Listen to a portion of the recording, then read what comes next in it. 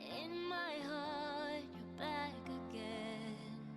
Start of nothing. I felt it hard, you came me in. Caught in the wings of love. Was it all to pass the time? Well, you had to leave behind empty promises or feelings lingering. Your shadow lives here in my head. You run through my veins, I'm frozen.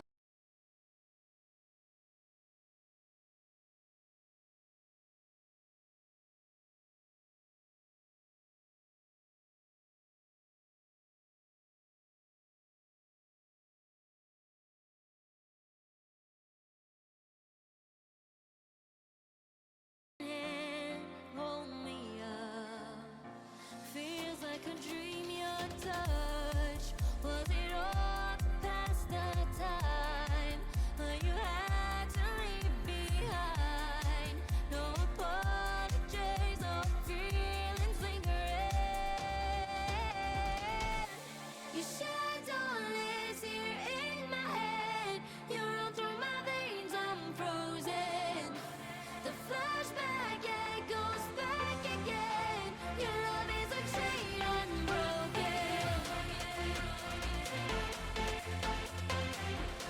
Your love is a chain unbroken. Oh, your love is a chain unbroken. Oh, your love is a chain unbroken.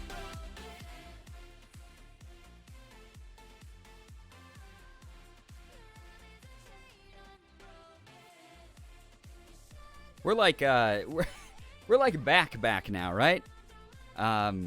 Things are working. I hope. Because do I fight the wind? Actually, you know, it wasn't the wind's fault this time, I don't think. Although, maybe. Echo? You said there's echo? There should be echo. Huh. Corey, do you have 2 tabs of me open or something? By any chance?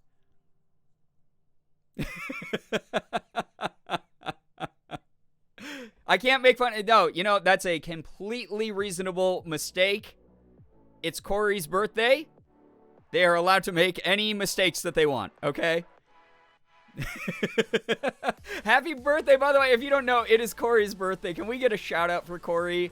And also, please, if you, I know I say this every single time, but when I shout out people, like, I mean that I want to promote their content. It's not just this is just a mod, so, like, I guess you should, you know.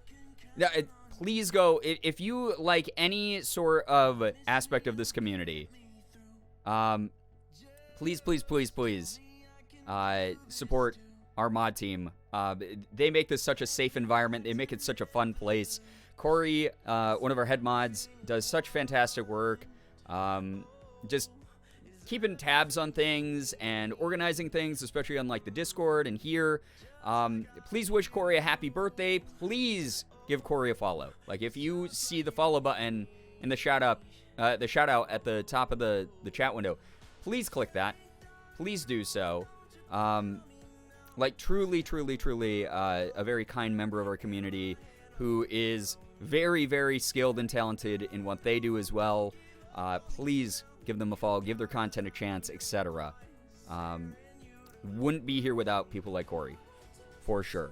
Anyway, I hope that my stream, I think, is back up. I think it's working okay. I kind of lied. It could be the wind, but not tonight. Like, the wind wasn't bad today, but Morgan and I went out to go see my best friend yesterday night to hang out, and on our way home, on the end of our street, one of the the transformers on one of the power lines had been blown off the electric pole. So there was this huge giant metal canister on the ground that's probably a live wire scary situation. But it was near the end of the street, so maybe that is messing up stuff still. I don't know. I can't fight a transformer. Well, if you're an Autobot, you can probably, you could probably take on the Decepticons that way. How dare you all be so nice to me? Yeah, people better be nice to Corey. This is Corey's birthday, god dang it. It's a national holiday. Whether they make it more expensive to buy a sub on mobile than on desktop, who made that decision? Whoever's in charge of all the pricing options at Twitch.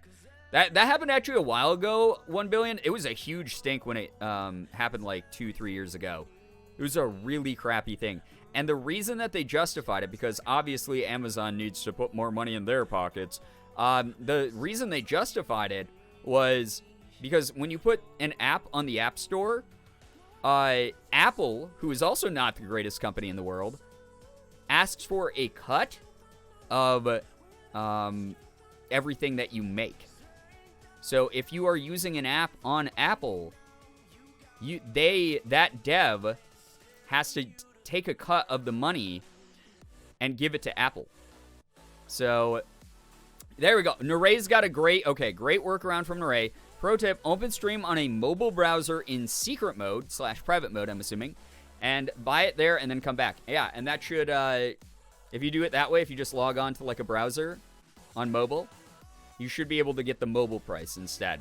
And that way you don't have to pay Apple and Amazon for your sub. So there we go. So big brain move. Oh yeah, Nettles Marie had the same tip. Great. Yeah, he needs more space Peni ships. Exactly. He needs more Peni-shaped ships to go off into space with other billionaires. I guess. I don't know. Anyway, hey, what's up? Happy Sunday, everybody. I know that some of you are here because you were just watching Morgan's stream, my wonderful, beautiful partner, Morgan. We had a little bit of an offline raid over here, which is really nice. So that's cool. He only likes her because she's old. There it is. Like 1 billion. Thank you very Nice much. curve, chaos. Thank you for the 31 freaking months. And that's a great workaround because then you don't have to buy one of those weird mobile tokens to re-up your sub. Like, what a weird system. Just is not, like, Amazon can take the hit. But, you know, Jeff Bezos wouldn't be a trillionaire without, you know, ripping off people. So, it is what it is. Actually, now, you know, I was like, oh, it might not be the wind. The wind is actually kind of loud outside right now. So maybe I'm just oblivious to everything. Who knows? Anyway. Hello, everybody. Hi. Happy Sunday. Happy last day of the weekend. We fight the wind. Just, That was a plane? Oh, okay. I thought it was the wind. I mean, a plane causes wind. It causes the air to move pretty rapidly. He only likes That's her because really she's funny. old. She's probably Hey, Green, what's up? 20 months? Oh, my God. A Girbeagly, 31 month and then a 20 month right in a row. Thank you. We fight the plane then? Oh, God. I think that aviation services... Oh, my God. Yeah. Planes, whatever. You know how it is. Farts to fight wind? No, you're... Yeah, I guess that makes sense. You're breaking the wind then? Oh, my God. You didn't make it before 10 minutes. ADHD won today. Well, to be fair, for like 2 of those minutes, I was waiting for OBS to reconnect. So, you know, take it or leave it. Can I ask what your shirt says? Oh, it's one of my good friend Ashley Robato's pieces of merch. If you don't know Ashley, God, my sweet summer bean, Ashley Robato. Love her dearly. Literally just got to hang out with her in person when Morgan and I were in Canada. So that was wonderful. I just saw Bean. Yeah, it says Bean Boat.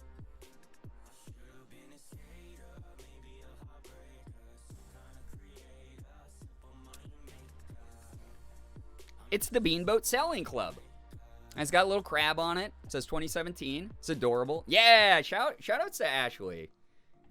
Freaking love Ashley. Yeah, you can go check out Ashley's merch. She's got this pullover and a bunch of other cute things. So, yeah. Yeah, lots of dangerous weather for sure right now. Please, everyone stay safe for sure. Hey, what's up, Little Red Low Bree? Hello, hi. Marissa's Critter Crew, thank you so much. 4 months? Thank you very much for the 4-month re-sub. It is the purple site. Yeah. Thank you so much for supporting me. My cousin has had a little bestie, a baby on Friday. So now I'm an aunt. I love that every time you write anything, Sarah, I have to, like, interpret it. I have to put it through, like, 3 different social filters. So I'm like, what is being said here? Oh, a baby. I get it. Congrats on becoming an aunt. I hope that you having a little baby to help look over. That's adorable. I mean, that's going to be very fun. That's a great addition. It's the Canadianisms. I know so many Canadian people. Yeah, I was going to say, own personal language, for sure, Corey. Which is fine, sir. That's why we love you here. Thank you so much, Marissa's Critter Crew. Thank you for the bits. Oh, my God, we got a hype train going. Dang. What's up, Fallen? Hello, hi. Welcome. Welcome to Sunday, everybody. It's Selfish Sunday. We're going to be doing some chill out here, chatting. Moving into... some BuzzFeed Unsolved, so we'll be watching some creepy ghosts. And then more Rise of the Tomb Raider, because I thought that we were at the end of the game. And then last stream, when I came back, becoming fluent in Sarah. I mean, does that give me Duolingo points? That's all I want to know. Excuse me? Excuse me? Yes, it's going to be mommy time. Mommy? We're going to be have Mommy? Lara Croft. Sorry. It's going to be Mommy? good time. Sorry. But apparently we're only about like half-ish way, like 2/3 of the way through the game, which I didn't know until last stream. Which again, sorry that I haven't been streaming the past couple days. It's just been a busy time catching up. The nice thing about working for yourself is you get to set your own schedule. You get to go on vacation when you want. You get to do X, Y, and Z. But like the bad thing is when you come back, you have to catch up on work, and that's all I've been doing. But the silver lining is I am completely caught up on work now, and we go. Just lots of fun stuff this month. I'm very excited for this month. So, yeah, we're going to be doing some Tomb Raider. Who knows if I do more stuff? I was kind of thinking of maybe doing some like Fortnite or something afterwards, but we'll see. The longer you stay here, the more accustomed we get to your language. We are multilingual in chat at this point. So true. How dare you have a life? Oh my gosh. I mean, it's a life that unfortunately has to revolve around the content cycle sometimes. But it do be what it is. Good news, I reached my first milestone in my weight, so I have a little cheat day and I had some yummy vegan cheesecake as a treat because I deserve it. You do deserve that. That's wonderful. Glad to hear that you're treating yourself. By the way, since I've seen a couple good newses in chat already, feel free to drop some good news in chat. Would love to read your good news. As long as it's something we can all comfortably enjoy together, please, please, please share it with the chat. And chat, make sure that you are celebrating each other. Make sure that you're encouraging each other. Congratulating each other. Seriously.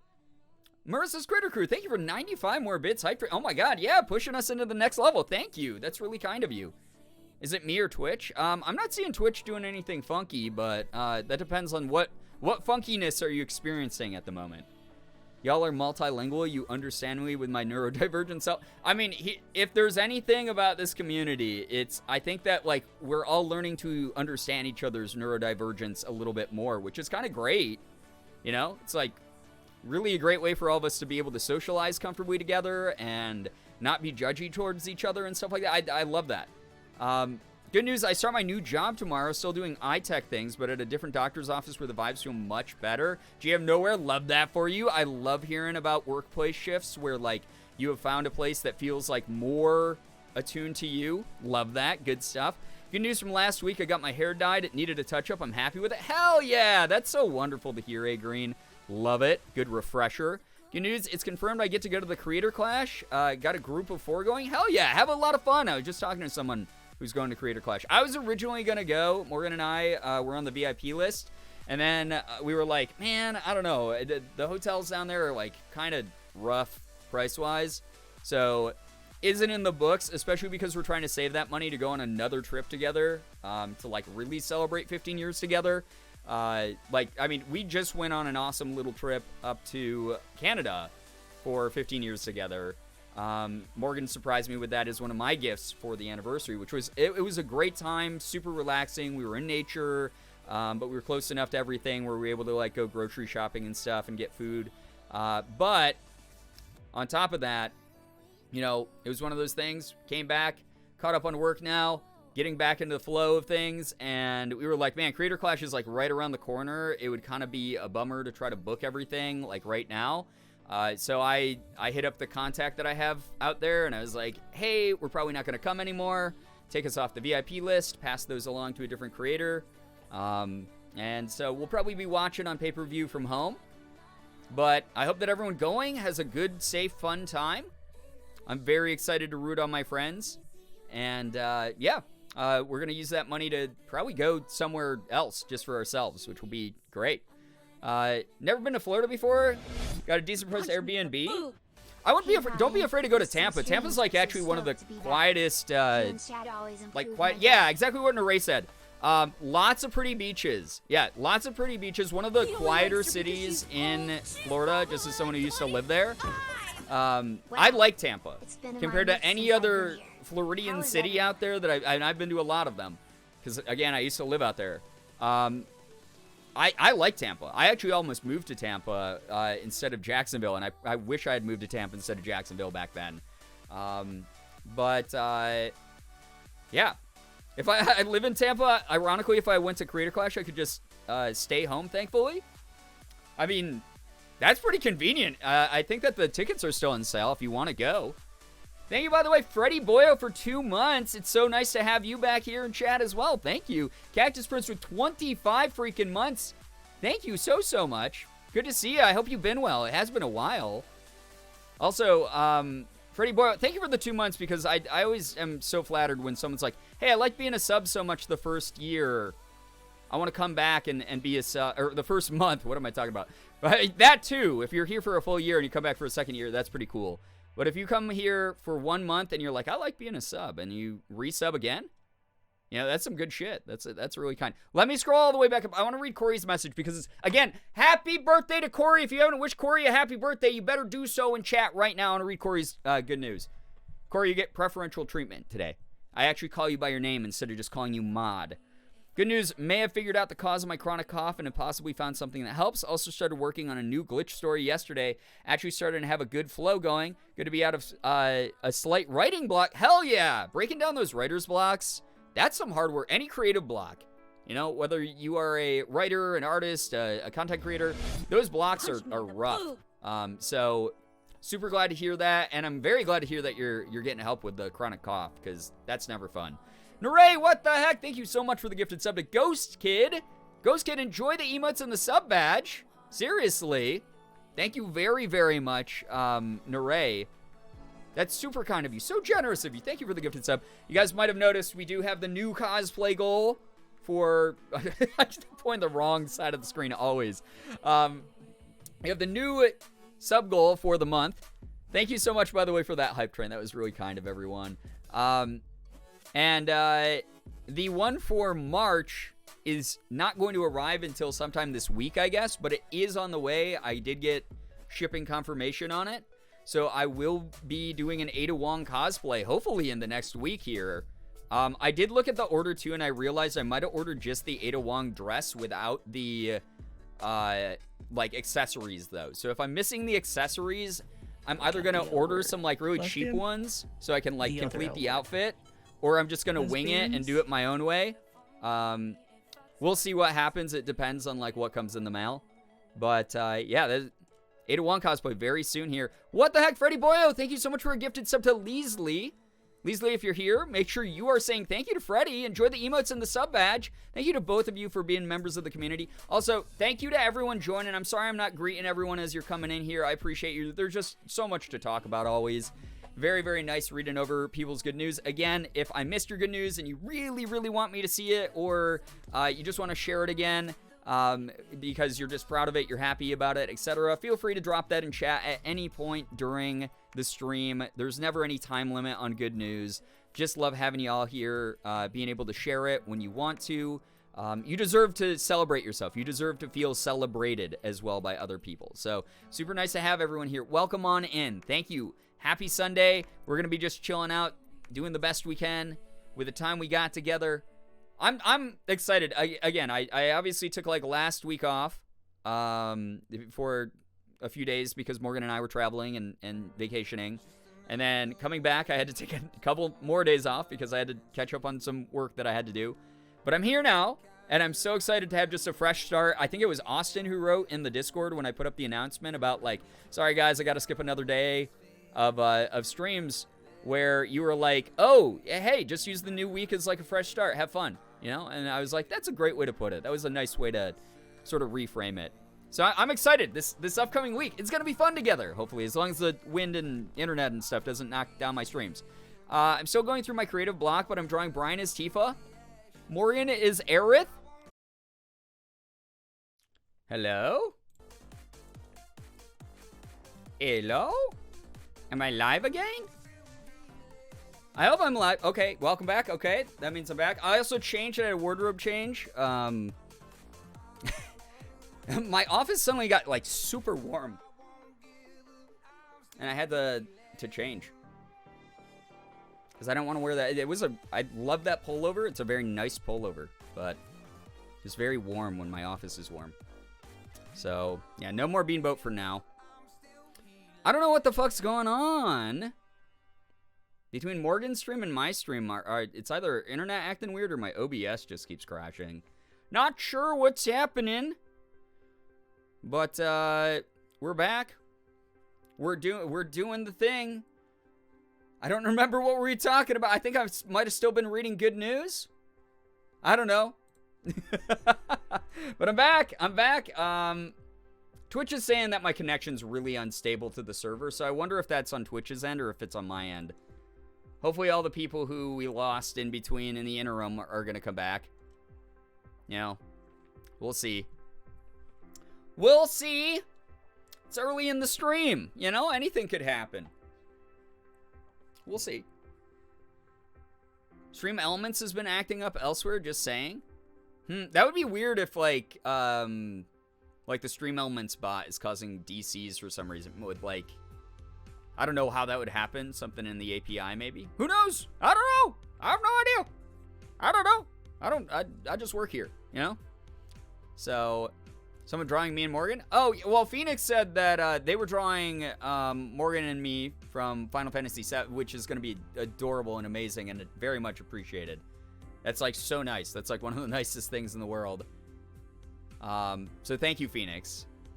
But yeah. Hey, what's up, Lizzie? Welcome.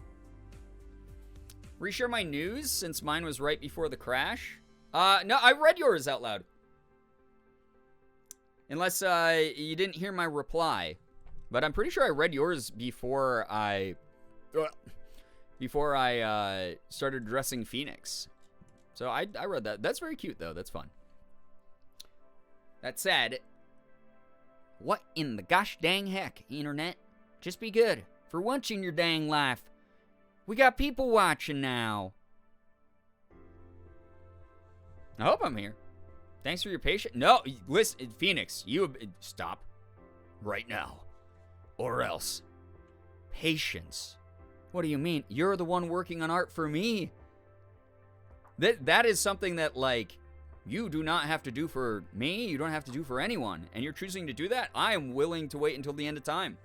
And even if you change your mind, if you're like, you know, this was too much work, I got too much going on, I can't finish it, so sorry, something like that, I'm going to go, don't you dare apologize, because just the thought alone, like, that is truly above and beyond, super, super kind of you, like, genuinely. So, hopefully, we got people drifting back in. Everyone here? Everyone accounted for? Raise your hand. Does everyone have their buddy? Their emergency buddy for the internet dropout emergency? I hope you have your emergency buddy. Is anyone missing their buddy? I'm just glad the national conferences are done, and I have a relatively chill April before life becomes crazy again in May. Oh my gosh. I'm glad you get a little bit of downtime, Nettles Marie. You're supposed to have emergency buddies. Did you lose your emergency buddy, Corey? That's okay. It's your birthday. If they're lost in the woods, you know, it happens. Yeah, buddy system. Exactly, Absthetic. Hello, by the way. Hello, everyone joining again. Emergency buddy. Wait, all of you are... None of you can account for your buddies? We have a lot of lost chatters swarming around in the woods. Oh, no. Oh, gosh. Well, I guess they're all dead now. Zeppelin, what's up? Hey, we got some good news here in the chat. Had a bit of a rough past couple weeks. I wish that I could read. I'm finally getting my energy back, and with it came back my creativity. I've been reading a lot, taking care of myself, been feeling motivated to create again, and it feels really great. That's wonderful to hear. I'm glad to hear. Sometimes you need like a little bit of a break away from things, and then things get better. And that's so nice to hear that's the way that it happened. If none of you can find your buddy, congratulations, you survived the first wave. It's a battle royale in chat. As the chat numbers go down, every time there's a disconnect, the chat numbers go down. And whoever's left afterwards survived the circle. There's so many of you got lost in the storm. Oh my god. Oh no. This is my emergency buddy. Oh, you don't want Ethan as your emergency buddy. He won't even remember you exist. This is coming from someone who's one of his best friends for years. Sometimes he just forgets that people exist. Okay? Including myself. Like Squid Game. Yeah. Exactly. Hello, everyone joining, by the way. Yo, what's up, Milo? How we doing, dude? Tito, hello. Hi, everybody. So many kind people coming by. So many familiar names here. We're streamed up on a Sunday, like the title says. If you don't know what's going on here tonight, you can use the tonight command. We're doing a little bit of good news right now if you're just wandering in. My internet keeps dying over and over again, just as a warning / heads up. Good news, I'm getting several hundo for my tax refund. Let's go. And today's a month and a half to your birthday. Chronic. Hell yeah. That's some really good news there. Love hearing that. Good shit. Let's go.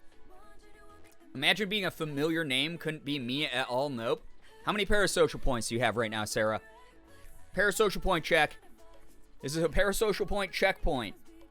And if you want to feign that you are not around all the time, being as parasocial as possible, you got to tell me your parasocial point count. 56,000. Okay, yep, you failed.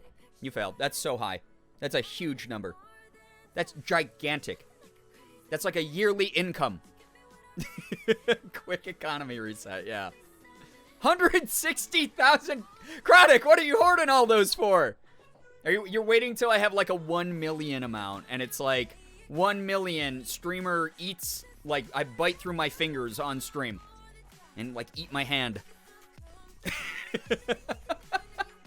So many. God, that's what you should be using them for, you know?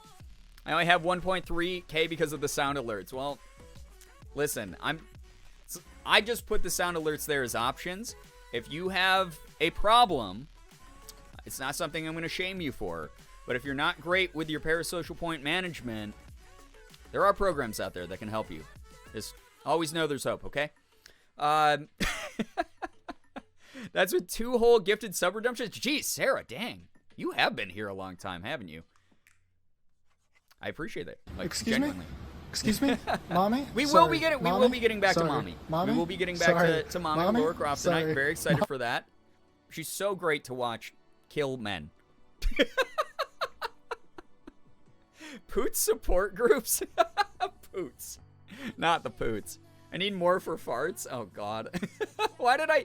It's so funny because the fart sound effect is literally the first one that I added, chat. I was just like, I know they're going to love this one. Like, they're going to be mad if I don't add the fart one. I was like, oh, my God, it's so juvenile. Like, it's so cliche. Everyone knows the TikTok fart noise. But I was just like, it's got to be the first one. I know that they're going to love it. I know that they're going to love it. And I won't lie, it has gotten me pretty much every single time it's been set out. Jesus. Good timing.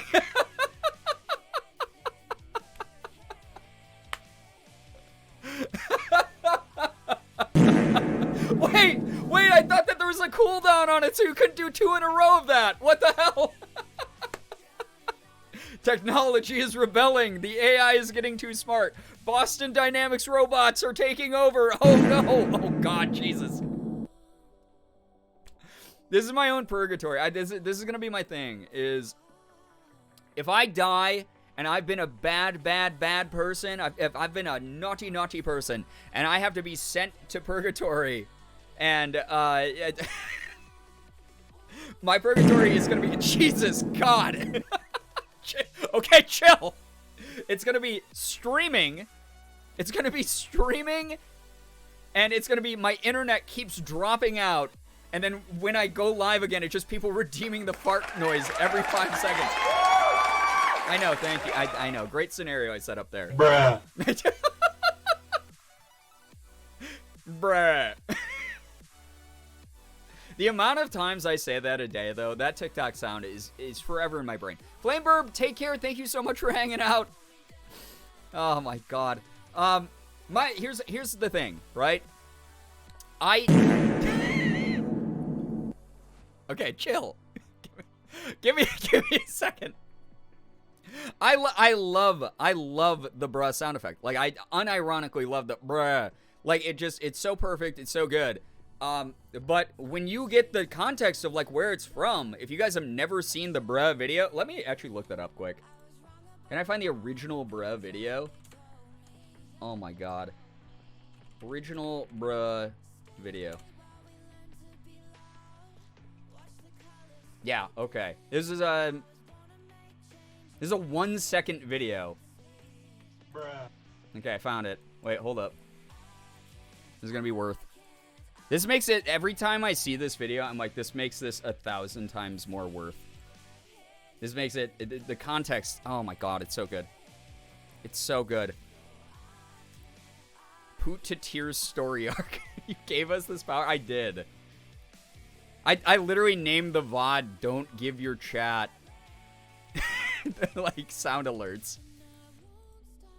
Wait, there's a poll? It's my birthday, and, oh. All right, Corey, vote on Corey's... Oh, God, I guess you can use parasocial points. It's so wild that we have sub 50 viewers in the stream, and yet there's 200 votes almost on this poll here. Definitely not completely stacked. Definitely not rigged in any way. We have options of cry if I want to, stuff my face with cake, dance the night away, vibe with the Beagly Bubs, or laugh way too hard. Now, there you go. I mean, you guys can vote in this democratic process that is always 100% successful and never fails. I'm gonna go. I'll vote for this one. It's a classic. I won't tell you which one. The context of the bruh sound effect. This is what I think of every single time. This is good. This is gonna be good. It's 1 second of your time, chat. Okay. You got. If you've never seen this. It's an important piece of cinema history. All right. This guy was like a college, like really popular, like college basketball player. And I forgot what he did, some heinous crime. And he got sentenced to like 6 months in jail or something. And he fainted in court. And the person who says bruh is watching him on TV.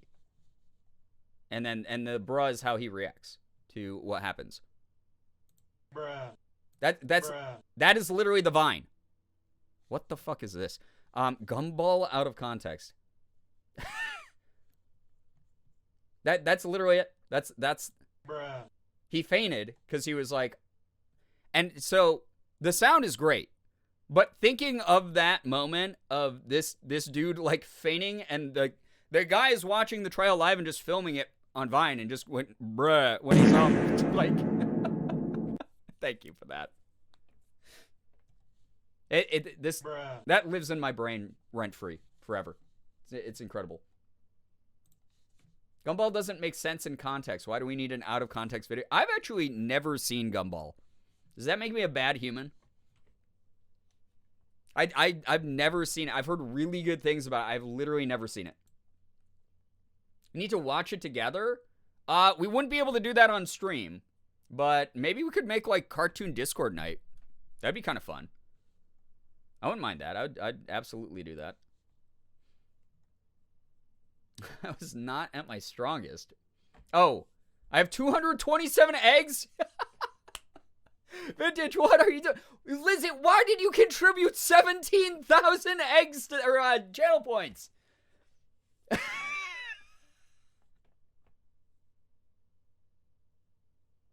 Really tried to give Corey cake? Oh my gosh. Well, I hope you didn't waste too many parasocial points. Fraud, obviously. Well, you're going to have to challenge that in some sort of federal court if you don't agree with the results of the poll. I'm so sorry. God. Vibe with the Beagly Bubs team, we rise. Oh my god, yeah. All of you pat yourselves on the back. All right. We were watching some BuzzFeed Unsolved, so we're going to watch our boys Ryan and Shane. It's Selfish Sunday, so I'm choosing a couple, like an episode, BuzzFeed Unsolved, and then we're gonna hop into some more Rise of the Tomb Raider. Lesbian? So The other L who's word. doing what here? Lesbians? Yeah, I just rewatched this movie last night. I just rewatched Scott Pilgrim vs. the World last night, and it's so weird to watch the movie now after having years of the same sound bites going through my brain. Jesus God. Because when the lines are said in the movie, I'm like, oh, wait a second. Okay. Yeah, God, it's so weird to hear it in a not stream setting now. It's weirder to hear it in the movie it's from than in the stream setting now. Marissa's Critter Crew, thank you very much for the gifted sub to Zianara. Zianara, if you're here, make sure you're saying thank you for the emotes and the sub badge. Thank you very much to both of you for being members of the community. Thank you for your support. That's really, really kind. Thank you so much. It's really cool. You hear about the animated show they're doing? Yeah, and the movie cast, the live action cast, is going to be reprising the roles. It was a really fun rewatch. We were over at, again, my best friend Dan's place, and he wanted to rewatch it, so we were like, yeah, let's toss that on. That'd be fun. And besides, like, a couple of the jokes in it that didn't land well anymore, have aged kind of poorly, overall, it's still such a fun movie. And then afterwards, we were like, he was like, oh, I've never seen Bo Burnham's Inside. And we were like, it's going to be one of those nights, huh?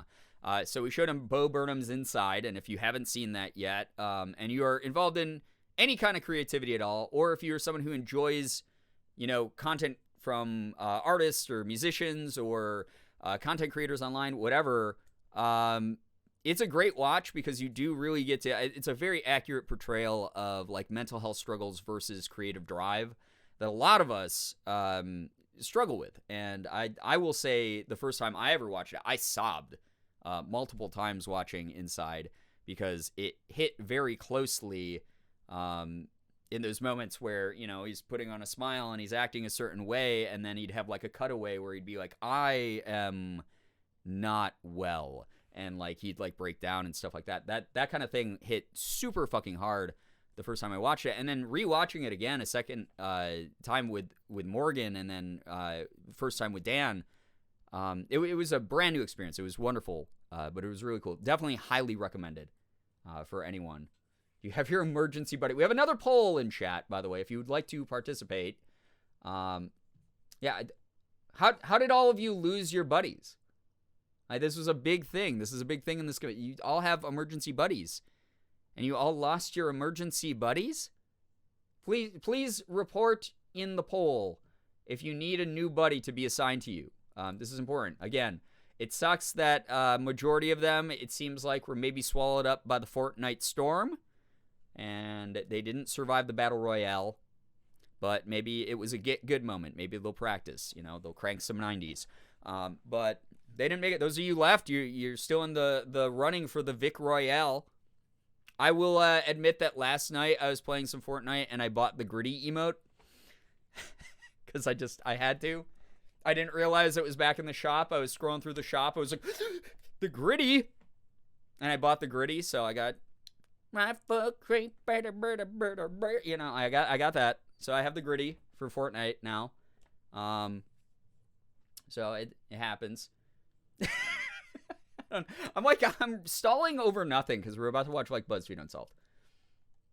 I'm glad you saw it. I meant to message you. Oh my god. Very important moment, honestly, for me in Fortnite is to get the gritty emote. Her gritty. Oh god. Anyway, I hope you guys didn't lose your emergency buddies. If you did, again, they were the weaker part of your duo, and that's okay.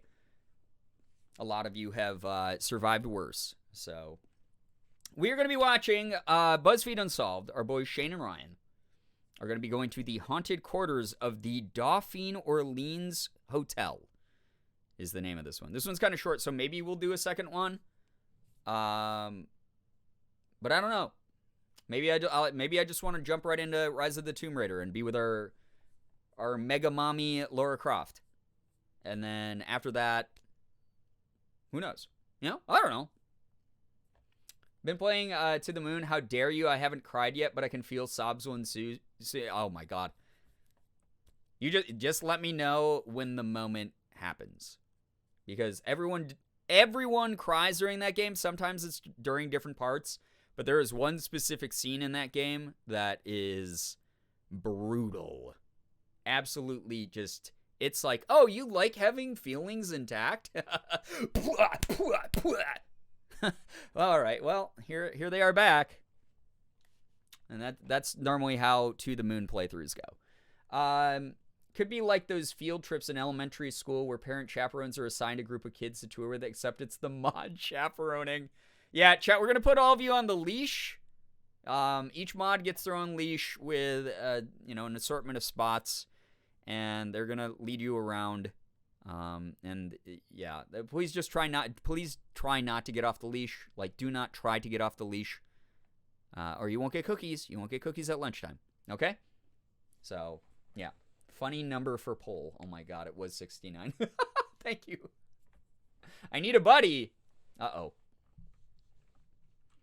Well, like I said, maybe next match, because Final Circle is coming up. I feel like more people lost their buddy than are actually here. Oh my gosh. What kind of cookies, though? What's your favorite one?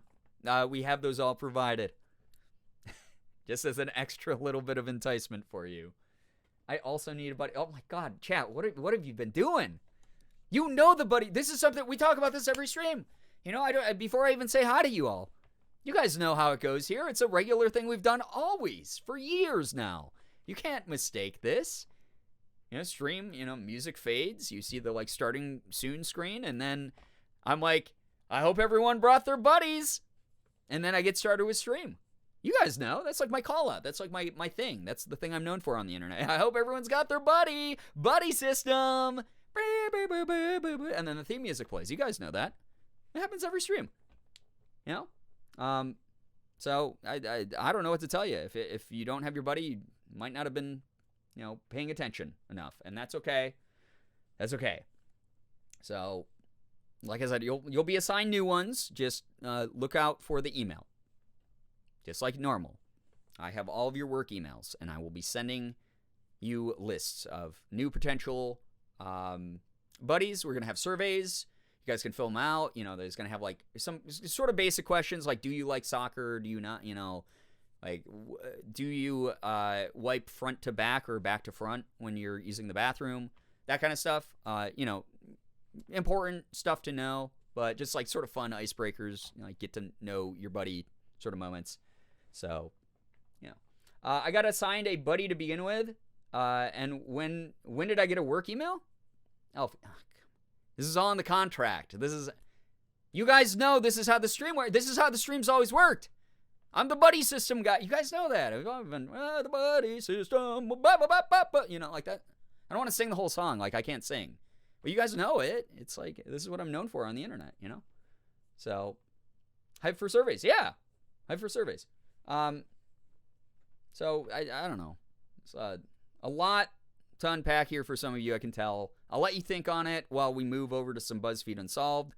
But I hope, as a creator online who's worked very hard for upwards of 10 years now making content, I really hoped, I really hoped I would make an impact on your lives and your memory, chat. And I can see that maybe isn't the case here. So maybe we'll rework the buddy system to be a bit more memorable. I'll send out more feedback surveys to your work emails. That I have all of your work emails. So I promise you that I will have those out soon. You can give me feedback on what would make the buddy system jingle and intro that I do at the beginning of every stream of like, hey, you got your buddy, like that thing that I do. Like maybe I just gotta, because I made up that catchphrase like 10 years ago. So maybe it just needs like a little bit of a reface for the 2020s sort of energy that we have, an aesthetic change, cosmetics, something like that. We can work on it together in drafts, and you guys can email me the survey back with some feedback. Anyway, you guys ready to watch some BuzzFeed Unsolved? Because I think that will give you some extra time to think about how you're going to reply to those surveys when they go out. I think it's going to be a good time to have a little bit of a distraction away from all the work talk that we're having right now. I know no one comes to stream to talk about more work. I get it. Yeah, it's I know. It's whatever. Okay, we're This meeting could have been an email. Well, clearly not, because I thought that we were all on the same page with the buddy stuff. And again, not that I feel really bad after putting in a decade of work. Like maybe I'm a little bit oversensitive because I've really poured a lot of my personal effort and personality into the buddy system stuff. And to hear, it's not that hurtful to hear that no one remembers the buddy system stuff. That's fine. That's okay. Not like I'm having an identity crisis live on stream now. Buddy system stuff. Yeah, it's really not that important. It's not that big of a deal. It's fun chat. Whatever. Okay. All right. Let's. Anyway. Hey. I hope everyone's having a great Sunday here in the stream so far. Yeah. All right. Let's. All right. Yeah. Let me just. Bruh. Yeah. Yeah, bruh. Yeah. It's Sundays. Am I right? Lasagna. Garfield. That's Monday. All right. I don't know why this is like infinite loading, but hopefully it fixes itself. All right, you guys ready? Okay, so the haunted quarters of the Dauphine Orleans Hotel. Leaving this meeting unsatisfied. Well, if I were to tell you that there are free t-shirts and mugs by the HR office on your way out, would that change your mind maybe? We got some pens too, and they're clicky kind. You can click them. It's pretty cool. Hug me. Oh, thank you. Thank you for hugging me. Thank you. I need that after. Again, my goal always, chat, is to make something incredibly memorable to you. And if that ends up being the Girbeagly buddy system, that is my dream. Because I, as someone who's done this as a business, as like a full-time thing for many, many years, my number one goal is to wring as much money out of my viewers as possible. And I can't do that if you don't remember what I'm up to. If I don't have a memorable like catchphrase and whoa, that's the buddy system, you know, like if I don't have that reputation, how am I supposed to wring more money out of you? Just it's hard to do. So thank you for the hug. That does help. Thank you. Will it be the long Papa mug? By the way, I'm sorry I couldn't get those done for April Fools. I really wanted to get the long Papa mug done for April Fools, and I just was unable to. But I will say the ideas are potentially being talked about. So that's all I'll leave you with for now. Max, take care. Thank you so much for hanging out. Appreciate that. Thank you so much. Okay, let's watch some of our boys freak out at demons and stuff. It'll be good. April Fool's is all month because the joke's on me. There's no long Papa mug. Ha ha ha ha. Okay. I will. It's hard to like with production to get stuff turned around, especially something like a little bit more advanced that they need to do like research into what providers they have. Supply chain issues, COVID stuff, that kind of thing, sort of put a wrench into a number of different merch things I've wanted to do over the past couple of years. So that is something that is, if it happens, it happens, and that's going to be great. If it can't happen, I will let everyone know that regrettably, you know, might be the case. It all depends on suppliers and stuff like that. So I'll let you know. Ghoul Boys time, yes. Okay, here we go. Turn down the lights, grab your popcorn, grab your snacks, drinks, whatever. Let's get going. So, completely missed it the day of, but happy belated Kylo Brian Day. The Shrine Grows Stronger. Oh my God. Lizzie, I still can't believe you have the weird shirtless picture of me pretending to be Kylo Ren. I actually love that. That's really funny. Have Blanky? Hey, yeah, get nice and cozy for this one. We'll be good. I hope everybody, again, has wished Corey a happy birthday. Please make sure that you're doing so. Okay. Did you hear footsteps above? And the door's open. Was it open before? Stay in there. Wait a second. What are you doing? Hang on. Oh, no. Shit. Okay, how's volume, by the way? Hey, All okay? right, this is it. Hope so. The infamous Dauphine Orleans Hotel. This looks like a luxury hotel. I wouldn't jump quickly to conclusions, I mean, though we are entering through the valet parking lot. yeah, there's valet parking. It does look really nice. Don't judge a book Volume by its good? cover. Okay. This is a hell of a cover. This place is beautiful. All right, so this is us. Room 101. Hey, that's a good Going number. into the carriage house. Ooh. They didn't give us a background on this one of like what they were doing or where they were really. That's interesting. It looks nice here. Okay, awesome. I don't want to kill the Nice. vibe, but we could just turn lights on. This is a hotel. You just want me to... No. You're gonna scare the ghosts away. That's not how that works. It may. I don't know. Look at the size. That's a question. Okay, so It's definitely. I've had that talk real quick. Those of you who are like into ghost hunting and spirituality and things like that, is there a reason? And this is not to like poke holes in anything or like be like a contrarian jerk. Like I'm genuinely curious. Where did the belief that we could only experience ghost phenomena when the lights are off come from? Like I know the dark makes things like creepier. But like, where does that come from? Because I've talked to Morgan about that, and she's like, no, I've always found that really silly because I've had ghost experiences when the lights are all on. So like, why is it that like when we're ghost hunting, we rely on like the night vision of cameras to have like this like awful grainy quality, and then like no one believes the footage because they're like, oh, it's all grainy and fucked up and weird looking because it's like you're using a DSLR camera in the dark and stuff like that. Like I want to know where that started from. because like I think if there was ghost hunting with the lights on and you get full HD and it looks kind of nice and cool, that would be like, and then you still get evidence. That's the cool shit, because then you're like, okay, that's way harder to disprove then, as like a weird grainy blurb shadow person in the background, you know? If that makes sense. We're scared of the dark. Ghosts are scared of the light, obviously. I don't know if that's how that works.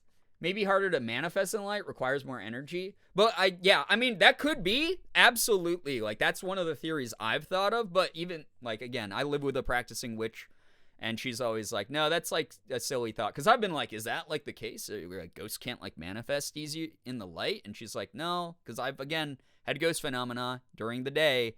And I'm like, well, as someone who hasn't, like, I just, you know, I want to know. Maybe with the thermal stuff? Does it have to be like a certain temperature for, I mean, but light doesn't really affect temperature too much.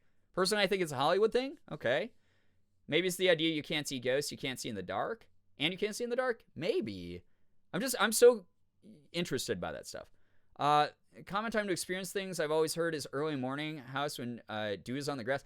Fair, but like with modern technology, like we can have the lights on anytime we want though, right? Like the witching hour happens at what, 3 a.m.? When that's supposed to be the most active time. So, like, in olden days, the sun wouldn't be up yet, and it would be dark, and then you'd be experiencing those things. But, like, in modern times, like, why not on a ghost hunt, like, turn some of the lights on? That's always my question. Not knocking the way people do things, not trying to sound like I don't believe in any of it or anything like that. I'm just super curious where that comes from. It's easier to rationale ghost activities in the light?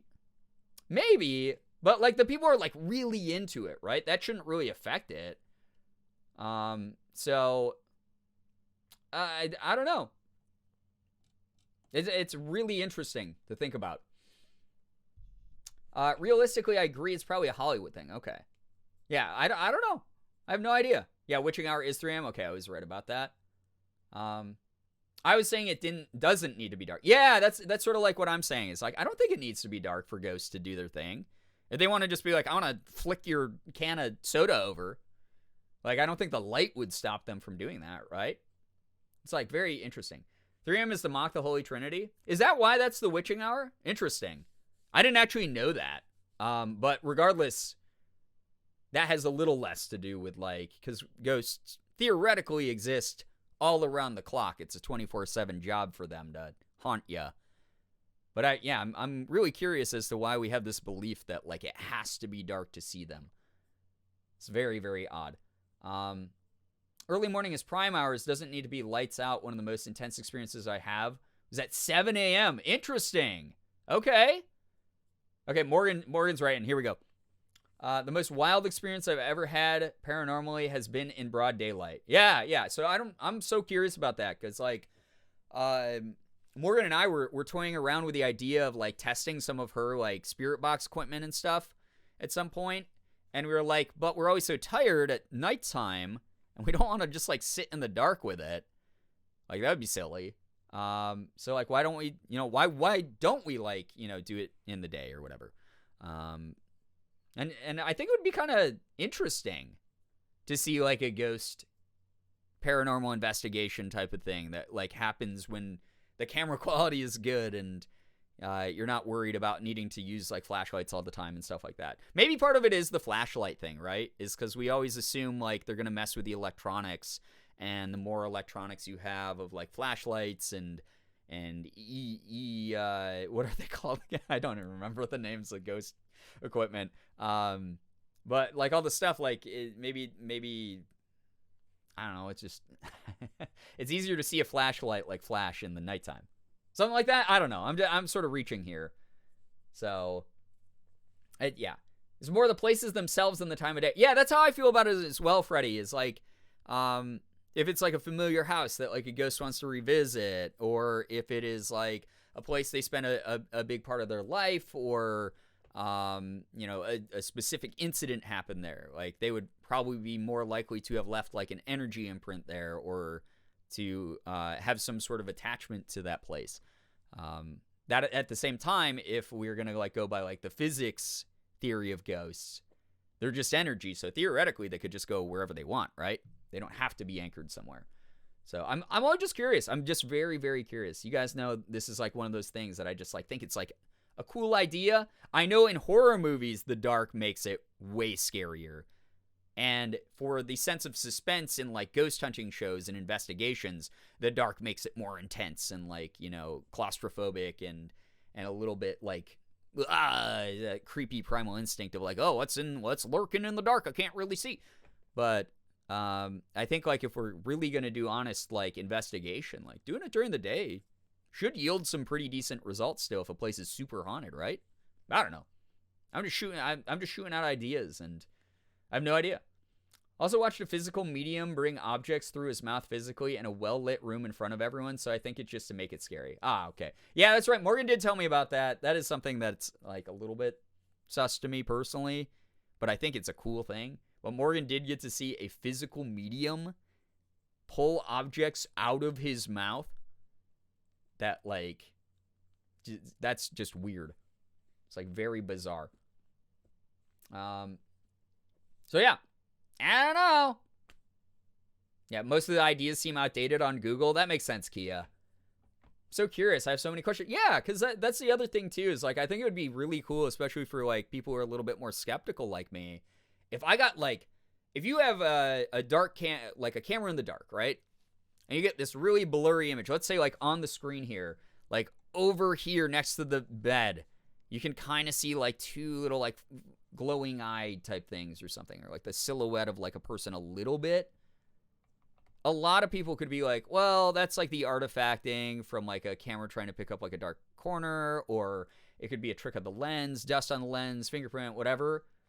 But then like if these lights were all on, like Shane is suggesting, and there's just an like unmistakable like human standing here, I'd be like, all right, I'm a fucking believer. I get it. I believe a little bit more.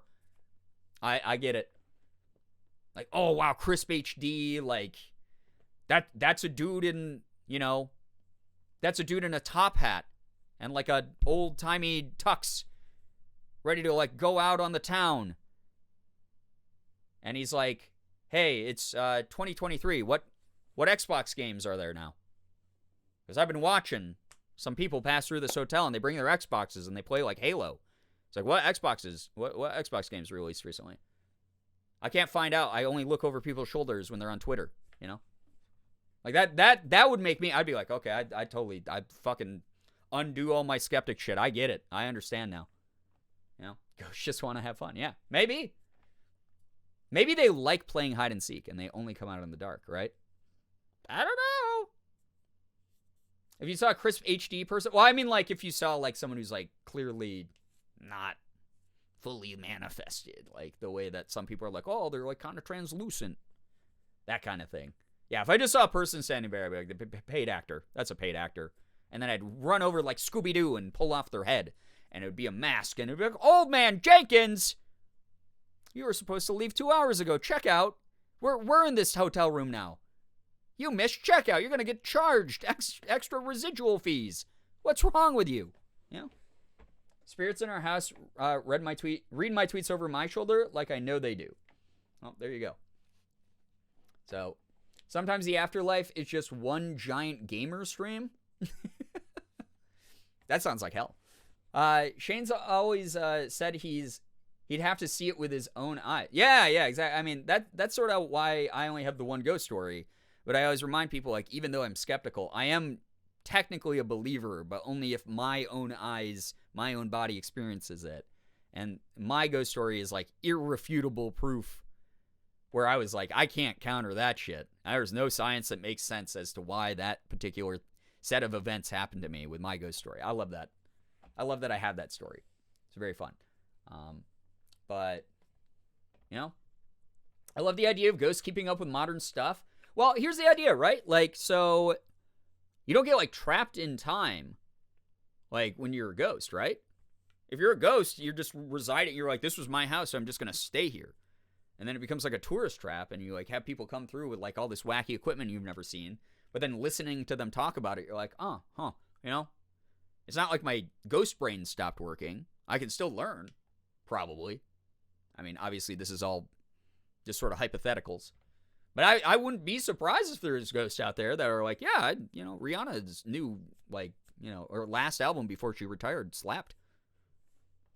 What do y'all think? Think of the Shane as a demon theory? I put a lot of weight into Shane as actually a demon, which is why he never gets messed with. Because why, as a supernatural entity, would you mess with a much more powerful supernatural entity? I think that the ghost inside of Shane that will be released whenever he passes is going to be so powerful, nothing's going to fuck with it. No one's going to get close. They're going to be like, I don't want that. He is actually a demon, And they can sense that because, like, inside of us, we all have a ghost, right? So... Also, there must be modern ghosts, too. People who died not in the 1800s. That's actually a great point, right, Freddie? So, like, a lot of people are like, well, it would be really hard for, like, a ghost that, like, died in the 1800s to, like, learn anything. Because even with, like, explanations, comparing it to technology that was around then, they would probably be a little bit confused. But then when you think about it, it's like they're probably interacting with some ghosts that, like, died in that town or that area who died, like, semi-recently, right? Like, if you have, like, a ghost that died in 2020 and they're, like, drifting around town or in the house or hotel or whatever where people die, wouldn't it be like, hey, I'm Carl. I just died, like, 2 months ago here. And they're, hello, Carl. I'm Winston, and I died in 1821. And it's like, oh, wow, cool. Wow, a really old ghost. Let me teach you about Xbox Live. You ever heard of the Gritty? Like, that's what I would do as a ghost. I'd be like, yo, other ghost, show me your old school dance moves. I'm going to show you the Gritty. I'm sure that they, like, gossip and they share info and they learn from each other. Wouldn't that be fun? I don't know. That's just the way I look at it. Yeah, modern ghosts in the spirit box. I miss my vape.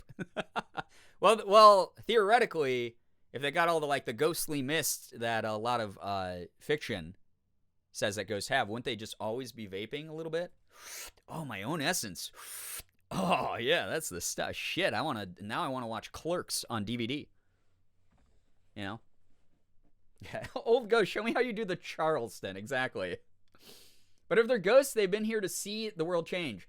They should, at the very least, get the gist of some... Exactly, Phoenix. That's the way that I think about it, too, is, like, if we really think that ghosts are always cohabitating our spaces, like they're in our houses, they're in landmarks and stuff like that, they're, in the bones of a town, that means that they're cohabitating spaces that are changing around them. And they probably learn.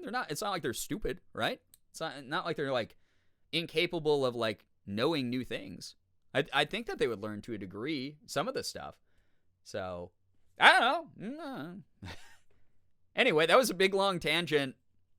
I guess we never really discovered why people only think ghosts come out at night and in the dark. But I've always found that really interesting because I would love to see some, like, crisp... it was like 3:12 in the afternoon and I was shooting a TikTok and there was a fucking ghost, like...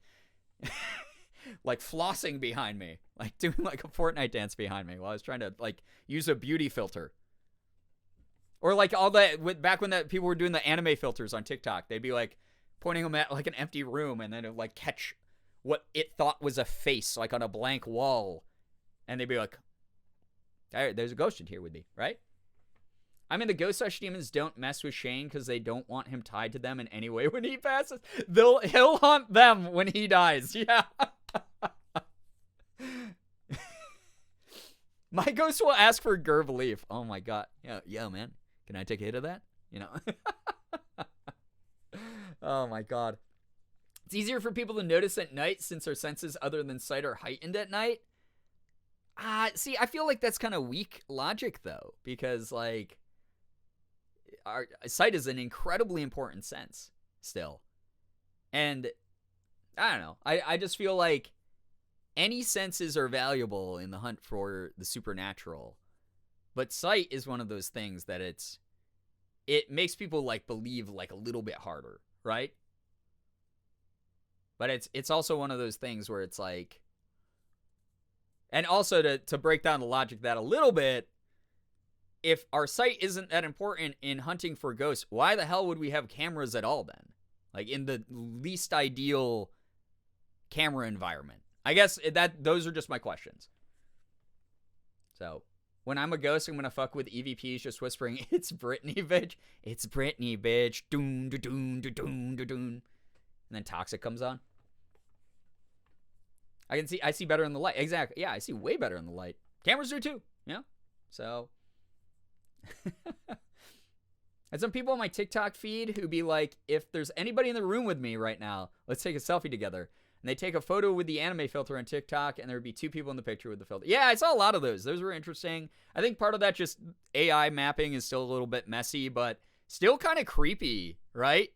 To be like, oh, this person just taking a selfie of themselves, and then there's like new figures behind them. New figures just dropped. So, yeah, I don't know. It's really, really interesting. I would love to know where all that started. Of like it was a dark and stormy night. I guess it's just because people in the olden days had their tricks of light and whatnot played on them a little bit more back in the day. But now with modern technology, I feel like we could do some daytime ghost hunts. You guys want to do some daytime ghost hunts? With all the lights on fully? So, dear ghosts, if you're so desperate to be noticed, please at least try when you can when we can actually see you. Right, yeah. I mean, that's my whole thing, right? Is, yes, I was kind of just joking, but, like, who knows? 2023, maybe I'll come back to YouTube with some, like, weird new content.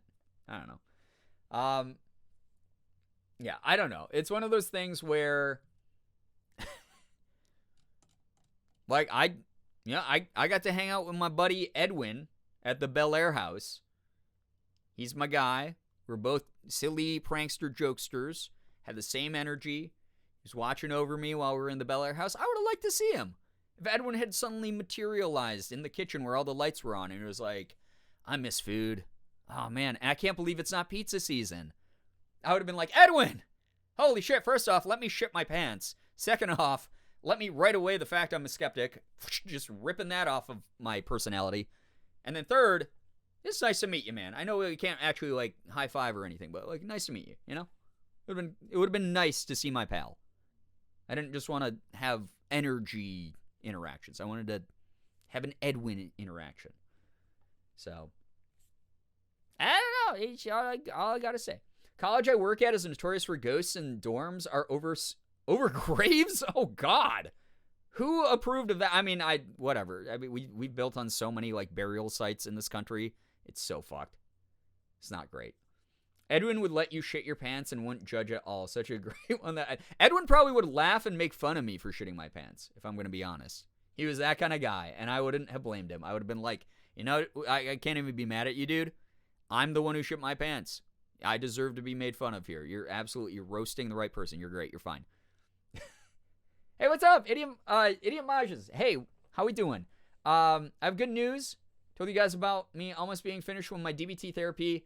For the first time in 12 years, I no longer fulfill the criteria for borderline personality disorder. It's huge for me, and I want to share it with people who care and cheer me on. My family don't seem to care, which made me a bit sad. I'm so sorry to hear about the family, but I'm so glad that you have a little bit of a found family here and that we can support you, because regardless of if we knew you or not, that is fantastic news.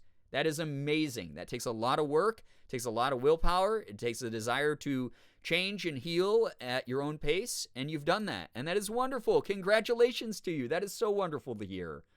And again, I'm so sorry that you might not have that FaceTime with other people in your life, in your, like, real, you know, like, out there in the world life.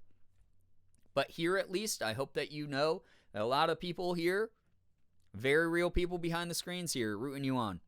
So, thank you so much for sharing. That is really wonderful. Anyway, chat, I'm so sorry I diverted attention away from Shane and Ryan. I know they're better entertainers than me. I get it. Still a little bit, you know, maybe it's just me trying to take up a little bit more of the spotlight because I'm worried about the buddy system stuff just dying off. Like, I worked really hard on that stuff, and hearing that it didn't really, you know, stick with all of you made me really rethink and reconsider what I've been doing with my content. So, yeah, that's fine. We'll just watch these guys instead. How's that? Okay? I smelled the age of this room. Holy shit! It's a jacuzzi tub! Ryan, this is the best place we've ever cleared. Vintage, I'm so glad you have a buddy. Ghostbusted? That's wonderful. We've never ghost busted anywhere. What's your favorite fact about your buddy? This week on by the BuzzFeed way, Unsolved, we Vintage? investigate the Dauphine Orleans Hotel in New Orleans, Louisiana, as part of our ongoing investigation into the question, are ghosts real? Right now we're sitting in a hotel rich with interesting history and a cast of characters unlike anything we've seen thus So far. funny how much better their cameras have gotten. You could say in just that. a few Sign me up. episodes. Let's do it. Ghost Located a block jacuzzi. away from the bustling Bourbon Street, the site of the Dauphine Oh, Orleans Lucas for may Jacob date with back me? as far as 1775. That's with a- parts that's of a the great hotel buddy that right exist there, Vintage. today that were built in the early 1800s. On a jacuzzi Many of the tub. buildings that Hunting for today ghosts in comprise New the Dauphine Orleans. Orleans Hell yeah. Hotel used to be private residences, as well as a bordello. In fact, They're before baby- yeah, they're 1898, such babies in brothels and this. It's gambling so houses funny. were said to spread across most of the city. A man by It's the a name great of fact. Sidney Story created legislation that confined the city's Ba-ba-da-da-ba-ba-boo. Am I back? I hope I'm back. I hope I'm back. What am I, I'm back. Yay! Alright, let's see what the Fortnite, storm circle, how many buddies it killed this time. We'll see. Thank you for reminding each other to refresh. Hello, we are back. I hope that the buddies. This is gonna be a fun fucking VOD to stitch together and then put. God, these ones. It doesn't even bother me that the stream goes down so much because of like loss of like momentum or viewership or anything. It's I have to take each piece of the VOD individually off of Twitch, stitch them together in Premiere Pro, and then upload them as a single gigantic file onto YouTube on the VOD channel. It's such a pain in the butt to do that. So I am having like some internet issues or something with the one connection. So I told you guys I have two different internet lines because this is just such a... those of you who have watched for years, you know how much of a big issue this is. So with the new internet that we have, I guess new being relative because we've had it for a couple years now, I have a second line installed. And so I swapped over to that one. Yeah, that's right. That's just Twitch streaming. That's why we need to hit the new emote goal. So I have enough money to afford two internets, a third and a fourth line eventually. I swapped over to the second line, so hopefully this one's more stable. That one lasted for about an hour, so that was like pretty good. But we'll see. 3 VODs for the price of 1. But hopefully we'll see what happens. So, ain't technology fun? Isn't it? It's a blast, you know? Inserts Destiny's Child Survivor and Independent Part 1. Oh, God. Some freaking absolute legendary tracks, honestly. Okay, this connection is kind of dropping a lot of frames, so hopefully... Have you guys been getting a lot of buffering or stuttering? It's saying it's dropping frames, but I can't always trust that because it did just reconnect. So... I hope it's working. Are we good? Let me know. The electric grid is a huge bungus. I don't think it has anything to do with it. It might have something to do with electric grid, actually. I was literally just saying at the beginning of stream that there was a freaking transformer down off one of the power lines when we came home last night. We didn't get home until around like midnight, like 12:30 a.m., and there was like the wind had knocked an entire transformer and some power lines off of one of the poles. Good so far. Haven't seen anything drop. Okay, awesome, cool. So yeah, it says there's like a few hundred drop frames, but if it's still stable and okay, I'm happy with it. We can go forward. All right. Anyone in the chat? Do you lose your buddy? I hope not. Keep thinking it's my own shitty internet. Easiest way to tell that it's not your internet and it's mine being silly is if when you see the not like this face on the screen with a little blinking like video symbol saying that like the disconnect happened. That's like a safety screen that's put up. Hey everyone. So that it Just keeps got the home stream from the new going just in Dungeons case and I Dragons can movie. I got a reconnect giant the D20 internet. bucket. I'll wait until this is done talking. It's a safety screen that's put up just in case my internet can reconnect in that time. It doesn't break it up into separate the stream up into separate VODs. But sometimes, obviously, the internet doesn't come back in time. So if you see that, like, not like this face, that is my internet or my OBS crashing or something. So I think your internet is probably good then, if you're seeing that. Nerdy, thank you so much for the 41 months. I appreciate that. I heard that the new D&D movie is way better than the old ones. Thank God, because those were atrocious. But I'm very, very, very excited to see it. I've actually heard really good things from all my friends who have gone to see that. If you're refreshed and still can't see Brian, close the stream, reopen. People are having success with that. Oh no, is there like a bunch of weird technical issues? What if I find out that this isn't my fault and that it's just something on Twitch's side? What if their servers are being bungus? I don't know. I don't work there. I work here. Uh-oh. I had a little blip there. Saw the movie the other day. Definitely worth the watch. Okay. Then we fight Twitch. I mean, they got hands, but we might have more hands, right? Yeah, thank goodness. Yeah, thank goodness that it's better than the old ones, because the old D&D movies, which apparently have this is like a reboot of the series. I guess if you've ever seen any of the old Dungeons and Dragons movies from like 2000, those are not related at all to this movie, the new one that's coming out. Thank freaking goodness, because if you saw those, they were atrocious. They had even for people who are like really into D&D, even the references made to like actual D&D tabletop were like, ugh, they're just cringy, rough, bad. So, yeah. Plus with AMC, you get a cool popcorn bucket. Ooh, that is cool. Yeah. So you got the D20 bucket, the giant D20 bucket. That's really cool. I didn't know that. I can't remember if there's any AMC theaters in Rochester. I don't think so. I think Regal has like a pretty like iron-fisted monopoly on our theater chains here. So I pretty much only see movies at Regal. But I'll have to look out for an AMC, see if there's one around here. Because I would love a D20 popcorn bucket, honestly. I think that'd be sick. So, yeah. Mobile for me, whenever it's crashed and you come back, you show up with the words, "The broadcast you were watching has ended," over your face as you're talking. Oh, weird. Very, very odd. That's super strange. I didn't even get to read that message. Damn, mods, let's go. We have a giant Cinemark, but I don't know about AMC. Yeah, we have Cinemark as well. I did forget that we have that. You know. Yeah. Okay.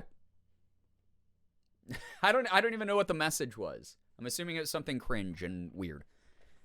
Whoever just got timed out by the mods, it's really, really easy to just not be like the weirdest motherfucker in social situations, especially on the internet. Like you don't even have to write if you don't want to. If you're gonna be that weird, I don't know. I don't even know what the mods did. Thank you, mods. You're very good at those judgment calls.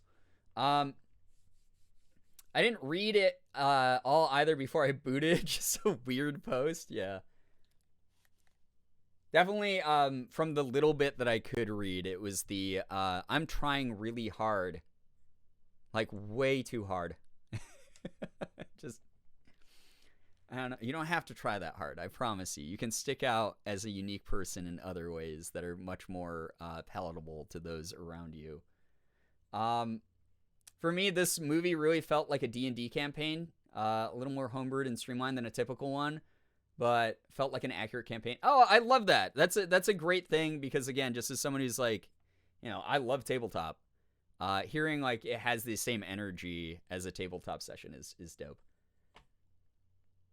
Gotta get some sleep. Nettles Marie, take care. Thank you so much for vibing. Closest AMC would probably be Webster. Oh, I didn't know they had one out in Webster. Damn, okay. Well, if I tweet out if I tweet out, hey, heading to AMC for a D&D movie showing, anyone in the Rochester area can come and say hi and take a selfie. Thank you for the reminder, though. Thank you. That's cool. I forgot. Yeah, Morgan and I shop in Webster every now and then because they have a pretty good Walmart out there and a really good Barnes & Noble. If you're from the Rochester area and you want like a really good Barnes & Noble, I like the one out in Webster because it's nice and quiet. but mainly because they have an awesome Pokemon card selection. Almost always, people barely even know it's there. You can just go in and they all go to the Target next door to the Barnes & Noble, and that's where they buy all their Pokemon cards, and they clear them of the stock.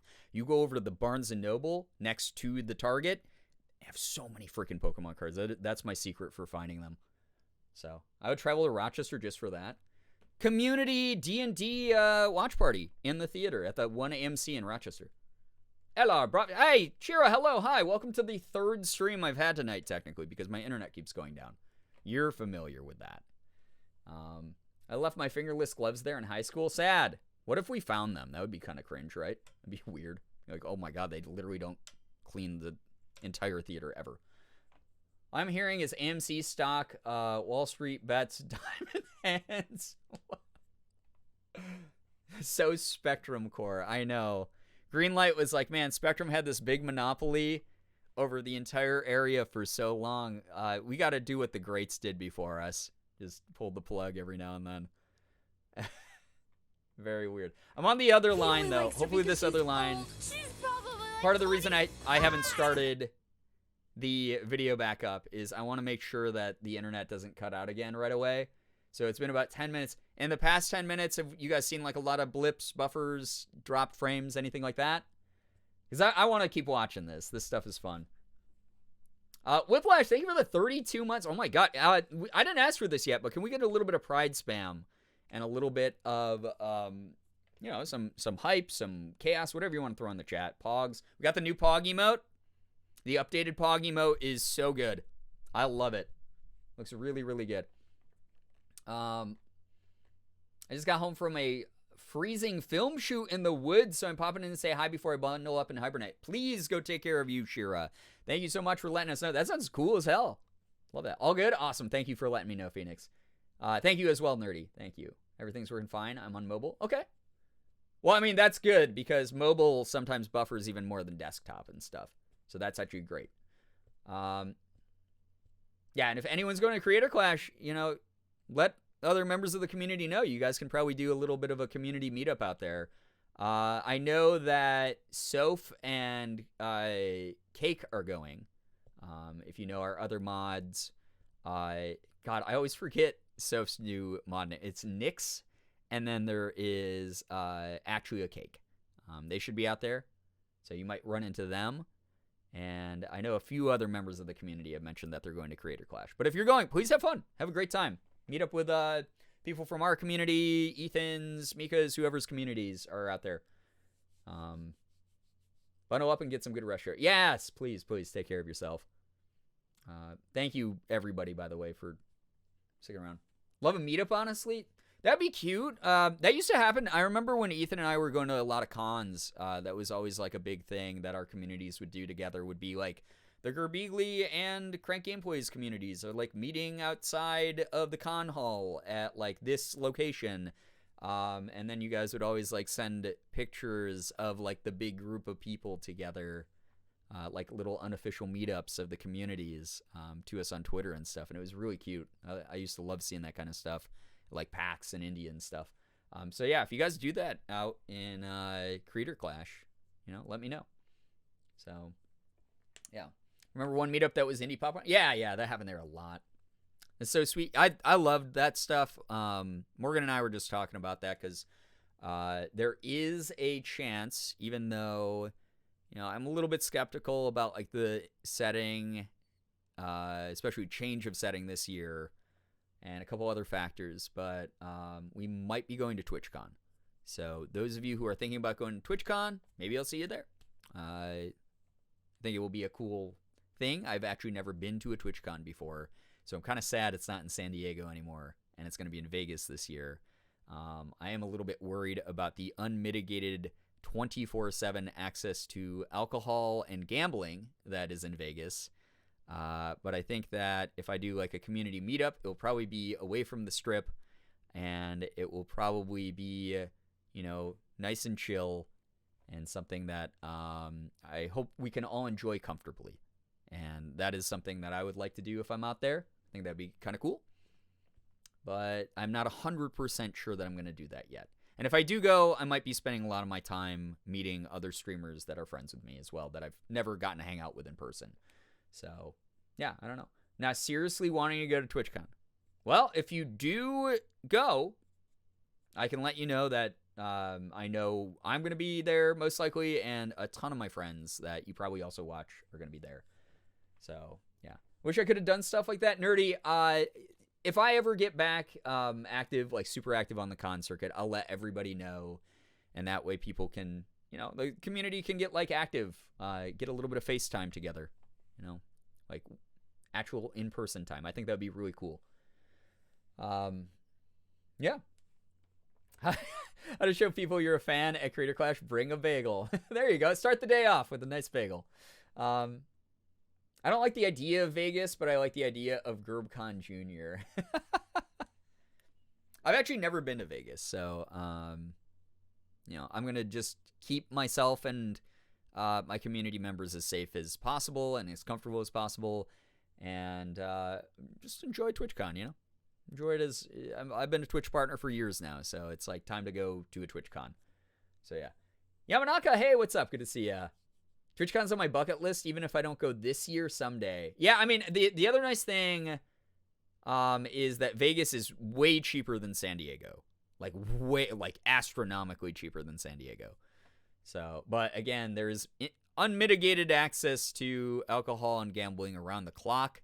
And that might sound like a fun time for some people, but unfortunately that also brings up a lot of other concerns in the space. And so I personally am going to do my best again to only engage in like after parties and invite events and even like fan meetup stuff in environments that are comfortable for people, probably like in the convention hall for a lot of that stuff, just because they have like security and lots of people around and whatever. But I would love to do like a fan meetup if I do go to TwitchCon. So when is TwitchCon? It's not till October, so it's like a long time away. You got a lot of time to save up if you're and plan if you're thinking about going. So yeah, 28th to the 23rd. Okay, cool. Yeah, very good stuff.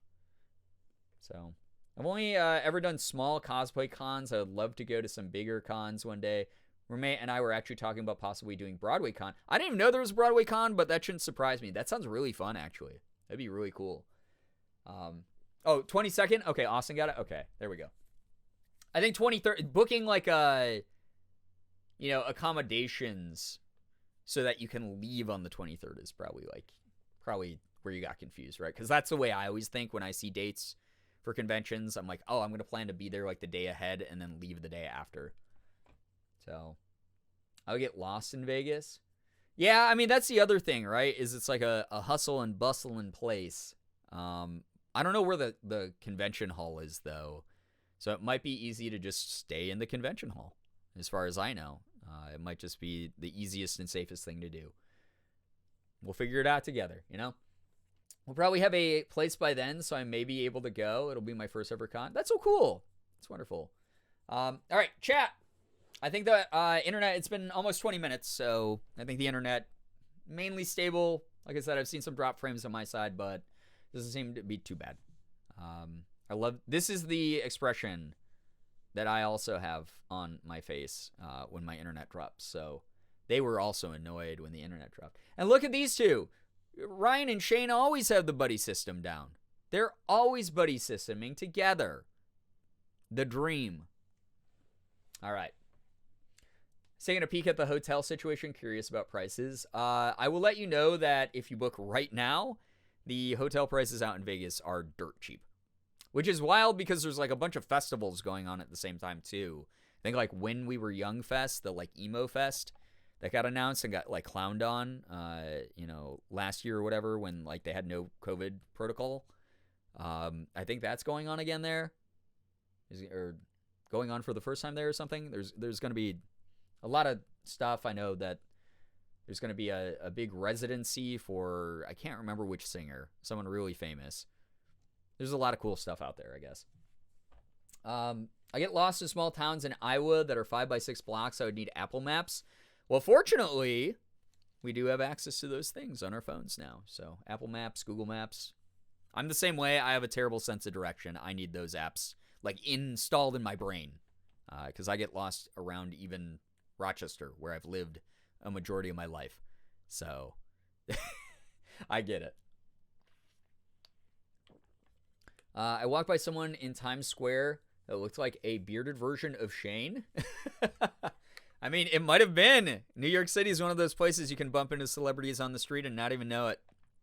That's what I love about New York City. It's, a lot of people are like, oh, people in like New York are like so stuck up. But I think that it's actually one of the least classist cities I've ever been to, in the sense of you can walk by someone that you have no idea if they are, the CEO of like a tech startup. You can walk by a guy who clearly, he's got a Rolex and he's got, a $2,000 suit on. And you can go, wow, that's like a Wall Street guy. And then like 2 seconds later, walk by, like just a regular family. I kind of like that about New York, is that like anyone can be anyone there, and no one's really bugging each other or staring at each other. They're all minding their own business, just trying to get from point A to point B most of the time. So that's what I like about that city. So, yeah. Nervly, what's up? Hello, hi. Welcome. You're joining during the 3rd internet outage break. So I hope that tonight's stream is something you'll enjoy. Made prolonged eye contact with Chief from the Try Guys. I was like, dang, that's awesome. Yeah, I mean, Morgan and I, when we were there a few years ago, were just walking by a hotel, and we were like, holy shit, there's a big crowd outside of that hotel. I wonder what's going on. And as we were walking by, I can't, oh, fuck, who was there?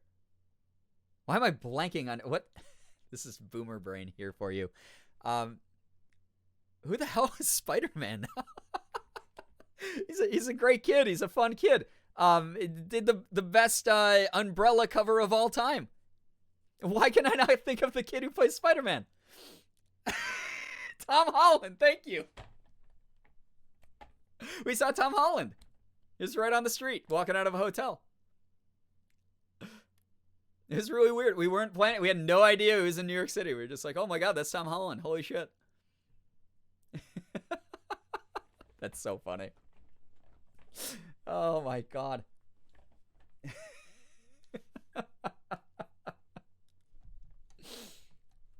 Hey, what's up? Hey, welcome to the stream. The best Umbrella cover. Listen, I had to give some context clues. That is the best Umbrella cover of all time. If you have never seen the Tom Holland Rihanna Umbrella cover, that is the best lip sync battle cover of all time. It's so good. He's got the dance moves, the outfit, the energy. When he walks out on a stage, you're just like, that is a confident motherfucking person. Holy God. Unreal. Yeah, he kills it. And I love I love that video goes viral at least once a year. It's never died. The gender. Yeah, I mean, yeah, it's one of those moments where you're just like, he's very confident, and I love that. So it's awesome. If you have not seen that video, definitely look that up after the stream. Anyway, okay, I think we're ready to go here. So not even 3 minutes into the video. It's good that we're only watching one of these tonight. Because I already derailed this by talking about why don't we look for ghosts in the light. And then the internet was like, I'm going to kill your stream because you've challenged tradition or something. Bryant, what's up? Good to see you. Yeah, ghosty boys. He's hot and drags so gender. I mean, no lies detected, right? Not just the best cover of Umbrella, the best cover ever. I think there's an argument there for sure, Nerdy. I think that you can definitely make a point of that. For sure. I'd be willing to agree with you. All right. Ghosty Boys time. Back to the Ghoul Boys, as they call themselves. Again, their camera quality really ramped up over the course of just a few episodes. It's awesome. It's said that Storyville was riddled with crime, sometimes at the hands of the prostitutes themselves. Oh, the dang. hotel as a whole seems to be Get the bag, active. girls. Visitors and employees claim that doors lock themselves shut. Footsteps can be heard. Shadows follow you. Shadows do tend to I had follow to you, though. rehome Corbin Hauser, the That's sort of snake you how they named. work. Oh God, but you went to an amazing home. Oh well, I can't believe During I the Civil helped you War, name a soldiers were snake said to stay on Corbin the premises, Hauser. often while recovering. I'm so sorry that Corbin had There to are go to multiple another home, but accounts I'm of so glad to spirits hear of that it Civil was War wonderful. soldiers seen in different And I hope places that in those the memories hotel. and the time that you However, had together, the most haunted live area with of you the forever, hotel is Marissa. undoubtedly the hotel bar, May Bailey's place, which was actually It's a gotta be the well-known best bordello cover. at the What edge other of the cover just lives aforementioned rent-free in Storyville. everyone's head? That's so true, Think Cactus of all Prince. the activity That's that went actually down very, here very back in true. the day. This place was booming with music. Booming with some other stuff, too. It was also Need to booming catch with up lots on of these other Shane stuff. and Ryan videos. The Madam of the so Bordello this was this is just BuzzFeed Unsolved. So these are the ones from years ago when they still worked at BuzzFeed, which is partially why we've just been going through them. Is I didn't see a lot of the early episodes of them together. I didn't start watching until they were like in season 2 or 3 of Supernatural. So I have missed a lot of these, and it's cool to see where they came from and how their content's evolved. That said, we've already watched all the Watcher ones until they start putting out new ones. But we are watching like Puppet History and a couple other shows in Watcher, and Watcher's been really cool to see the glow up and the independent production that they get to do in their own way when they're not under the confines of BuzzFeed. So it's like really, really cool. So never forget Queen Gorby. Yeah, never forget Gorby. I've seen these. I do not remember this episode though. Probably because it's been stop-started like 6 times now. I'm so sorry. Maybe you'll recognize it as we keep watching. Oh, chat, I think what happened was the stream cut out while Ryan was... I'm going to go back here just to show you the clip because I laughed so hard, and I think it was when the internet was down, so no one saw me react to this. But Shane and Ryan were apparently on Bourbon Street, and they have a video clip of it. Liked us on Bourbon Street the other day. Oof, I don't even want to talk about that evening. I stole them off a woman who died on the Titanic! Catch it in your head! That's well covered We can ground. never Yeah, go you're right. back there. I It's stole said that Storyville was a riddled woman with who died crime, on the... sometimes at the hands of the Incredible. prostitutes themselves. That's beautiful. The That's hotel wonderful. as a All right, footsteps can be heard. I think Shadows we were about follow here. you. That's fine. Shadows do tend to follow you, though. That's sort of how they work. During the Civil War, soldiers were said to stay on the premises often while that's true. recovering. There are multiple accounts of spirits of Civil War soldiers seen in different places in the hotel. However, the most You haunted can't counter area that. of the hotel That is how is shadows undoubtedly work. the hotel bar, May Bailey's place, which was actually a well-known bordello at the edge of the aforementioned Storyville. That's an exciting Think word. of all the bordello. activity that went down here back in the day. This place was booming with music. Booming with some other stuff, too. It was also booming with lots of other stuff. The Madam of the Bordello was May Bailey, and the original city license was issued in 1857 and still remains on display today. Wow. You have lovely penmanship, May. And there is, of course, the mayor. Is his name Chad? No, I don't. Oh shit, it may be Chad actually. Chad, Were the there Mayor Chads back Chad? I don't know. Confederate Is he soldiers original are often Chad? seen near May Is he the Bailey's source place, of all Chads? perhaps due to the fact that it was a brothel they frequented in the past. Most of the ghosts in the bar are said to be May's employees Chad. or ladies of the night. Gentlemen have claimed that they feel somebody trying to touch their leg underneath the bar. I was Oh. expecting something else considering the history. Just the leg, just the Yikes. leg. Ryan is afraid of you. I think you should show Ryan him is that you afraid of demand to be respected. I do respect them. King Chad. Yeah, he's the king of Chads.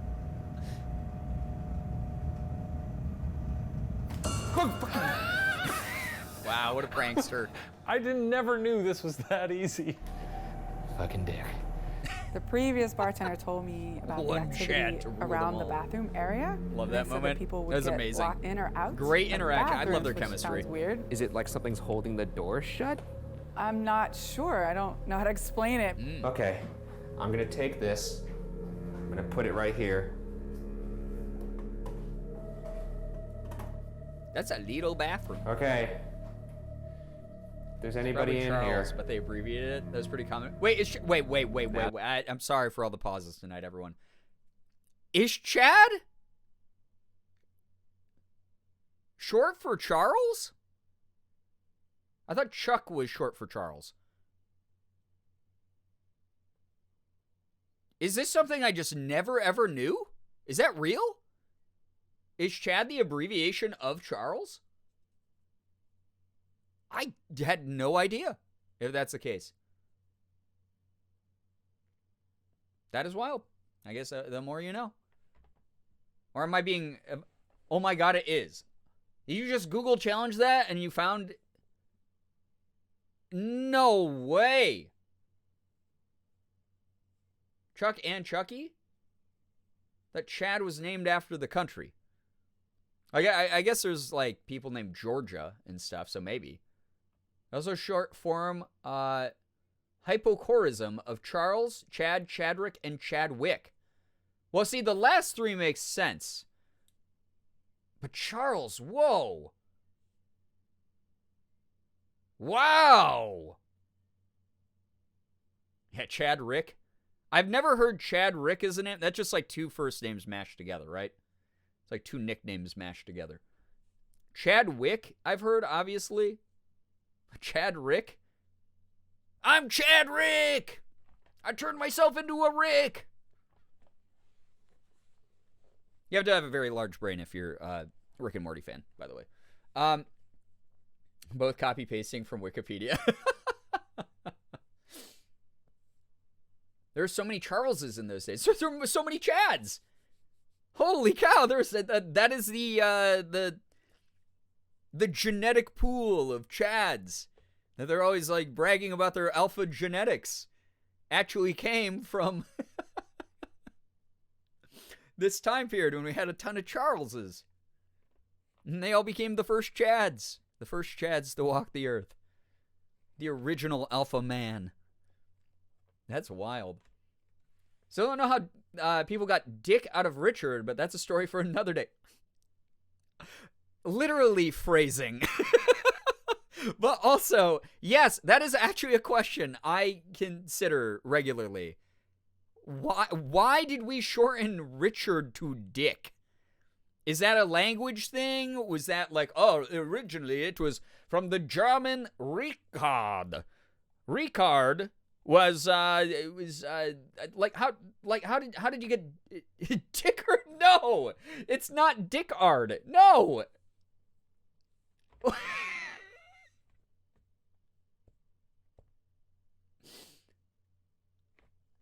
I don't know how Bill comes from William. Yeah, I mean, that's a weird one, too, because you changed the front consonant, right? But at least the ill is still in there. Richard and Dick, though? I mean, you got the ick in both. You got the ick in both. You got the ick in Richard, you got the ick in Dick. Maybe the first Richard was a bit of a dick. Yeah, they were just like, hey, Dick! And he's like, hey! You don't call me that. And they were like, no, it's just shortening of Richard, didn't you know? And they just got to call him a dick all the time. Hey, Dick's out there again, being a jerk. Being a dick. Like, how does that work? You have Giovanni, Hans, Ivan, and Sean all being John. Yeah, that is, see, and that is that truly, Chronic, that's a language thing, right? Because Sean and John kind of sound, and Hans, Yvonne, Giovanni, like kind of all sound like that. But like part of that is the like when they immigrated to English-speaking countries, they were like, oh, I'm just going to go by John because that's easier. And then part of it is just like, or like other people would be like, oh, you're a John now because I can't see Giovanni because I'm so pasty and my mouth doesn't move quick enough or something. I don't know. But I think some of it is just like a translation thing, right? It has to be, right? Because otherwise, what was the one? Chad and Charles? Otherwise, like, what? That has to be like a translation thing, right? Like, what the fuck? What? I don't know.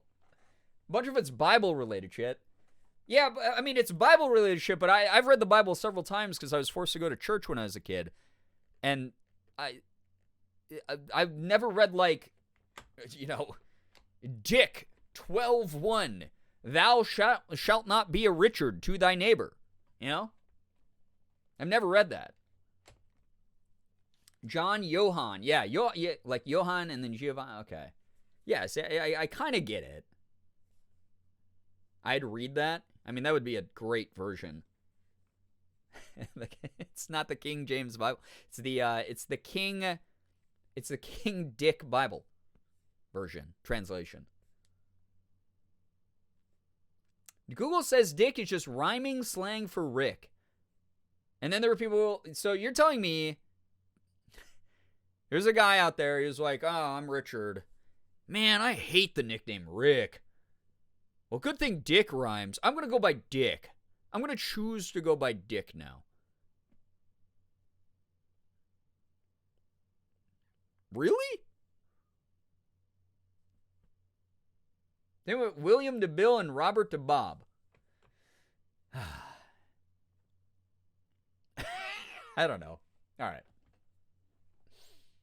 I have a friend named Richard Richards. No, you don't. There's no way. There's no way parents hate their child who they just brought into the world. They're like, the doctor's like, congratulations, it's a boy. And they're like, what would you like to name it, Mr. and Mrs. Richards? Oh, God, I fucking hate this kid. The sound of its crying, fucking terrible. I hate this child so fucking much. Hasn't done anything but shit and piss since it came into the world. Oh, Mr. and Mrs. Richards, it's 20 seconds old. I don't care. Fuck this kid. Their name is Richard. Richard Richards. Put it on the birth certificate. There's no way that happened. Are there parents that... I feel like as a doctor, I'd be like, I am actually contacting CPS right now in the hospital 20 minutes after you gave birth to this child. I feel like I would have to report that. Just not feel good about that. So, okay, to be fair, chat, I know this is like an old school like pun name joke, but I did actually know in high school, he was a couple years above me, there was a guy whose name was Michael Hawk. And if you shorten his name to Mike, well, the rest is history. I thought I got bullied a lot in school. My grandparents almost gave him, my dad the initials ass. That's pretty good. See, I wouldn't intentionally do that because that would actually be like funny. Poor Mike. That took me a minute. I love that. Yeah, Michael Hawk was his actual legal name. And people would just be like, like the admins, the teachers, everyone at the school always made sure Michael Hawk is Michael Hawk in attendance. And he'd be like, oh, I actually go by Mike. And they'd be like, Michael Hawk. It's great to thank you for responding to roll call. So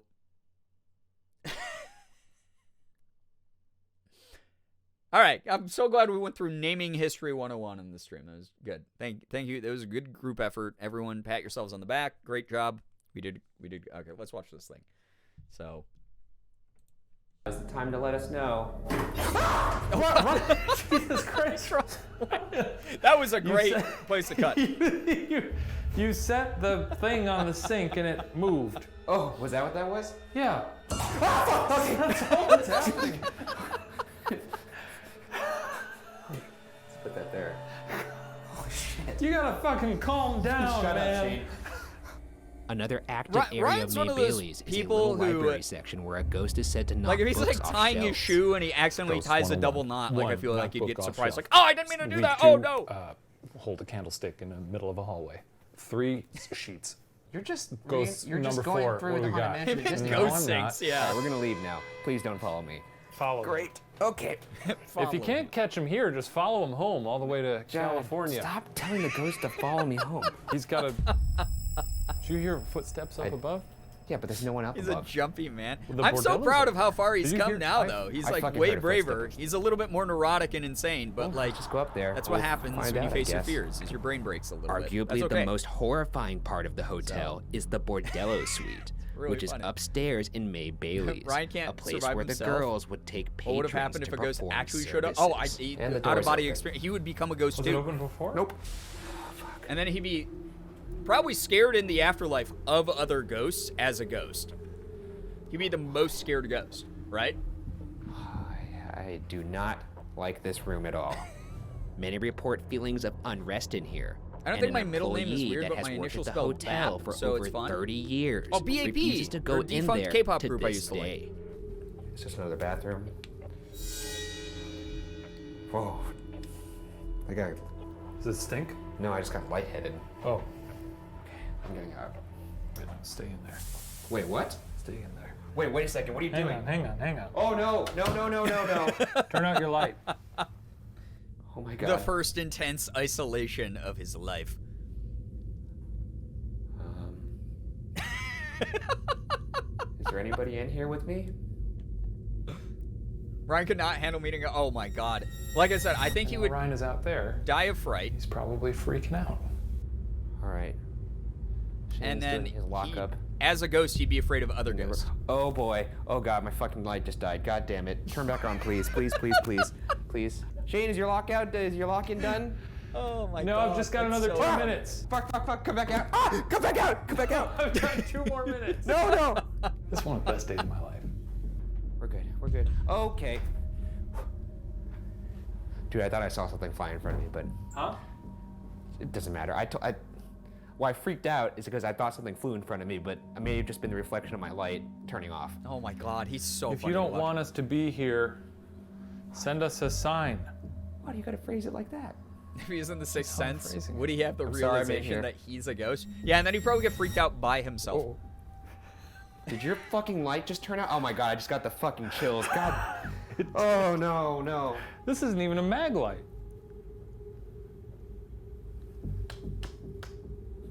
Uh-oh. Oh god, I feel like I'm gonna cry. Was that you telling us to leave?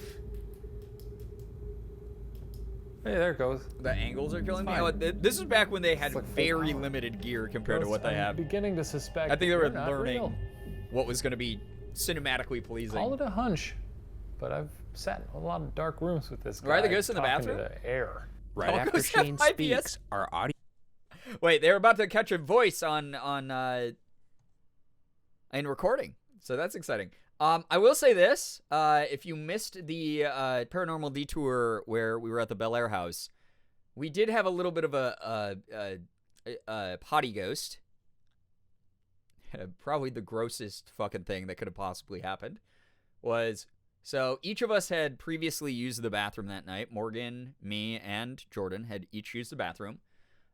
We each had flushed the toilet, and, you know, I'm one of those people who's a little bit weird, and I make sure that things go down, especially if it's a toilet that's not mine. I don't want to be rude and accidentally have, like, you know, you flush and, like, everything appears to go down, but then when I walk away, suddenly a little... Want to hear the most Oh, annoying God. sound in the world?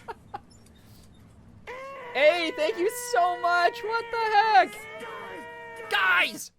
For you, heart. Thank you so much. Thank you so much, A, for the $10. What the heck? That's really nice. Yeah, the Piga. Yeah, okay. So I'm one of those people. I'd like to be courteous. I don't want to leave my matter in the toilet for someone else to come across, especially if I'm a guest. And there was, you know, one of those toilets that that seemed like weird. Like the bathroom there just seemed weird. Like when we were setting up before the stream started, I was sitting in the bathroom, right? And I'm on the toilet and I'm doing my business, minding my own business. We had probably gotten to the house like 10 minutes before I had sat down on the toilet. And I'm on my phone, and all of a sudden, for whatever reason, this was in the bathroom, a oven cover. If you've ever had like a stove cover, like those like little metal aluminum covers that go on like a burner on a stove, one of those randomly fell out from a behind a cabinet that was next to the toilet. I thought like an animal had fallen on like a rat or something had fallen on my shoulder, but it fell from behind a cabinet behind me and hit me in the back, like in the shoulder blade. And I remember going, "Ugh!" Like I was like on my phone, completely distracted. I was just like, what the fuck? And I like freaked out. And it was just like, birthday officially over? No, absolutely not, Corey. It is your birthday still. Chat, continue to support Corey and wish Corey a happy birthday if you have not done that yet. And I freaked out because I was like, why the fuck first off, why is there a stove cover behind this random like cabinet? And then second off, how did that fall? Like I wasn't the floor was stone and it was, you couldn't like shake anything. I did like a shake test on the cabinet. So it wasn't like there were vibrations, and it wasn't like I was like jumping up and down while I was like taking a crap on the toilet. There was like not any movement in the bathroom.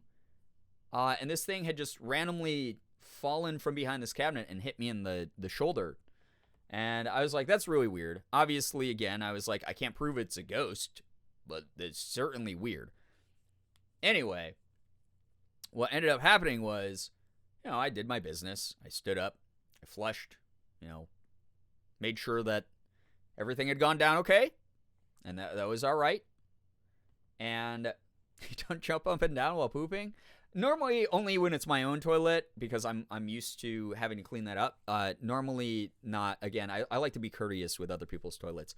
But I was like, that was really weird. And I told Morgan and Jordan about it. I was like, they're just like really strange. And Jordan immediately started getting freaked out. He was like, oh, that's really weird, man. And he was like really getting freaked out by that. And I was like, I don't know. Like, I don't know what caused that to like roll and hit me. I thought it was an animal at first, honestly. But it was not the last time we had like an issue with that bathroom. 2 separate times during the paranormal detour, one of us would go into the bathroom and like, again, everyone flushed the toilet. I know the toilet worked. It would bring everything down it that needed to come down. There was no bloop of something coming back up. But the first time I went in there, during our like first little rest break, I think after like the spirit box session with the owner of the house, and the toilet was full of pee. And I was like, guys, did one of you like pee in the toilet and not flush it? And Morgan and Jordan were like, no, what are you talking about? We were with you in the spirit box session or whatever. And I can't remember the exact timing of this, but none of us had gone to the bathroom. All of us had like been together. None of us had gone to the bathroom, walked away from the group to go to the bathroom, forgotten to flush the toilet. So we were like, well, that's kind of weird, but like maybe the pipes are old and weird and they like, the pee somehow refilled the toilet. I don't know. That could have been the old house, whatever. And then like we also had the thought of like maybe it was Kristen, the owner of the house's son, Lane, because he had come to the house with her. And we were like, maybe he did it and didn't flush because he's a teen, and teen boys just, sometimes they just go to the potty and they don't, like flush. Cutie, what's up? Hey, well, welcome to the stream. So that was really weird. And then a second time we came back down to the kitchen, headquarters that we had set up, and the bathroom, and there was poopy and pee in the toilet. And we were like, what the fuck? This is so gross. Why is there poo-poo and pee-pee in here? Obviously, we had all just been together, so we were like, we know we didn't do that. And by this point, Lane and Kristen and all of them had left.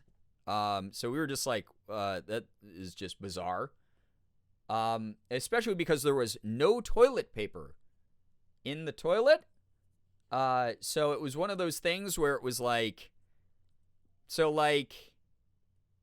was there a situation where someone just took a crap and ran and didn't flush and didn't wipe their ass? Or is the ghost shit and piss? What's going on here? Literal ghost poop. Yeah, it was a ghost poop moment, and we were like, that shouldn't have happened. So that was really weird. That was a very weird moment. So yeah, bathrooms really are always haunted. You're right, chat. So They don't have an unknown resident. See, that would be way scary. That's way creepier to me, Tito, than a ghost. A ghost is like, you know, ghosts are those things that, like, I believe in them, but, like, I'm not terrified by ghosts. Someone living in the walls of that house, or, like, maybe taking up residency in the attic or the basement and just hiding, especially because, like, the owner of the house doesn't live at that house. She just uses it as, like, a tourist thing. That is way fucking scarier to me. Like a weird guy living in the walls, just like when we were all upstairs, like just opened the closet in the bathroom and was like, they're gone. I'm gonna go poop. Oh wait, I hear him coming back. Shit, I can't wipe. And then ran back into the walls.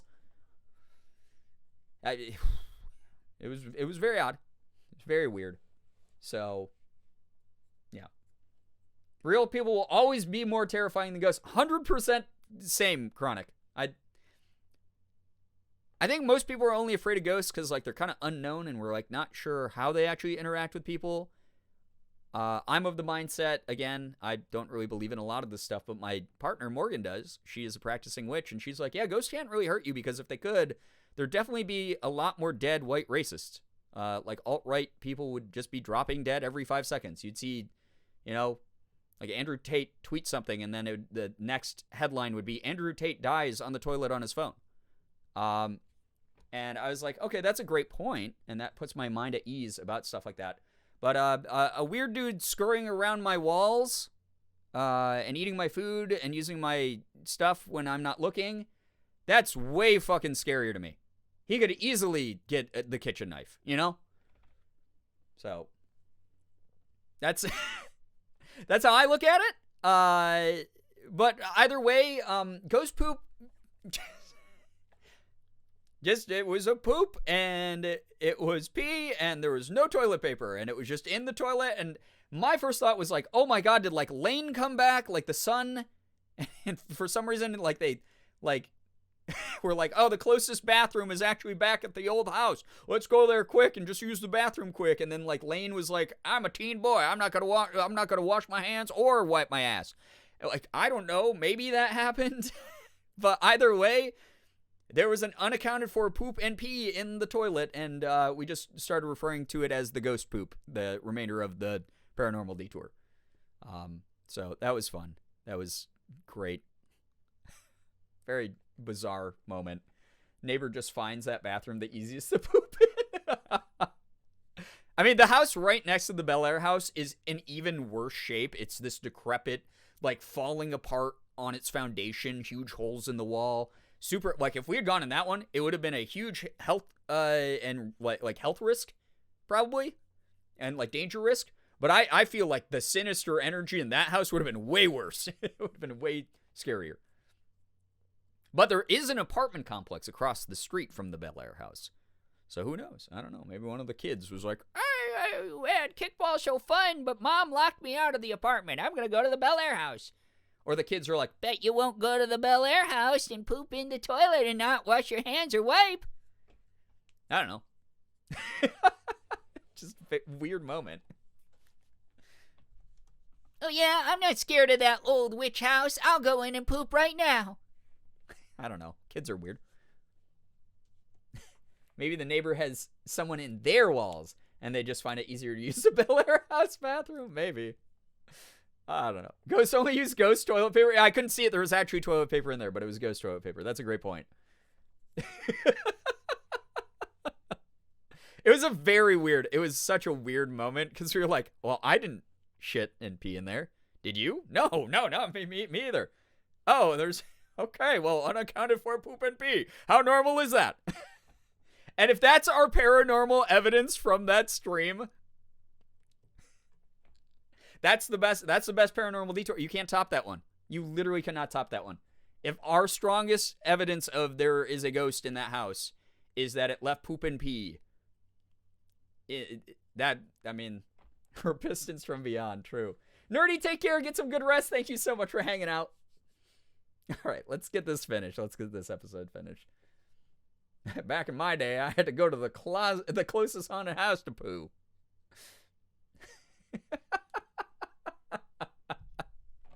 Just fucking weird. Your All right, what's the recorder voice? What's picks the up voice? a voice, Let's hear this. possibly saying, "I'm right. right there." But I've sat in a lot of dark rooms with this guy talking to the air. Whoa. Talking to the air.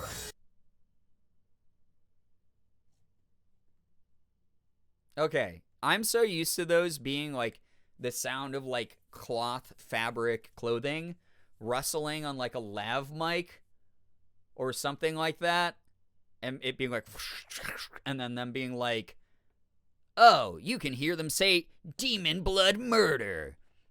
But that was straight up someone whispering. And sure, that could have been added in post. Sure, that could have been a manipulation. But I don't see Shane and Ryan doing that. Maybe BuzzFeed did it in post. I don't know. But like, that was pretty. Yeah, that's a Chris Mill ew moment for sure. I don't like that. It's like a bad ASMR channel. Could this be one of the patrons of this former bordello? Yeah, I don't know. There's definitely a noise. I don't think it's compelling in the sense it doesn't sound like a voice. Cool. It also kind of goes right into your voice though, which makes me think you're just like, When we both talk, it sounds so much different than our voices. So take it if you want. You can have it. I think it's saying, I'm right there. Also, Ryan wasn't talking. Shane was talking during that. That was. Hold up. Recorder picks up a voice, possibly saying, "I'm right there." But I've sat in a lot of dark rooms with this guy talking to the air. Talking to the air. He's just like, Ryan's just kind of doing that. Ryan's not like answering a question. Shane's the one talking here. So that wouldn't have been Ryan. And if Ryan's like, I wasn't talking during that, unless he has like a nervous tick where he does that. Like, I mean, you guys, when I played Osu on stream, pointed out that I do demon mouth movements with that I didn't know I did. Where I go, 1, 2, 3, 4, 5, 6, while I'm playing. And from the cut, it doesn't look like Ryan immediately starts. Yeah, it does not. But I've sat in a lot of dark rooms with this guy talking to the air. Talking to the air. Like, it looks like his lips are not moving. And why would he go, I'm right there? Like that? Why would he do that? He's a ventriloquist. Usually getting told I'm right there would be reassuring. I don't feel very reassured here. Yeah, that was a weird one. That is a weird one. That one is very odd. And that one definitely doesn't sound like the rustle of clothing or anything like that. That is really odd. That's a distinct whisper. Yeah, that's really weird. Sounds like someone's saying it while inhaling too. Yeah, like, I'm right there. Like, yeah, that's not like what. Like, even if he was in a state where he was like really nervous and he was like, okay, everything's okay. Like, I'm right here. You know, like trying to like reassure himself or something. Like, that wasn't. That was speak for yourself. I feel very reassured. Yeah, that one's, I don't know, that one's bizarro. Very odd. Yeah, I also feel like he would say it was him. He is so, right. That's the thing about Ryan. There have been so many moments he could have made up evidence during all these videos we've watched. I don't feel like he would be the guy to do that, right? He would have been the first to rule himself out. Right, yeah, because he wants to get the real stuff. He wants to prove Shane right in Shane's court. He wants to go, there is irrefutable proof that you can't challenge in any way. He wouldn't engineer that just like, I don't know. That one was very odd. That one was a strange one. There, you think it's me breathing. Yeah. Another famous ghost at the hotel is said to be the younger sister. Okay, of wait, the- no, I don't get that one either. That it would just be him breathing. Like, if he's going, like, his lav mic would be really fucking sensitive whenever he talked then. It would, like, be blown out every time, like, he talked if it was doing that. That one was weird. I don't know. That one was weird. That's one I can't really challenge too much, but I also, you know, who knows? It could have been electrical interference or some shit. Who knows? So, I don't know. Bailey, Millie. The story goes that Millie's fiance was shot in a gambling dispute These on the morning of cartoon their drawings, wedding. dude. The morning before their wedding, and he's like, you know what I'll do? I'll get real drunk and go play some cards with some shady fellas. I'm itching for the tables. That's him. The ASMR levels of Tell my sensitivity. wife I Yeah. love her. Well, she's not my wife. Yeah, whose breathing sounds like distinct Anyway, voices It saying said that something, right? Millie's grief consumed Like sometimes it her can be as she continued misheard, to but wear the also wedding dress after very the bizarre. incident. Millie Oh, is God. reportedly seen in her dress by hotel guests Ew. to this day, earning her the name the Lost Bride of the Dauphine Orleans Hotel. That's actually just sad, dude.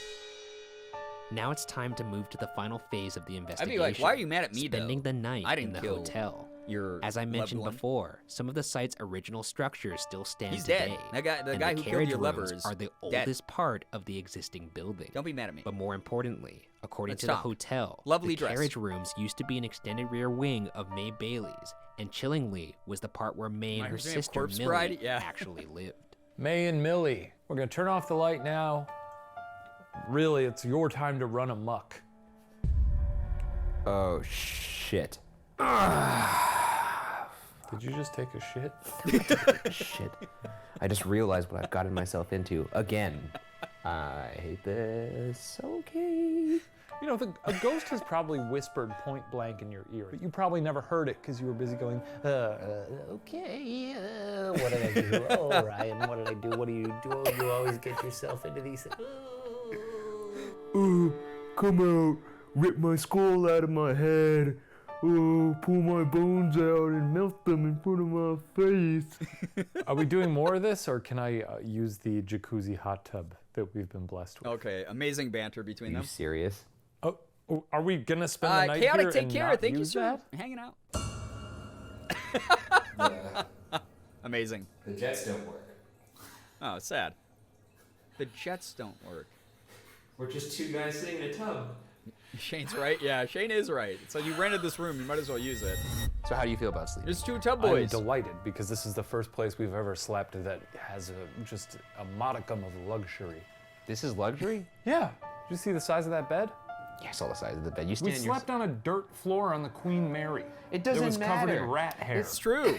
It's true. This is incredible. This is fine. I'm still gonna have No notes, a hard time sleeping in that room. It's so dark in there. Did you see that? All right. Well, should we do this? Yeah. Is Shane a belly sleeper? He looks like he's a belly sleeper. Whoa. There's footsteps. That's the balcony outside, right? Yeah, sure. I'm gonna go out there. Yeah, I want to see sure. someone's actually out there. Ryan being a bit of a snoop. Oh, fuck. There's nobody out here. Maybe there's somebody in those rooms? I mean, I feel like But they I don't left. see any movement. While listening for footsteps, we pick up a strange voice speaking Oh, something another one. unknown. Maybe this is a lost cause. Is this the voice of That could have been my stomach rumbling. That's like me after I eat dairy and don't take my lactate. I feel like that might have been like electron. I feel like that one could have been electrical interference. It's like blah, blah, blah, blah. Shane just wants to see Ashley. Shane's like, I don't care. I'm going to bed. The ghost is hungry. I've seen my style of sleep described as a rotisserie chicken sleeper. I just keep moving and turning through the night. Oh, you're tossing and turner. So you're the least fun person to sleep next to. I will have you know. I've at sleepovers, in various other situations I've slept next to tosser and turners. They are the least fun people to sleep next to. They just never fucking stop moving. I thought it was his throat making noise. It could have been. He might have swallowed really hard. You know? So. May or Millie? That was really Or weird. perhaps one of the Civil War soldiers who frequented the bordello. It sounds like someone swallowing. Or like, But that's at sounds Halloween. not You are even not alone. close to my There's a voice. ton of It's a restless different sleepers octave. like that.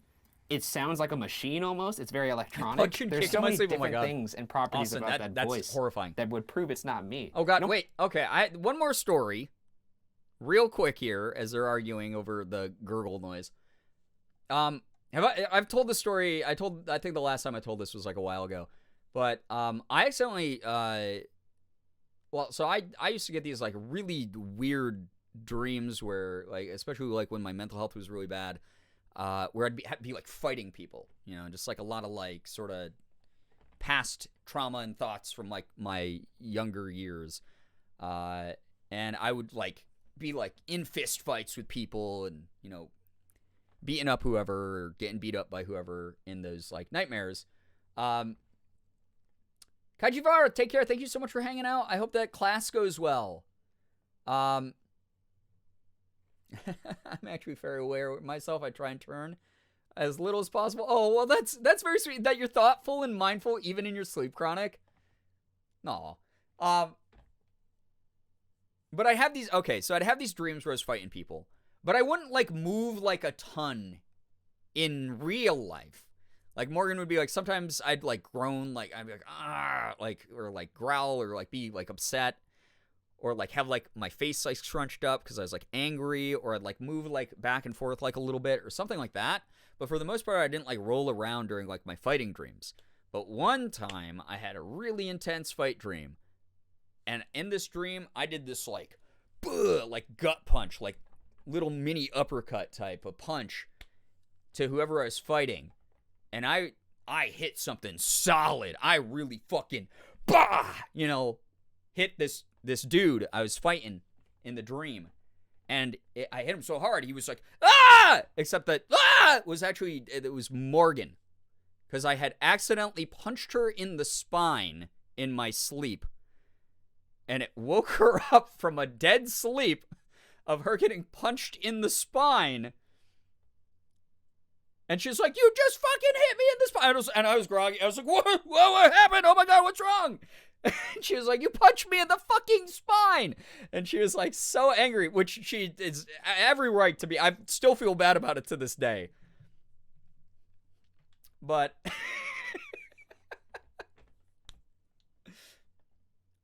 that's the most I've ever moved around in my sleep. And it happened to be, I landed the fucking best punch of my life in a dream fight. But then it was in reality, it was on Morgan's back. Felt really, really bad. It's just absolutely wild. I'm crying. I'm so sorry. That's so funny. Well, we laugh about it now. You can laugh about it all you want now. But it just, in the moment, I was like, oh my God, I'm so sorry. I'm so sorry. Oh my God, I was having a sleep fight. Oh my God. I was freaking the fuck out. I was like, if you need to leave me, leave me. Like, it was so bad. It was absolutely terrible. My dad did that, but he punched his lamp off his bedside table, woke me and my mom up from the crash. God, yeah.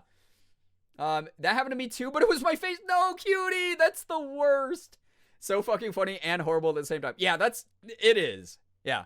Toxic streamer punches sleeping girlfriend. Excuse me, unconscious toxic streamer punches sleeping girlfriend accidentally.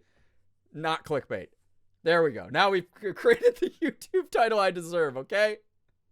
I felt terrible. It was the worst thing in the world. Mike Wingett, hello, hi, welcome to the stream. That's hilariously awful. It was just so weird. Such a weird thing. Sleep talkers are the best. I used to be a very active sleep talker. And I've shared this story before as well. Morgan used to keep a journal of all the weird shit I used to say in my sleep. I think her favorite one, she said, was I was like scrunching up my face and I was like kind of like tense, and she was like, uh-oh, he's having like a nightmare. And I was like, we gotta fight all the bad guys with the really huge dicks. And I was like so sincere and like yeah, like about it in the dream. I don't know what kind of dream that was. I do not remember what I was dreaming about. I don't know what kind of dream that was, but I was like really enthusiastic about fighting apparently like a bunch of guys who had really big dicks. I don't know. So that was one of her favorite ones. She has a whole journal of them. Originally, her plan was she was gonna like publish them as like a book. Not a wooga.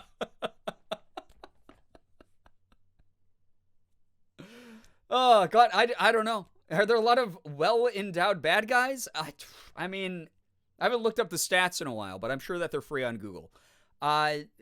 They're too big. Someone should put them in their place. I don't know. Maybe one of these streams, she'll bust out the dream sleep talk journal, and you guys can hear all the fun things I used to say in my sleep. Because that's not the only one. But that was her favorite one. That's what Dick Fight Island is about. Well, we're talking, it's about, maybe I meant the guys with the really huge Richards, because we were talking about, you know, Richard, Rick, Dick, that'd be kind of fun. I had to fight the really big Richards. The only time I've done anything like that was the one time I had a nightmare I screamed awake from. I don't even know how much was me waking myself up and how much was my ex-boyfriend and his sweet mates hearing me scream in my sleep. Oh no. Yeah, those are intense. I've definitely had that a couple times where you're like, did I actually scream myself awake, or was I yelling in my sleep and then other people woke me up because I was yelling in my sleep? I have too much power with these alerts. Well, it's self-appointed power because you're the one who convinced me to add them. So I'm glad they're working out for you, if I'm going to be honest. They're all named Richard and they all have big dicks. Their namesake. All right, Almost sounds like there's a TV on. You make it sound like you're listening to a recording of Pavarotti. It's a tiny little click noise. Look, listen to it again. It's a voice and it's electronic. I don't know what it's saying. Is it Daft Punk? It's not. Yes, Daft Punk. The DJ's Daft Punk came into our suite at night and gave me a little ditty. That's what happened. Holy shit. This is insane. Oh God. It's fucking. Wait, Austin, you were the morning. you were the toxic male punching drywall, but you didn't mean to because it was in your sleep. You were the cliche. Oh, my sports team lost. Except that you were doing it only in your sleep. I can't imagine the kind of things I would say because of my dreams. Oh God, yeah. Sleep, Kyle. Yeah, no, I agree with you, Brookie. Those sound like throat noises for sure. Took it out of my sleep. I used to be a jaw clencher. I would grind my teeth. I needed a retainer at night to just protect my teeth from like how much I ground them when I was sleeping. So awesome by day, Kyle by night. What the fuck is up, Sleep Kyle? Amazing.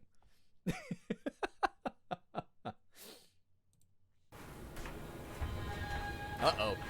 What's the noises Ryan's hearing? Take your bets.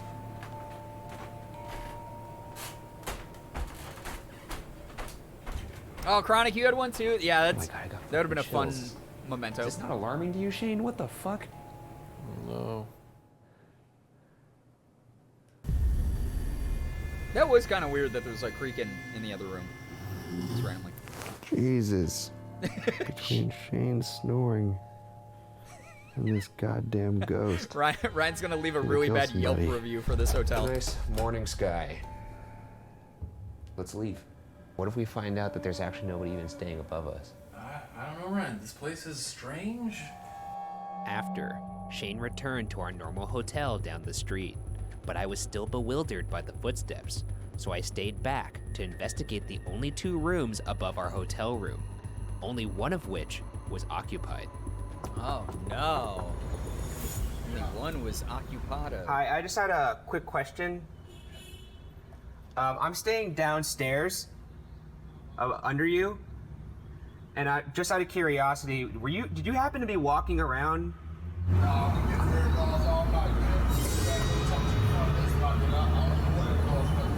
Oh. Okay, I'm a little spooked. I thought it was. Yeah, we've been a little spooked too, but we've been there about 2-3 days now, so now you got to talk to the front desk. Well, there you have it.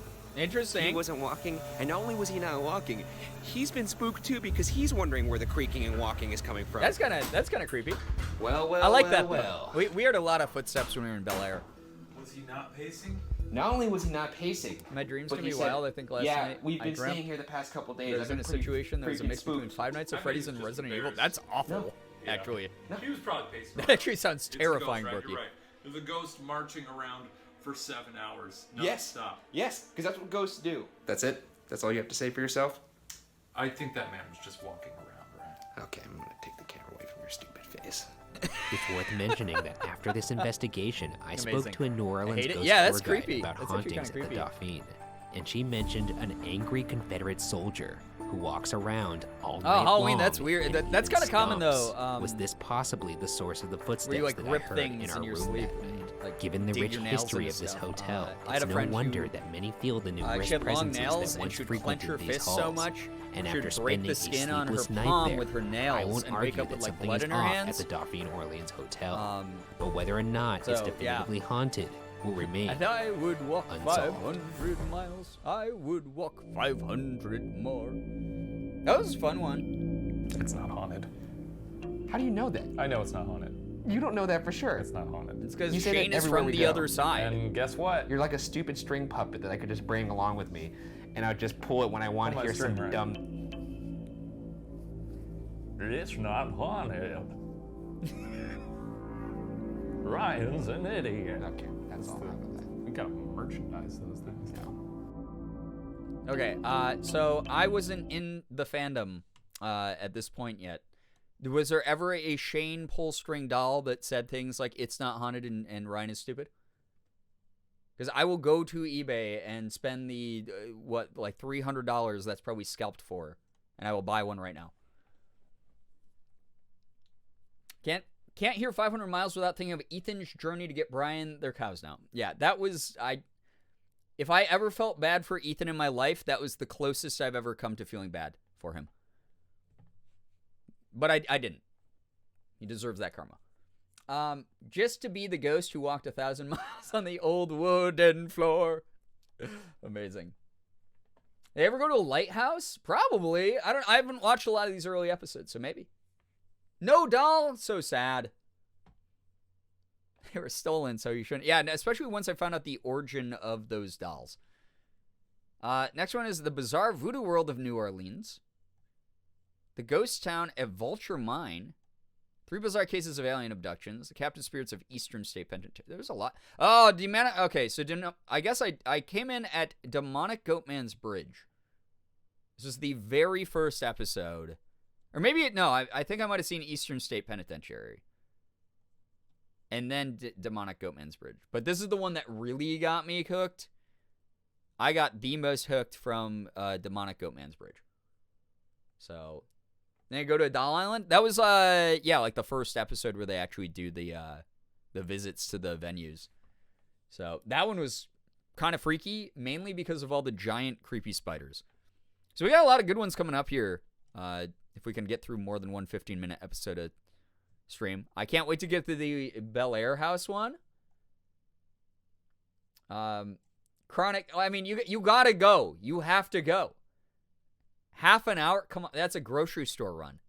That's easy. You gotta go, you gotta do it's my bridge now. You know? So, there's a lot of really fun ones. I'm excited for Bel Air. Phantom Prisoners of Ohio State Penitentiary. I've seen that one. So, like, all these upcoming ones I've seen, but a lot of them are good. A lot of them are really, really good. That's fun. Hey, Feng, welcome to the stream. Hello, hi. Okay. I am gonna, I guess, it's like 1 in the morning.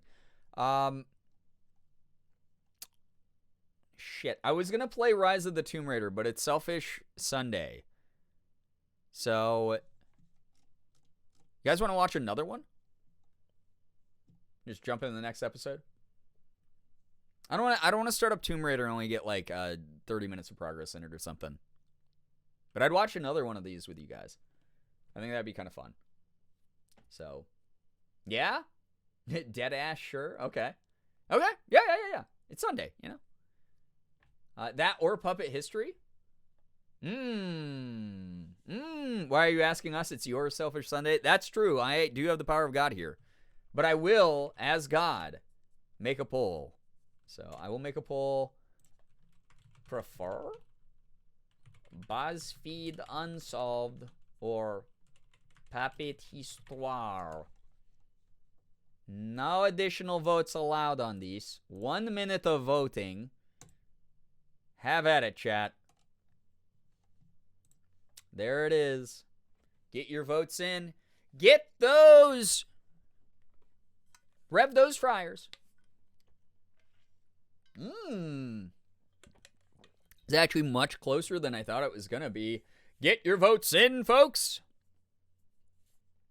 Austin, get some great rest. Thank you so much for vibing. Appreciate it.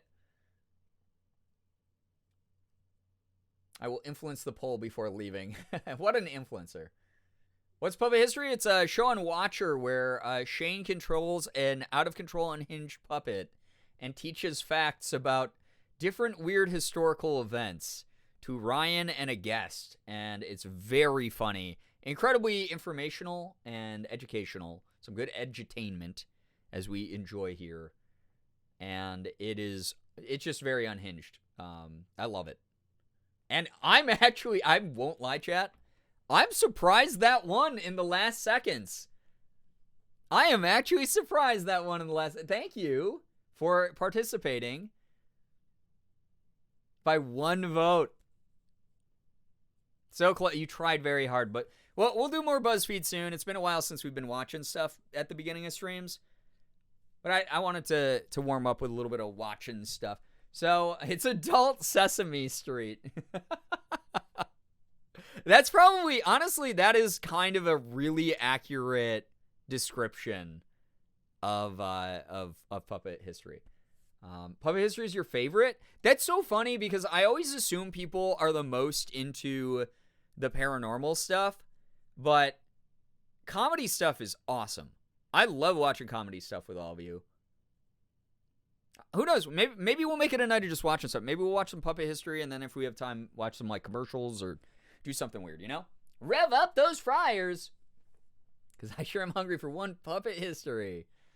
All right, we'll get some of that going.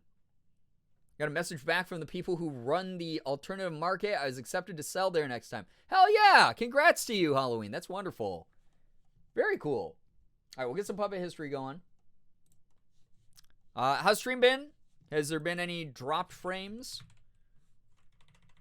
Any issues? Hopefully not.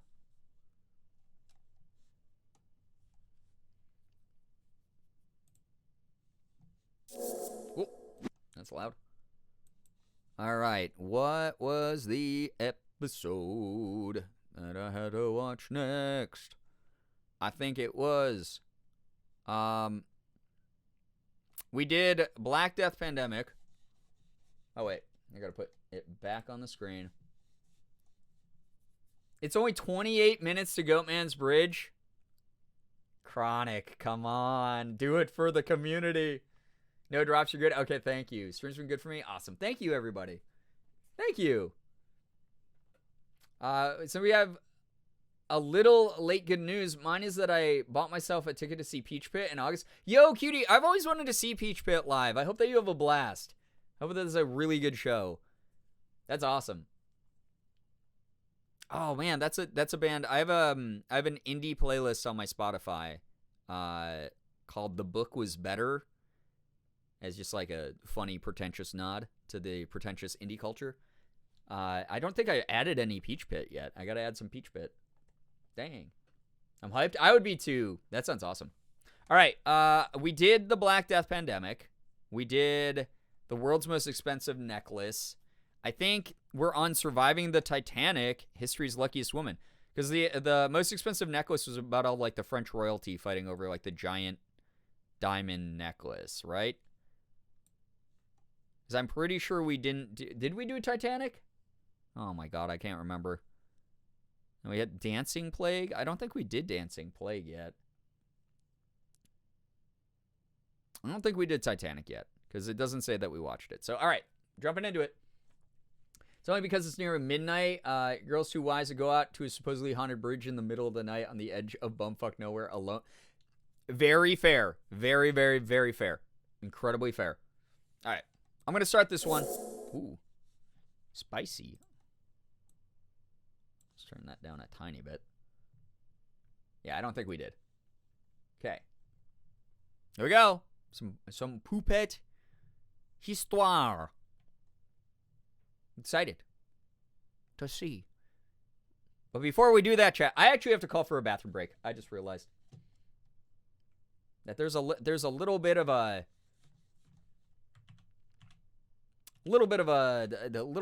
need to use le bathroom. That's not how you say bathroom. La toilette. All right. So, you've never been here for a communal pee break. It's when I have to go pee, so you are also now allowed to go pee. You can poop. You can make yourself a snack. Please wash your hands no matter what you do. I will be leaving you with tunes. I will be leaving you with Wide Bernie. And if you are bad while I'm away, the mods will kill you. They have been trained in the art of the blade. Thus why they all have a sword. So I'm going to go ahead. I'm going to call for this communal pee break. And I'll see all of you when I get back. So enjoy Wide Bernie. And I'll see you here in a moment. Does chat have to remain with their emergency buddies for the pee break? Yes, you got to hold hands. Okay? You got to hold your hands of your buddy while you go to the bathroom. Okay? I'll be right back. Enjoy the pee time, everybody. It's a great time.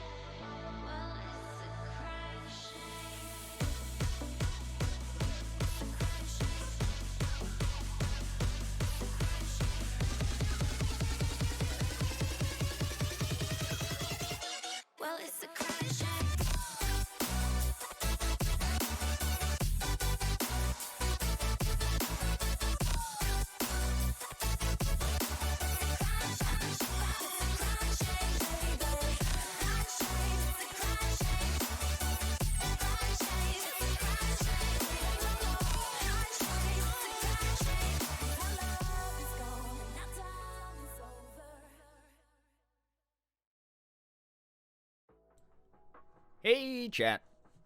I hope you had a wonderful time. I hope everything came out okay. I hope you made some friends along the way. Got to work on your thesis. Made some life plans. Maybe some financial decisions that it will allow you to save up for that dream home during this pee break. Very important. You know? So... welcome back. I think I lost my buddy. This is the second buddy you've got in this stream. Yeah, thank you, yeah. You all deserve that applause. You survived yet another communal pee break here. You know, scary times out there, so anything could happen when you're peeing. It was so fast. Did you wash your hands? My bathroom's literally right next to my office. What do you mean? Return Spectrum hates me. Hey, Green! Welcome back. I'm sorry that you're dealing with the evil entity known as Spectrum. Literally my least favorite internet company of all time. Welcome back to everyone who had, hopefully, again, created some incredible life memories while you were using the bathroom. I'm not on the screen. Okay, get me back here. All right, we're gonna see the professor. Hello again. I once again made PP. I'm so proud of you. Very proud of you. Okay, you guys ready for Poopette history? The Titanic, history's luckiest woman is the name of this one. Very exciting. Okay. Can't wait. Haven't seen the professor in a while. He's great. He's very good. You guys, we're going to do our typical polls during the stream so you can guess on the answer to the professor's questions. And it's going to be, did I stutter? I did say poopette. Did I not? Ghost poopette history? I mean, the ghost poops, we're not dealing with ghosts as much anymore. Although the Titanic, there's got to be like some underwater ghosts on that thing, right? Or like the ghosts of like people who died on the Titanic made their way back to their homes. That would be kind of wild to investigate, honestly. The professor, yeah, the professor, the most chaotic gremlin puppet of all time. Jack's not James Cameron's Titanic. Not that. It's like we go looking for ghosts from the Titanic. It's Jack and Rose from James Cameron's version. Oh, God. Bree, take care. Thank you so much. I hope that work goes well tomorrow. Thanks so much for chilling with us. It's so funny. All right. Jack clinging to a door to this day. No. He found another door. His whole every day. Oh my God. Then the rest of his ghost life, he's like Jack, why do you only pass through walls? And he's like, oh, I had a bad experience when I was alive with the door. I don't want to use the doors. I'll just seamlessly pass through the walls. It's fine. It's really funny. The door to the underworld. Oh God, that's actually so depressing in the context of that final scene of that movie. That's actually. Oh God, ghost door. Yeah, I mean, one just for him in the afterlife, like he deserved. All right, let's get going. Sort of I love the caption here, by the way, assuming a fan added this. Sort of a squoosh, and then perhaps a honk-like ringing ping. Yes, that. It's actually really good. All right, let's go. Oh God, yeah, that is kind of. Welcome one and all to Puppet History. Today we'll be taking an Here he is. ever-winding look at yet another Our chapter in guy. the heavy book we call history, while our guests ruthlessly compete for the coveted title of History Master. I am obviously your beloved host, the Professor. The Professor! He won't tell us what his name is. I've tried to guess it throughout all these episodes. Wow. If you guess it, you can win my little jelly beans. Don't want to know what that is. That's not a euphemism. Ryan Lagara, are you ready? I'm ready. Special guest Jenny Lorenzo, are you ready? What's up? Then let's crack in. Yay! You guys want to know what you're playing for? Yes. People say they still see a door floating on the Atlantic. Just The hanging coveted outside. cup No. of the History Master. Whoa. Ignore the hand. Ignore the hand. Why was the delivery so flat? That's just her Let us thing. first meet Violet Jessup, Very whose dry life humor. would intersect with history in some pretty wild Bermuda ways. rectangle. Violet was It's born the in door October of shape. No. 1887 in Argentina, where her parents had immigrated God. from Ireland. In her adolescent years, her dear old dad passed away, and after moving to London, Violet decided to help her mother support her Oh, siblings by taking up a job moved to as a London. ship's The steward. British. What kind of ship we talking here? Like a cruise ship or like a... I think generally cruise ships. She's applying to like liners, which are like a carnival cruise? kind of Adrian, thing? I would actually, I think that we probably could get away with it because like most emotes don't get flagged, but it would be taking a little bit of a risk if we had the Professor emote. I would love to though. This guy rules. He's so good. The next emote we are working towards though is the Girbeagly. So that is next on deck. So if we do manage to get up to 1,600 sub points on the channel, which is in roughly another like 900-ish subs, if we do get there, maybe we can think about doing something that like encompasses our love of watching stuff together. That'd be kind of fun. I don't know, though. We'll see. What about Girbeagly? Well, the animated ones, fortunately, have their own slots, so I technically have 4 open slots just for animated emotes. I just haven't found an artist that like an animator that I really want to work with on yet for those, but I do definitely want to add a Girbeagly. Those are ones you guys don't have to hit sub goals for. Those are ones that I'll just add in my own time. So I'll figure that out. Make a Gerb Professor emote, just Brian in the hat and Jack. That might be the best way around it. That might be the best way to do that, actually. Gerb Mommy with the nails on point. I don't know what the Gerb Mommy's gonna look like exactly, but it's gotta be something like, oh man, it's gotta be something that people want to awooga at. So I think that would be kind of good. I'll figure that out. But yeah, I have 0 open emote slots. I only have 4 animated slots open currently. So the animated ones I'll handle independently. Again, you guys do not have to break your back gifting subs or anything like that for those ones.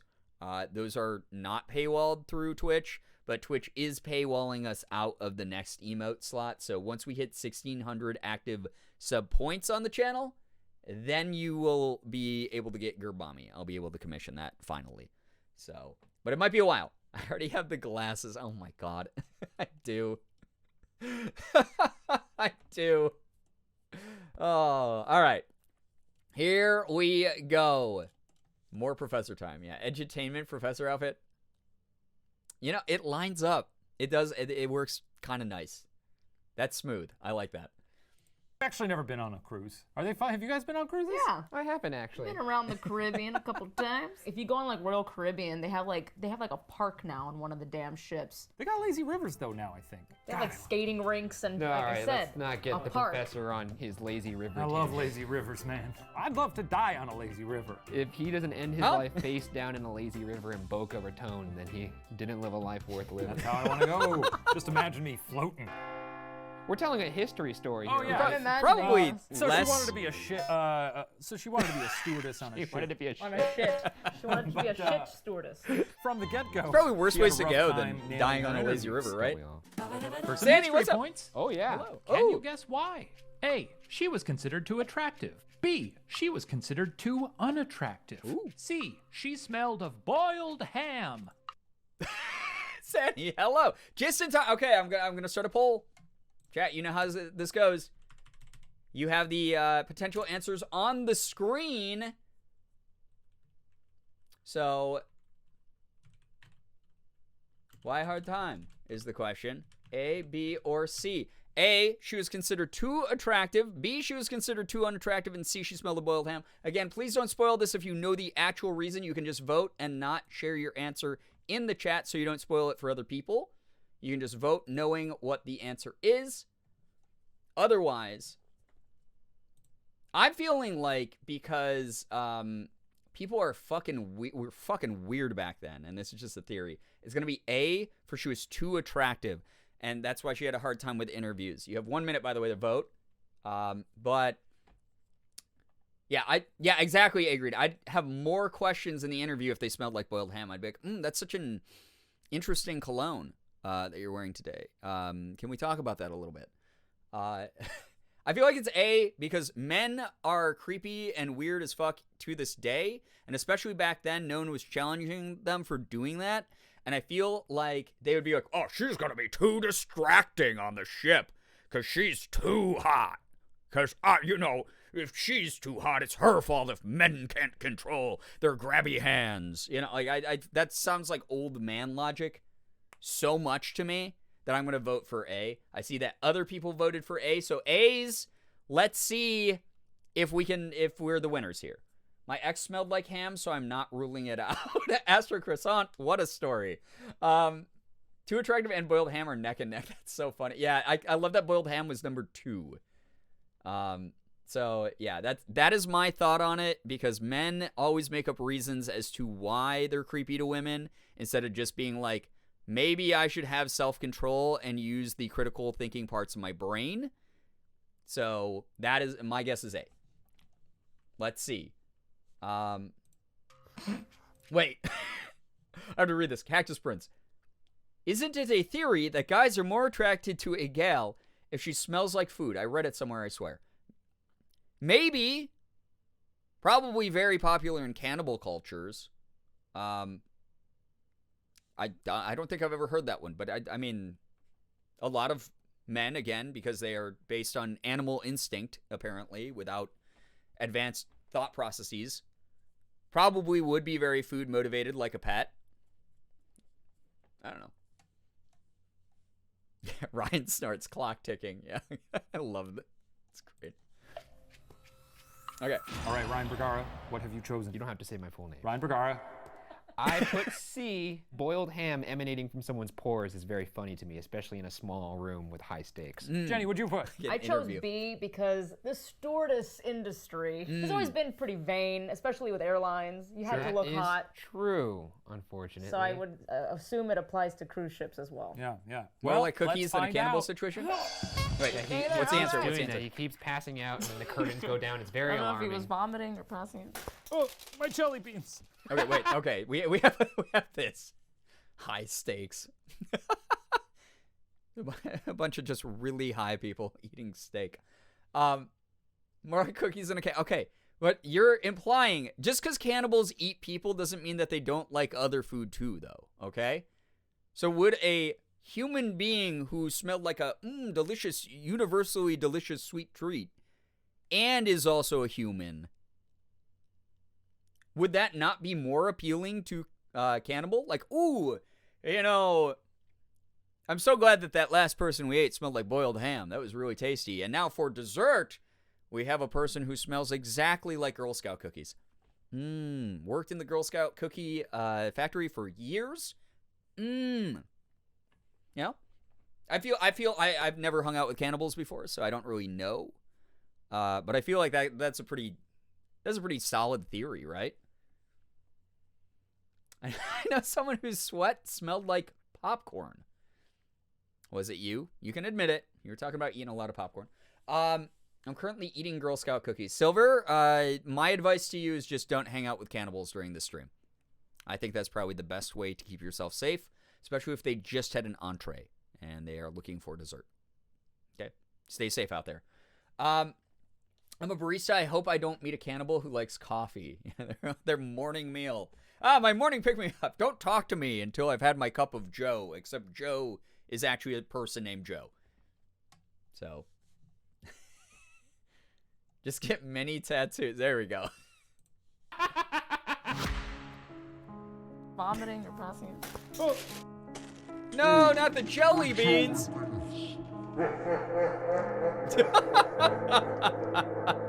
We got some technical difficulties back here. Everything's fine. You work in a deli? Oh, God, right. Corey. You need a hand.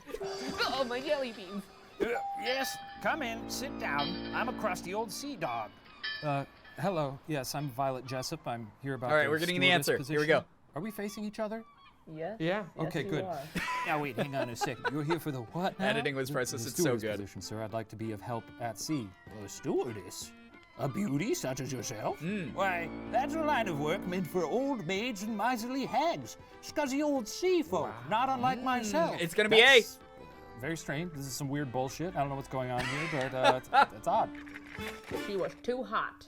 So they wanted what? Ugly people working the cruise ships? I'm sorry. Is that somehow more offensive? I don't know if he was like trying to put the moves on her, like, oh, you? You're far too. Hey, yeah. Anyone who voted A, you give yourself a point. Deck. Honor system in chat, by the way. Sorry, nobody got any history points for that one. We did. Like, don't know enough about cruise ships, We did. I guess so. Everyone who voted A. Violet and her mother put together what they called a, quote, man-frightening wardrobe, and after a couple of interviews, she found herself employed by the White Star Line. The White company Star who was Line. looking to corner the market in transatlantic travel with the launch Very of famous. 3 state-of-the-art Lumi, what's up? Good to see you cruise here. ships. Can you guess the name of these 3 ships? OG Kismet. Hello. Hi. Welcome to the stream. Wait. A lot of writing. Wait. What were the names of White Star's 3 Olympic ships? All right, chat. If you know the answer, I guess this one is just open. You can write the answer in the chat, but don't be like, I looked this up. I know this is the answer, and spoil it for other people. I just want to say, just guess names, chat. Just guess names. What are the names of the White Star's 3 Olympic ships? Bacon and pork, okay? All right. According to the internet, all you need for a man-frightening look is unnaturally colored hair. Blue hair and pronouns. Figures. Big Betty, medium Betty, small Betty. Okay, I feel like there's a theme there. I'm going to say, I like red, white, and blue. That one seems like pretty good.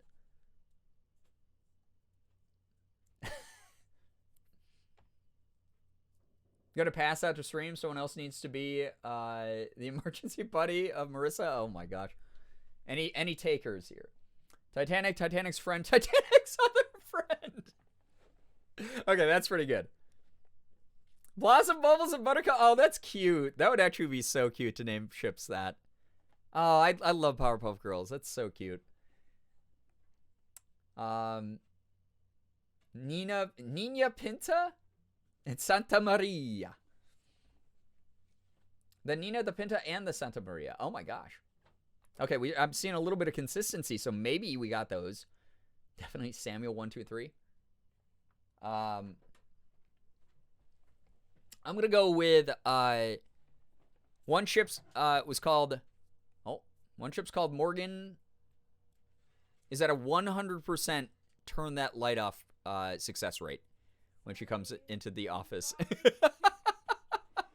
No, it's really good that you're consistent. The full ship. Oh no. Morgan, Brian, and Ethan. No, that's the worst. Titanic by Panic and Panic. Oh, that's funny. I'm gonna guess the ships were the Titanic is the first one, right? Does that count as one of the 3 Olympic ships? And then the other ones are Thunder and Lightning. And Thunder's first because you hear the thunder first, and then you see the lightning, right? Or is it the opposite way? Am I fucking high? What's the way that works? It's thunder and then lightning, right? You hear it in the distance and then you see the flash, right? Yeah. Wait, what? Because you count how far away. No, it's lightning flashes and then it's how many seconds until the thunder is how far away it is, right? Flash for Jesus Christ.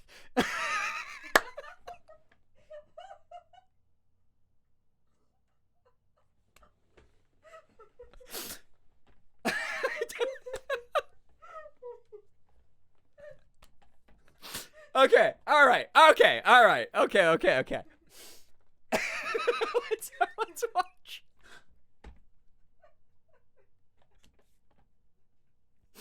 Oh my God. Chat. Can you believe I have a college degree? Oh, Jesus Christ. I used to be in charge of like a company. I used to be in I used to own a company back in the day. Oh my God, Freddie, I'm so glad. Okay, wait. Someone go to the Discord and in the stream suggestions, write down, are you smarter than a 5th grader? Because that would be a really fucking funny stream. If I tried to play a game like, are you smarter than a 5th grader? It might not be that one exactly. I might do like, who wants to be a millionaire or something like that. But if I can stream, are you smarter than a 5th grader? That would be so funny. Because if I cannot, if I am not smarter than a 5th grader on stream, then chat, you have full, not that it's going to change anything anyway, but you have full permission to roast the shit out of me during that stream. Absolutely. You don't have to listen to another opinion of mine the rest of your lives. It's really funny. Oh god, yeah, that would be some great clips for sure, Freddie. If you lose, we can no longer call this edutainment. It's disinformation-tainment is what it would be. I forget that sometimes, like, I know that about you, but there are times where I just forget that's the same person. I used to own a company, an internet marketing firm. I was a co-owner and manager of one years ago, before I became a full-time content creator. And before that, I was I worked in the corporate world, which was awful, in pre-tax government healthcare benefits, that was just a terrible sector to work in.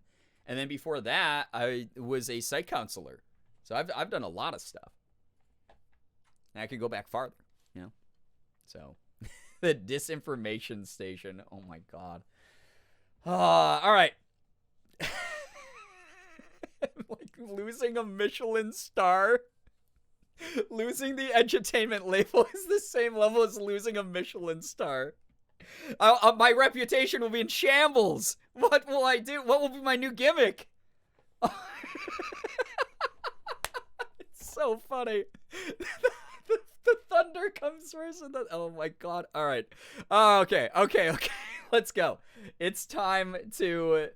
It's so stupid. Let's find out the names of these goddamn ships.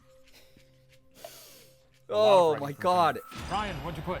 I didn't know, so I just put Bruce, Robin, and Alfred. Bruce, Robin, and Alfred. Everyone's favorite trio. Those are the names of butlers? Oh, no, that's Bruce Wayne, Robin, and then Oh, that makes sense. Alfred yes, is a butler. Just what in the hell kind of answer was that? Is this a game to you, Bergara? Spangus and Dangus ships, oh my God. I'm totally wrong, but I wanted to just... La niña, No, la Paul, pinta y la it wasn't Santa Maria. multiple choice. I'm going to give you a point for that because those are real ships. Hey! You're off to a great start. This is just so excited. This is consistent with what he's been doing. I haven't won a single damn game. You tied. And this is not an assault on you, Jenny. This guy is creating points out of thin air like he's Drew Carey on Whose Lines It Anyway. The buddy? Okay, that's true, 1 billion. I do have the buddy system. I think so. Ah, rest in peace. Well, the ships Number 2 were the entertainment streamer. Olympic, No! the Titanic, No! and I the can't! Britannic. No! I need this! Nope. Yes. I've heard of Titanic. I was thinking Titanic, but I did not It's know fine. the Chat other brings two. the But you know education. other Okay, ships, and that's worth true. a That's point, true. That's so, true. you know, I can always pat take yourself credit. on the I can back always for steal that. credit The first from the of these community. three ships, Olympic, was put to sea in 1911 Wow, to the roar okay, yeah, of some of you were thousands right. of cheering spectators. Way to go. And it was You this remember history. magnificent beast that Violet would come to know as her seaworthy home. The work days were long, usually over could've just 16 named real- hours, and the quarters were That's a good cramped. point, yes. Yet Violet truly seemed to love her experiences at sea, as it allowed her to travel and meet people from all walks of life, like her quirky-ass bunkmate, who had a strange nickname, Go by the Wall and Tickle the Bricks. What? She had a habit of like running. Wait, run that was back the for a whole second. nickname? The whole nickname. The whole nickname. Yeah, that's a long... Go by the wall and tickle Go the by bricks. the wall and tickle the brick. What? I thought that nicknames were supposed to be shorter than the, like, name you had. Or like something that, like, summarized you, like, quickly. It's like, oh, yeah, that's Nicholas. Or, like, we like to call him the boss. You know, like... That's not like a nickname you use instead of like, oh, this is Sally, aka Go by the Wall and Tickle the Bricks. Yeah, Brick Tickler was right there. Exactly. Doing what to the bricks? What a horrible nickname. Yeah. Absolutely. What the hell? This is the name of a... like an Amazon published author's like chapter 4. Go by the wall and tickle the bricks. Did the bricks want to be tickled? Was bricks slang for something else back then? This face right here is how I feel inside about this nickname. I'm the tickle brick. Is it a Fall Out Boy song?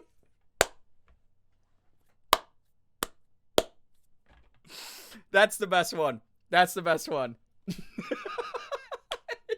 Go by the wall and tickle the bricks. Yeah, this was actually from an unreleased Under the Cork Tree track. Oh my God, that's so funny. All right, Let's get. Okay, I want to know more about this. I mean, at that point, you just call her that's so like funny. the tickler or the brick tickler. Yeah, okay. Try saying Professor after I've knows. been, hey, go by the wall and tickle the bricks. Come over here and look at this. Yeah. Come out into the living room. Go by the wall and tickle the bricks. Very good applause moment for the Fallout Boy joke. 1 billion, you won tonight's stream. As everyone knows, every stream is a competition, and you are the winner. I hope the joy of winning and the prize that you've won are things that will change your life forever. Her actual name is Faye, so she decided on a massive nickname to compensate for her short name. I love that, if that's actually true. Mom says it was slang, actually. Apparently, tickle the bricks just means you get things going. But that's not a nickname. That's huge. That's like a whole other name. That's like... I like to thank myself for having a great sense of humor. That's a beautiful acceptance speech. Anyway, moving on. I had done because in this one she had to deal with a lot more Americans than usual. Thought it was a euphemism. Find that experience. A, she found Americans surprisingly appreciative. B, she found Americans surprisingly rude. C, she was thrown overboard by William Howard Taft. Okay, wait, another poll. Here we go. Yeah, a brick tickler, I guess, is a go-getter. It's like, oh, man, I can't wait to get out there and just tickle the bricks. What the fuck does that mean? I need to know. All right. Murica is the question. You got A, she found them surprisingly appreciative. B, she found them surprisingly rude. Or C, she was thrown overboard by William Howard Taft. You have 1 minute to vote on the answer. Again, please don't spoil it for anyone, but if you do know the answer, feel free to just vote and then not tell everyone that you know what it is already. Otherwise, feel free to discuss. I'm going to say everyone knows Americans are rude, but if it's her first time interacting with them, maybe she wasn't ready, so she was surprised by that, because we really are kind of some of the shittiest people. I know nothing about history, but I want it to be C. I mean, J Stitches, from a comedic standpoint, that would be the best one, for sure. Cockney rhyming slang gave no fucks about if the slang word was longer than the word being replaced. Oh, it's Cockney? Oh. That's the one that's like every Guy Ritchie movie, right? Because they have like the Cockney accent. These Americans are so rude, they won't let me tickle bricks. Were Americans ever appreciative? I mean, we were kind of founded on like not liking where we were. Voted B because Americans are rude. Yeah. Good, Super Sleepy Cutie, get some good rest. Thank you so much for vibing. I'm so glad that you enjoyed the laughs here. Thank you for contributing to them as well. Thank you. As an American B, yeah. Other cultures often find other cultures rude, even just from miscommunicating. Yeah, which we are so bad about that. I go on that rant all the time. You can ask anyone. But the thing that pisses me off the most is the weird American mindset that is like really popular here of the, well, you're in America, learn to speak American. First off, American isn't a fucking language. It's a dialect of English, you actual shoe. Second of all, like, what do you mean? That person knows like English like halfway and their native tongue. That is more than you most likely know, American person. Because you only know English. So what are you talking about, you know? It's really annoying. Yeah, Americans will go to other countries and pull that. Yeah, like, is there someone here who speaks English I can speak to? No, you're in a fucking foreign country, dude. Learn to speak their language, dummy.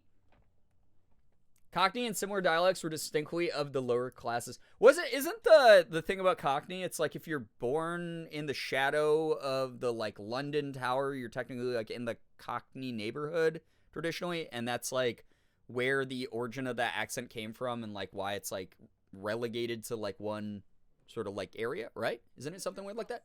Huh? It's how far you can hear the church bells is what Morgan's telling me. Oh, okay. A lady from Cockney actually told Morgan that. Okay. So, no Google search necessary. It was a specific region of London, yeah. It was a church. Yeah, okay. So, yeah, that corroborates with Morgan's story. So, Yeah, interesting. I love when people tell people to speak English, like, you're in America, speak American, and the country doesn't even have a national language. Right, literally a country formed on immigrants. Like, yes, the most people speak English here, but, like, also, like, we are a melting pot of different cultures. Like, I don't know, maybe it would be way smarter for us to, like, at least learn Spanish, because, like, it rivals the number of speakers, like, you know, here in America. Like, in America, there are almost as many Spanish-speaking, or there are just as many Spanish-speaking people as there are English-speaking people. Why not, like, pick up a couple words so that, like, you can make those people feel comfortable as well? You know, they're doing the effort to try to learn English. Wouldn't that make it just easier for both of us so our brains don't explode? I don't know. That's the way that I see. No presidents got stuck in tubs. Oh, are you talking about the Taft one? Yeah, that was a myth. Mainly just like a really unsavory kind of fat joke about him, which is kind of rude. The Great American Melting Pot. Yeah, I mean, that's what we're supposed to be. Yeah, and then we occupied territory 100% Phoenix. So, honestly, all of us should be learning indigenous languages. But I doubt that will ever happen, sadly. Schoolhouse Rock triggered my brain. I do love Schoolhouse Rock. Learning other languages is fun as hell. I agree! I like that. Anyway. Let's go. Right, that's next level. Ryan? I'm going to go with the opposite of what I think actually happened. Americans are nice and lovely. Oh, Corey, that's so nice. Okay. Jenny? That's really, really nice. And that's the difference words can have. Well, that's the find power. out what happened. Oh, that was a fast one. All right, I'm sticking to B. I think it's B. Better. I think it's B. Can I help you with anything, man? I love your fashionable 20th century American clothing and that you're not a reused puppet from another episode. Oh, thank you. Yes. Oh, fuck. Hang on, my computer screensaver went on.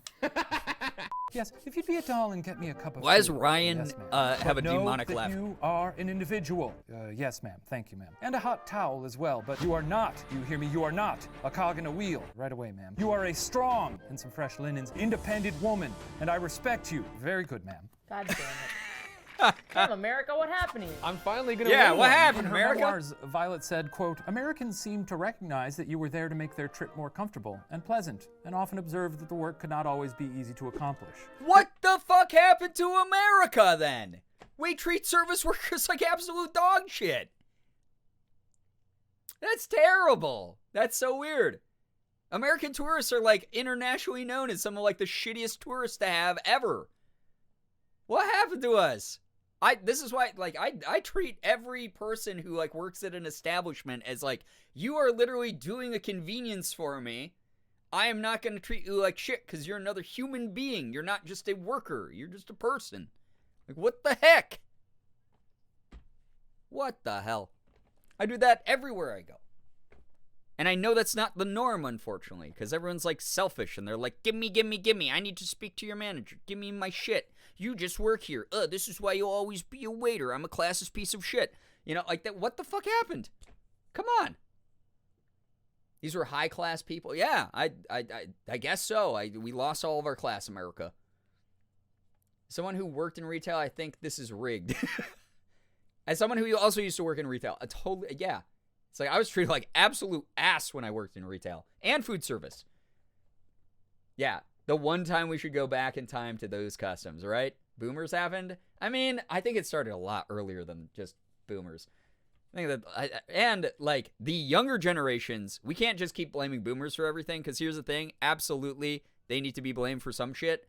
But also, here's my big thought. A lot of us are adults from, like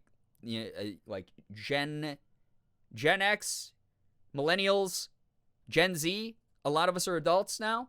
We have to break the cycle. Stop being shitty to service people. They don't get paid enough to care about your shit. And those jobs are hard as fuck. You know? That's how I look at it. They're starting to die out too. Can't blame them forever. Wah wah. Oh boy. All right. That customer comes in all the time and has told me that I am a godsend since he can't speak a lot of English. Makes me so glad I can remember enough of my high school Spanish to mostly get by. Yeah, and that's the other thing too, like, right? Like, people are always so quick to be like, oh yeah, this, that person from like Asia came up and they were like using like broken English and they were like, I need bathroom, and people are like so fucking rude and racist and fucked up about that shit. But then like, if you were trying to speak to them, you sound like a 3-year-old. I guarantee. It doesn't matter if, I took French through college. I took French through college, and when I went to France, they were like, oh, it's so funny to hear you speak French because you sound like our 3rd graders. And I'm like, I mean, that's fine. That's understandable. Like, I think I sound like all eloquent, like I could be in like a French foreign film, but meanwhile, I'm like, where is bathroom to them? Bathroom over there? Thank you. Communication is just good to know. That's just the French. Okay. Maybe a bad example, but still. We don't teach etiquette anymore. That is actually something. And I understand like the classist tradition of etiquette in some institutions, but I think that like just basic manners do need to be taught in some level of like, hey, just because you're not getting your way, don't scream at the person whose job it is to bring you your food, because one of these days they're just going to put a bunch of hot needles into your dish and hopefully you won't be alive long enough to push a lawsuit. Like, just don't be shitty to people. That's it.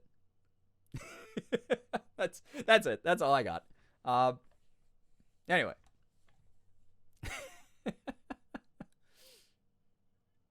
Like that one Ryan Reynolds movie, right? Waiting? Is that what you're talking about? Is that, yeah, where they literally like, oh, this is a douchey customer. Rub your balls on the food. Because when I worked in the service industry, like that, or after I had worked in the service industry, and I had friends who worked in the service industry, we would watch that movie, and we would be like, holy shit, this unfortunately has so many accuracies to like working in the service industry. And I know from working in a kitchen, and obviously this is a giant fucking health code violation, and this isn't okay either, but there are some people who just hit their breaking point and are like, I do not give a flying fuck anymore. This customer is a giant piece of shit. The customer is not always right. I'm just going to spit in their fucking food. And they're going to eat my spit, and I'm going to go home, and I'm going to feel like vindicated for doing that. That shit happens in kitchens all the time. Do not be a dick to the people who make your shit. Because they are human beings. And that's kind of it. Yeah, exactly, Phoenix. We had a creeper coworker once who ordered a 6-shot decaf frappuccino from his main victim. She made it 6-shot blonde, most caffeine. Oh my god. So I hope that dude, his heart exploded. But yeah, it's just so easy to treat other human beings with respect. And even, you don't have to be their best friend. You just have to get the shit that you're going to the store for and be, amicable enough that you don't piss them off, they don't piss you off, and you both go about your day. The end. It's really very easy. Very weird. I don't know what the fuck happened to us. Anyway, that's a long rant. That's my boomer rant. This is why we have the boomer tag on the stream. So. We're like kind of, demanding, but chill. But I feel like so many people nowadays. Yeah. No, I'm with her. Shit, I'm with her. We're all not painted with one brush, Times have changed. There's shades of gray to every person. Of course. This was before America became back-to-back World War champs. That's true. We probably got real cocky and shitty after that. That's right. The Olympic was outfitted with state-of-the-art safety measures. It had 15 bulkheads, each sealed off by watertight doors. It's that which basic meant if part of the hull took any damage, it could be isolated to prevent the vessel from sinking. Unsinkable, you could call these Olympian ships. People who lack empathy for what it's so hard for them to understand that if you are mean to someone, it makes that person less likely to want to do the things that you are asking for. That seems like probably most of us basic math. That's easy. Nice, plus service person equals service.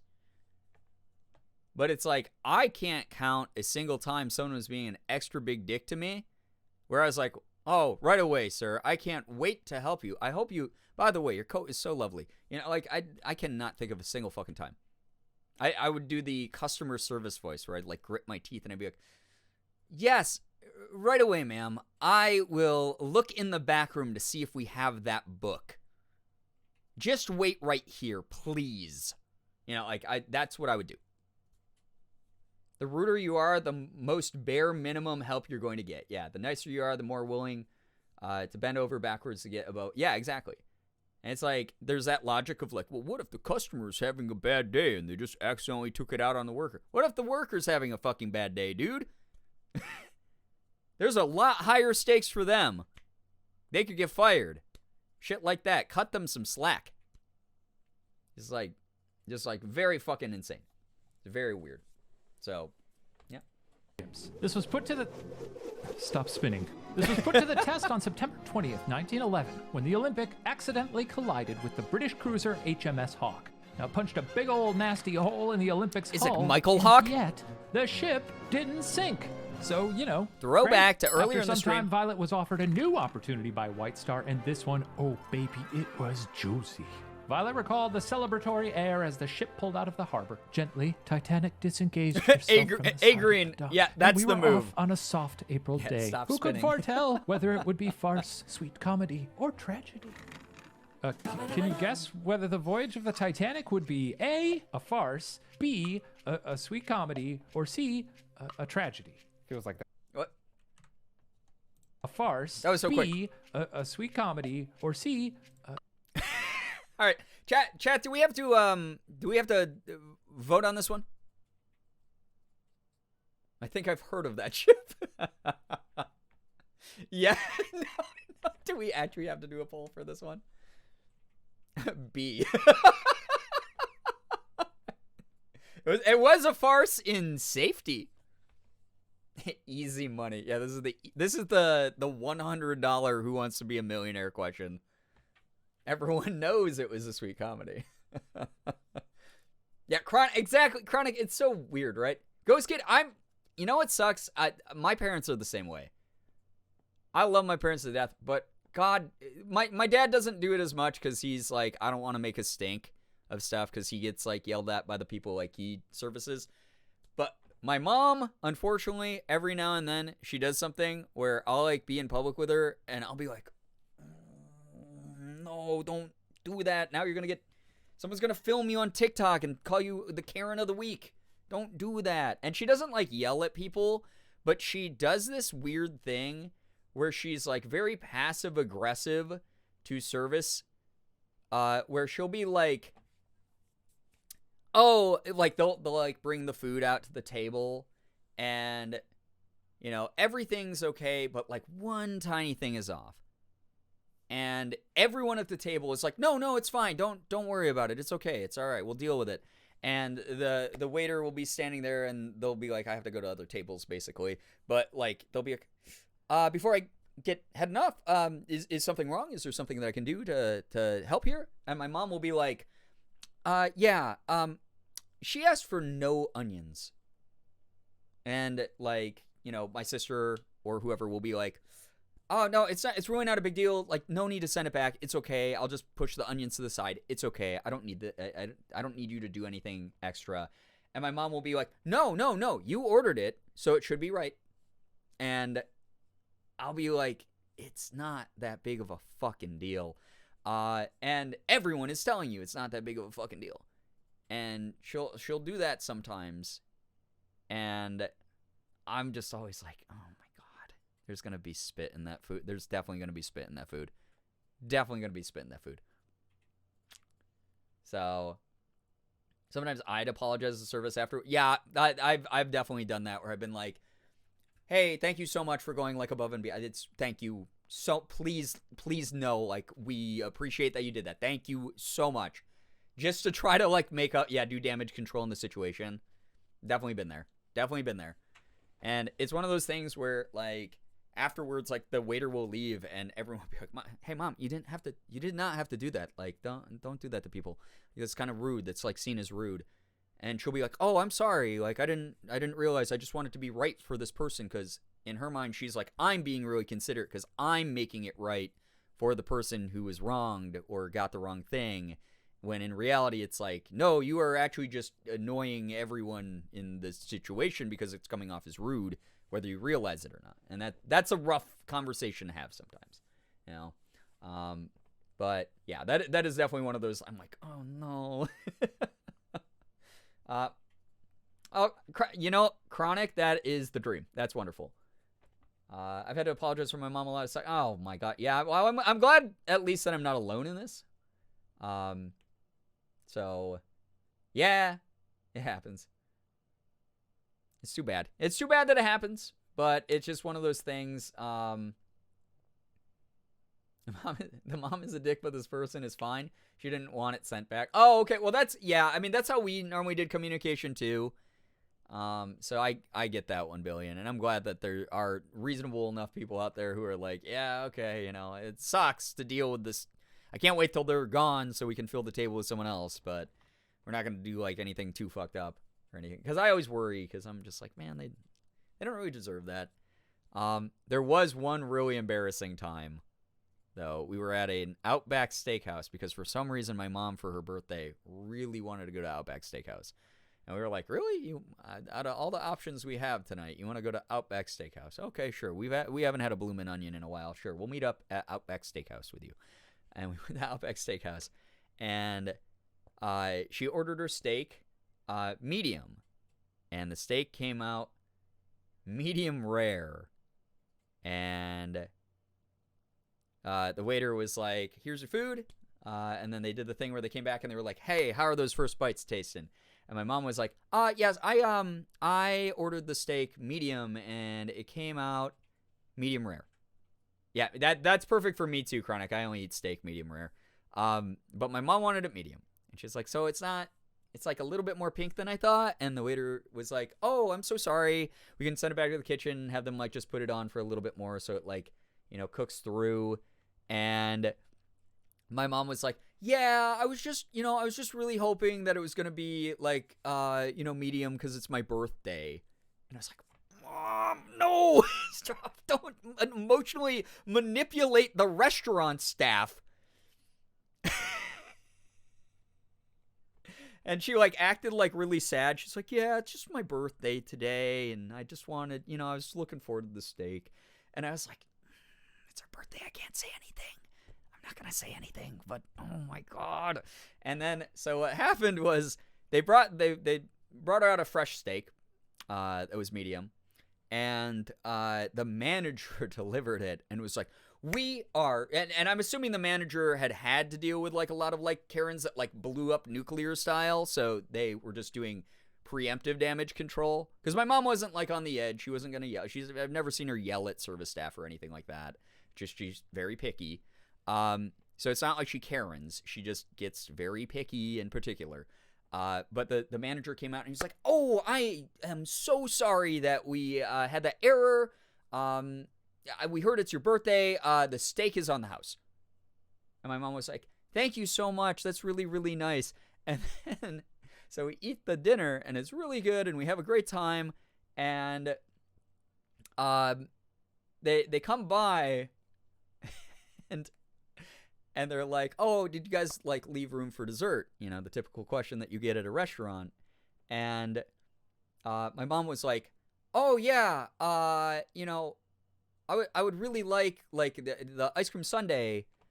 But there was that like steak issue earlier. Like basically, she didn't say it quite like that. She didn't say it that bluntly or that rudely, but she did this like passive, subtle thing where she like brought up the steak again, and they were like, oh, yeah, so sorry about that again. And this was the manager back over there again. And he was just like, you know what? We'll just write off the steak and the dessert then. And you can get like a free dessert too.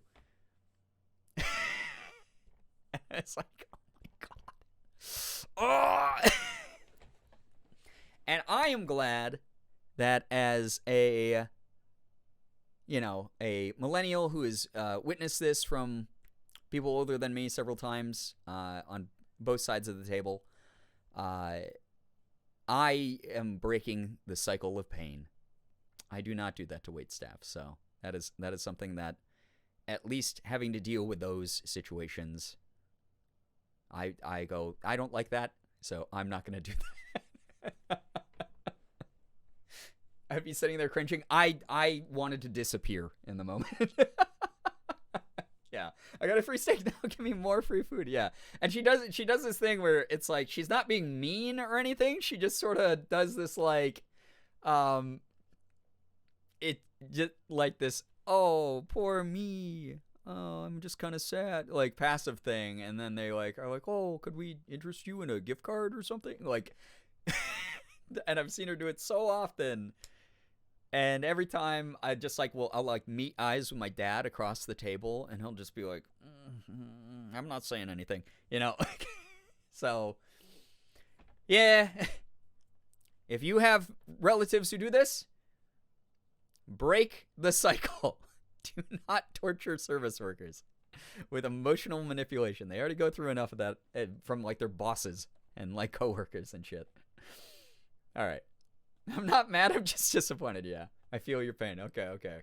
I'm not alone. We stand together. Okay. So we all said B for this upcoming one. It was a sweet comedy. Obviously, the Titanic, sweet comedy, full of laughter. A tragedy. Who couldn't remember? Like that's kind of more like a personality test than the hilarious grim thing that happened. That was hilarious. I'm gonna guess you're both going tragedy on that, so I'll give you a couple points. Yeah, Agreed. I'm the same way. Yeah, I'm just like, no, it's okay. It's not exactly what I wanted, but I'll sinks like a take rock, it. baby. Well, that's true. On that fateful night of April 14th, 1912, Violet What had the heck? settled into... Beans! God, I rewatching Scott Pilgrim last night and seeing that scene where she's like on the bed. So good. By the way, while I was watching it, I was like, I should do a Knives Chow cosplay at some point. Would that be fun?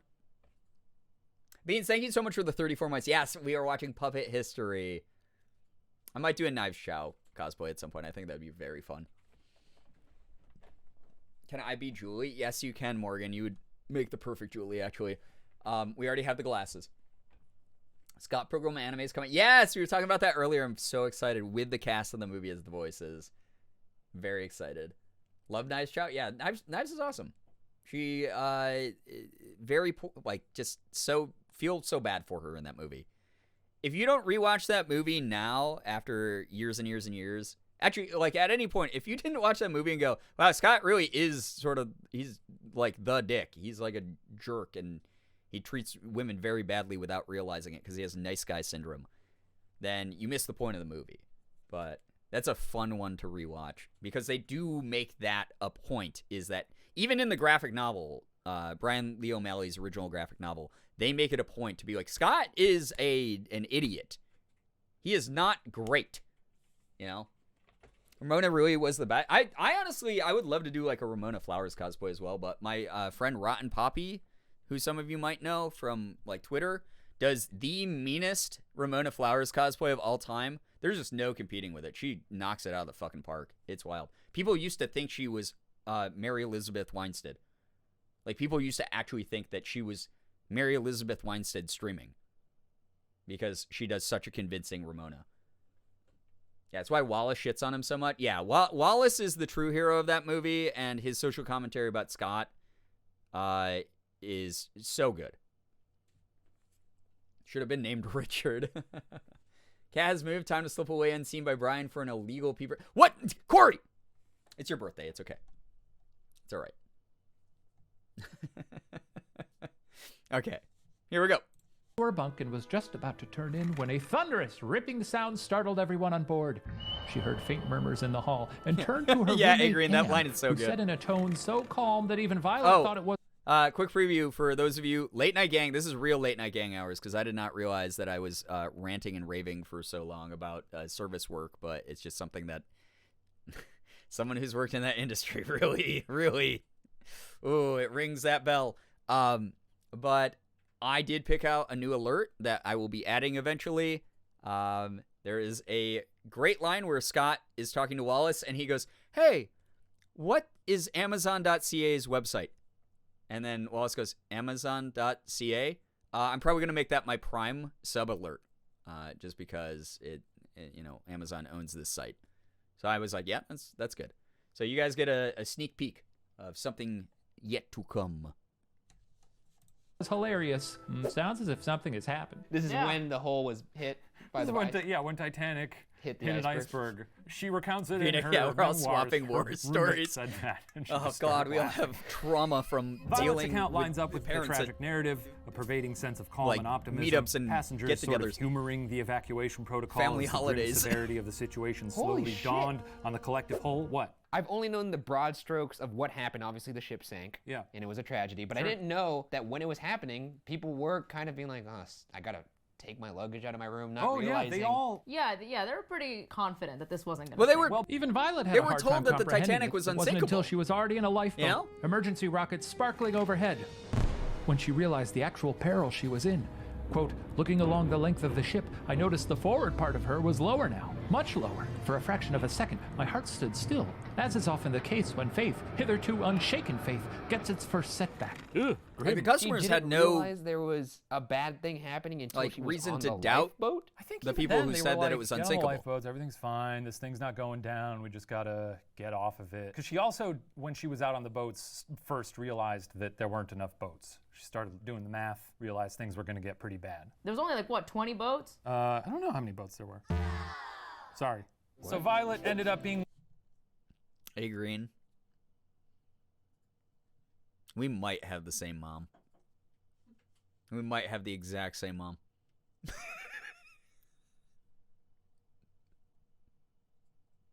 Hey, we were thinking of going to Olive Garden for your birthday.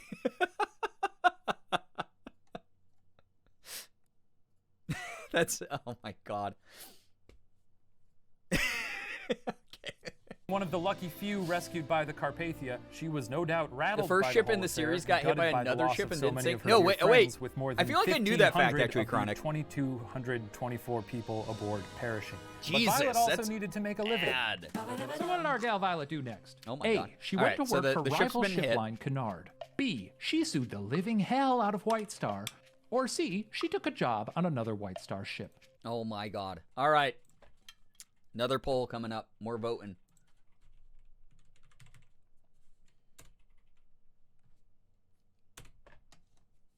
Okay.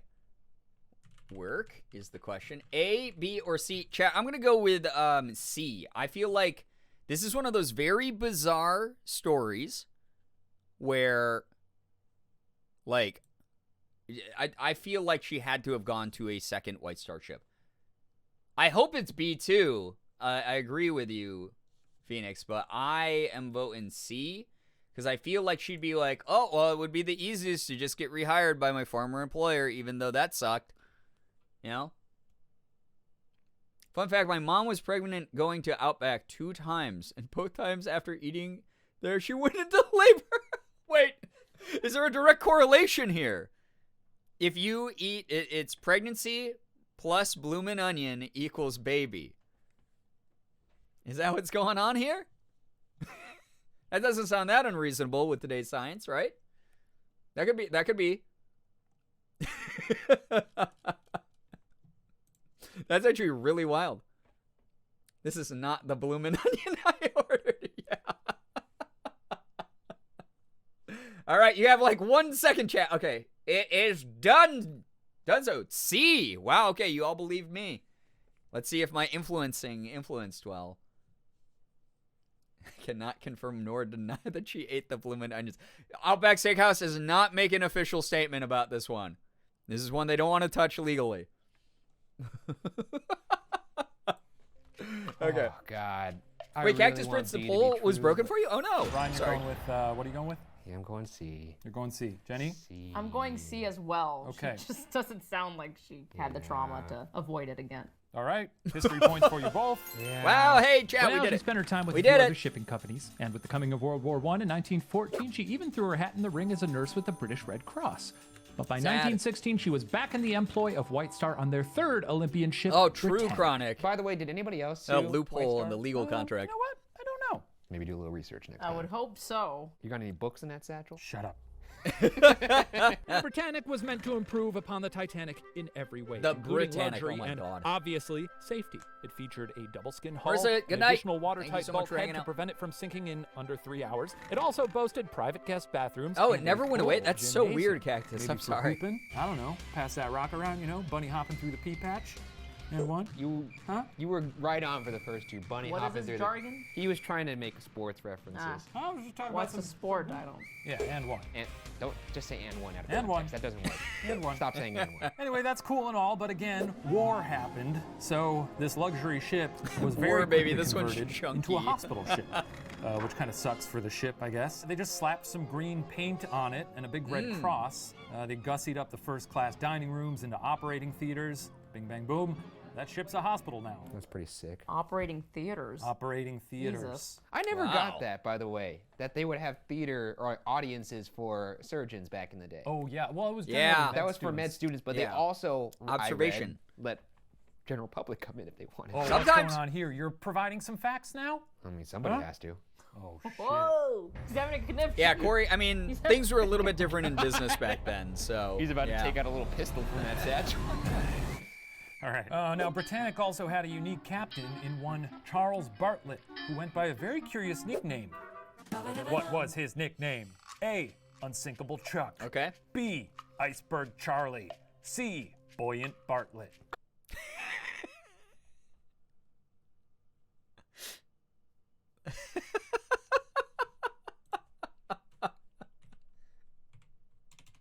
All right, I'm making a poll. I know my answer. Oh, good. All right. Captain?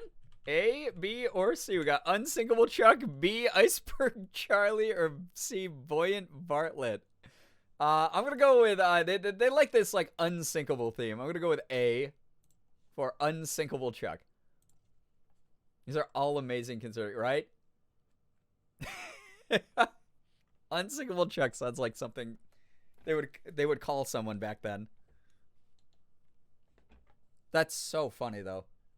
If it's not A, it will be so disappointed. I will be happy actually, I think, with any of these because they're all so ridiculous. They're all really weird. Buoyant Bartlett, Iceberg Charlie, fantastic. All right, you got like, I don't know, a few seconds probably. It's coming along here. West Wing. I've actually never seen that show, Maggie, which is surprising because I've heard that it's iconic. Something you would call Chuck Bass, and I'm Chuck Bass. A lot of C believers. A lot of C for the guy whose job's on the sea. But it looks like A has won out, so we'll see C's if you are right. And then if there's a curveball and it's B, then B, because you were the least voted for, you get to like extra hard, like smack yourself on the back. So here we go. Oh, those are all fucking good. Okay, Ryan, what'd you put? I put Iceberg Charlie. You put Iceberg Charlie. Okay. That's Jen? fair. I put unsinkable. Yes, Chuck. our girl Unsinkable Jen. Chuck. It was Iceberg Charlie. What? Point for B. Ryan. gonna win one B today, people. guys. I Maybe. can Yeah, feel the it. B I can feel it in my leavers. bones. Yeah, he was known for his You won. ability to steer around icebergs. So, Wow. You think that was the only question they asked? Yeah. Perspective. Can Captains. you move around an iceberg? Yeah. You got You're it. hired. On the quiet Sunday morning of November 21st, Not the bee 1916, the Britannic was making Sorry, its way disappointed. through a channel in the I don't know, Mediterranean. Iceberg Charlie's One of her pretty fellow good. nurses was a bit under the weather, so Violet, ever the pal, was fixing her up some breakfast in the ship's That's saloon. nice of Violet. What happened next? Oh my God, A, so many Violet's polls here. eggs gave her severe food poisoning. Ugh. Oh no. B, Not Iceberg Violet's Charlie eggs. began choking on a piece of ham gristle. Or C, the ship struck a German mine. What in the fucking hell is going on in White Star Line's ship curse? Like, what? I don't know why, but Iceberg Charlie sounds so good. That would be a great SoundCloud musician name. So, there you go. Free branding for you, chat. All right. What happened is the question. A, B, or C? Were Violet's eggs not very good? Violet, you got to make better eggs. You got to lay better eggs. Did Iceberg Charlie, was he felled by a piece of ham grizzle? Icebergs couldn't take him down, but ham grizzle did. Or was it C, the ship struck a German mine? This one's kind of weird. I think that the war was happening, so I'm going to go with the mine, but I kind of hope it is A or B. I want it to be A or B really badly. Because that's ridiculous. It would just be so funny if Violet, like, accidentally prepared the eggs wrong, and then her... like, she just had, like, diarrhea. It's like, Violet didn't cook her eggs right, and then she just had diarrhea. You've heard of Vanilla Ice. Now get ready for Iceberg Charlie. Oh, man. I'd watch that act. Who would Iceberg Charlie open for? Like, what musician could even, like the Billie Eilish tour? Like, who's bringing out Iceberg? There's so many random mines from the World Wars that were just there for decades after it. Yeah, there's that, and like then this is during like the height of the war. There's probably like a bajillion, you know? DJ Nighttime Dan. Oh my God, and Iceberg Charlie. Oh my God, I hope those tickets are like $300. They have to charge premium for it. Okay, we got a lot of C-havers here. No one voted A at all. No one wants Violet to have diarrhea? Interesting with this chat and your obsession with fecal matter. The irony of the Titanic is that if it had hit the iceberg dead, yeah, it wouldn't have sunk because they're designed to plow through stuff. That was the whole point of the scope of those ships, the size of those ships. The weight of those ships should have plowed through like melted butter because they have those like really like pointy fronts that are supposed to do that. They're ergonomically designed to do that or engineered to do that. Like, what the hell? But they tried to avoid it, and then they fucked themselves. You know? We matured from poo talk. Very unlikely. Oh, my God. Iceberg Charlie should have been Charlie Moist Critical's rap name. Oh, my God. I love that. Right. Love that. We're a piss chat? Sounds like a shit show. Ryan, what'd you go Halloween, I feel like you haven't been around Jenny, what you got? long I'm gonna enough go to with see B, a different kind of shit the show. true She's like trying to nature help her like sick of the friend, deep and then allure all of of a this sudden this community. dude's choking on a piece of ham, whatever. Oh my God! If he dies, Like, she's like an angel of death almost everywhere she goes. That'd be spooky. The air of morning cheer was brought to a thundering I feel like that's halt what's with a going to dull, happen anyway, deafening though. roar. As the ship shuddered beneath their feet, Violet recalls that, quote, men dropped what they were doing and jumped over presses with agility of deer. In seconds, not a soul was to be seen, and not a sound had been uttered. It was a German mine. Oh well. German Why didn't mine! she work on another ship? I would not Except hire all this woman bodily under any fluids. circumstance. She's, Any ship she gets on is a death trap now. A harbinger do of not get on a doom. boat with her. So Yeah. this whole commotion contrasted What do you starkly mean to her now? experience on the Titanic when everyone sleepily packed True. up odds and ends and Very shuffled true. to the deck unhurried. But despite the frenzy, Violet felt little fear this time around because she knew the drill. Someone's cocky. This ain't my first boat sinking. Yeah. First, she checked on the sick nurse she'd been preparing breakfast for. Aw. That's very sweet of her. But she was already up and out, so great. Then she grabbed a clock, a prayer book, and a toothbrush. Since essentials. She remembered desperately searching for one when she'd been rescued by the Carpathia. Tweeting out, about to sink. Whoa. What's See you bros later. That's exactly what would happen today. Yeah, what the heck, Oh, Chronic, shit, right? sinking, That's so bros. wild. This may be it. TTYL. Once out on deck, Violet made her way to a lifeboat, and then, looking overboard, saw something that really threw her for a loop. What did she see? Oh my A, God. the ship's propellers chopping up people Oh! in lifeboats like a Vitamix. Yeah, what the B, fuck? Iceberg Charlie beating a Mediterranean Boats tiger sucked. shark Have with they a gotten any lifeboat better? oar. Or C, a genie. Okay, so here's the thing, right? These were like ye old cruise ships, right? What was it, like 5-6 years ago that one of the Carnival cruises had like norovirus on it? And people were like, they got like stuck in the middle of the ocean, and then like everyone was like stuck in the middle of the ocean. They were running out of food, and like everyone was just shitting and pissing and like barfing everywhere because the norovirus was like in these confined quarters and just passing between people unlimited. And it was just like the whole ship, like all the people who got off of it when they got rescued were like, yeah, we were there like in our own shit and vomit for like 4 days, and it just smelled like shit and vomit. It was like a Carnival cruise like 6 years ago. So I don't think they got that much better, if I'm going to be honest. So have you seen old ship propellers terrifying? In the Titanic movie, they have people like who die by that. So if C is true and the ship sunk anyway, then either the genie sucked or it's just evil. True. Everyone just reinfecting everyone. Yep. Yeah. Okay. So I'm glad that I didn't just make up that horror scenario in my brain. All right. Violet eyes. Violet sees. There we go. Violet sees A, B, or C. I'm gonna go with. I'm gonna go with A. I'm gonna go with A because I feel like that's horrible and would stick in my mind forever as trauma. You know? So. I don't care if I'm right or not. I want it to be C, so I'm voting. I mean, maybe. Here's the thing is maybe she was just so panicked and overwhelmed she thought she saw a genie. So that could be right, actually, as silly of an answer as that is, right? I just learned something very interesting about White Star. I'll hold on to this info for now just in case it comes up later. Ooh, yeah, I can't wait to learn it, honestly. So, yeah, that would be very, very interesting to learn later.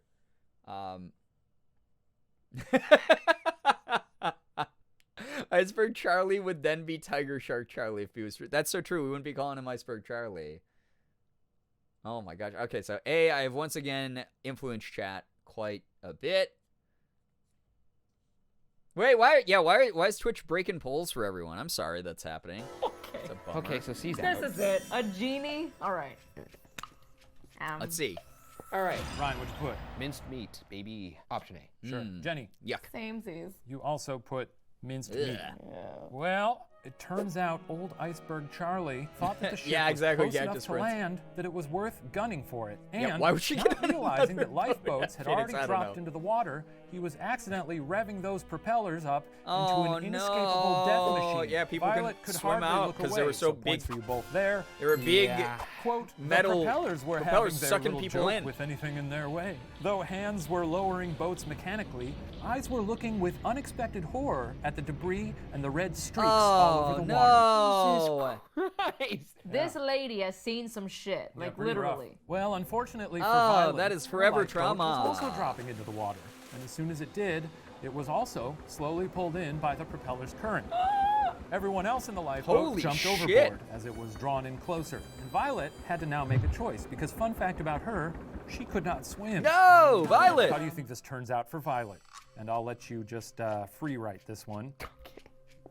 Yeah, A green. Ooh, I Like hear a lot of that. writing. That man is not great. Okay, so this is a open-ended question. So how did it turn out for Violet? Did she die saved by the genie? Why would you be on 3 boats and not learn how to swim? That's a great question, Cactus Prince. Why would you choose your occupation to be over water that you can't touch the bottom of? Guessing Violet survived. I'm guessing she survived too just based on the title of the video. I feel like the propeller stopped at the last second, or maybe a bunch of the people who were swimming all kick together and pull the lifeboat to safety out of the current of the propellers. So, yeah, there's a lot going on here. Violet got food poisoning. Yeah, that's when her food poisoning kicked in, and that's when she started having diarrhea. She was like, well, I'm about to die. I might as well die comfortable. Here's all the I'm getting this out of me now. So then that way I'm not a red and brown streak when I die, you know. So Charlie turned off the boat. I'm guessing Charlie turned off the boat. Grabbed onto the propeller, stopped it with her immense strength. You know, that one could be as well. I'm going to put that up there with the likelihood of genie, which is probably really likely. So Ghost Kid, I hope. I can't wait for everyone else to join me. Oh my gosh. All right, here we go. If she dies, I see a lot of writing with I don't think she functioning dies. eyes. Because she's the luckiest All woman. right, Ryan, what do you got? I think she stayed on the boat. Sure. And she beat her chest and hummed like Matthew McConaughey. In Wolf of Wall Street? Like Wolf of Wall Street. She Okay. went. Wow. Because she's a psychopath at this Guys, point. Sure. By the way, Wolf of Wall Street is now 10 years old. When did that happen? Like, people use, like, those memes all the time still. How did Wolf of Wall Street get 10 years old? When did that happen? What the fuck? Like, why is that? That's literally how I opened my... Why are you guys crying? Okay, I can see who actually watched my 10-year anniversary YouTube video. The one that I uploaded on my main channel, where in the opening I was like, my channel is officially as old as The Wolf of Wall Street has been a movie. It is 10 years old, though. Isn't that weird? It doesn't feel... didn't that, like, just come out? I thought there was, like, a... Like, Stock Bros still, like, quoted that movie all the time. Isn't that, like, a thing? I don't know. Even if we knew it, you don't have to keep saying it. Very odd. Sure. Jenny, what do you got? I think she just jumped into the ocean and doggy paddles her way out of this. Okay. Well, let's kind of see smart. how this panned out. I am mortified. Whoa. Oh, lady, you gotta watch out. I'm no joke. Why must you do the things that you do? Don't blame me. Blame Iceberg Charlie. I will. F you, Iceberg Charlie. Splash. Zoink. A thump, thump, thump. Oh, no. I have prevailed. What? Wait, what? What? Wait, what just happened? What was the thump, She thump, went thump noise? under the propeller Huh? and somehow... The physics of that Stop situation don't making make me sense. aware of time. Explain. I'm sorry, I Poor have to old be Violet aware of had it. no Now choice you have but to jump into the sea, and for what must have felt like an eternity, she was tossed around in the disorienting torrent, but miraculously, somehow survived. How? I'm gonna give a point to Jenny for that because she called her jumping in. She said, quote, "I felt myself rising and my head come into violent contact with something solid. Ouch. Happily, on that part where my plentiful hair was thickest, my brain shook like a solid body in a bottle of liquid." What did she hit? She has no idea. She may have grazed the propeller? Huh? So she fell into the current that was sucking her towards this giant, scary ship propeller that was like dicing up people and smushing them and shit. And she smacked her head off of like the side of it. I'm guessing it wasn't the edge. I'm guessing it was like the flat part. And she just was, just the bonk, yep. And she just bonked it. And it was like, ouch, good thing I have big hair. And then was just like swirling around in the drink for a little bit until she popped back out fine. Bruh. Yeah, that is a bruh moment. Rasputin over here, right? The ocean god chose her. Yeah, she's immortal. She's actually still alive. That's why. Thank you. Thank you. Yeah. Wow, goddess of death, maintaining her story for the mortals. That's wild. Yeah, big hair, don't care for sure. Like what why?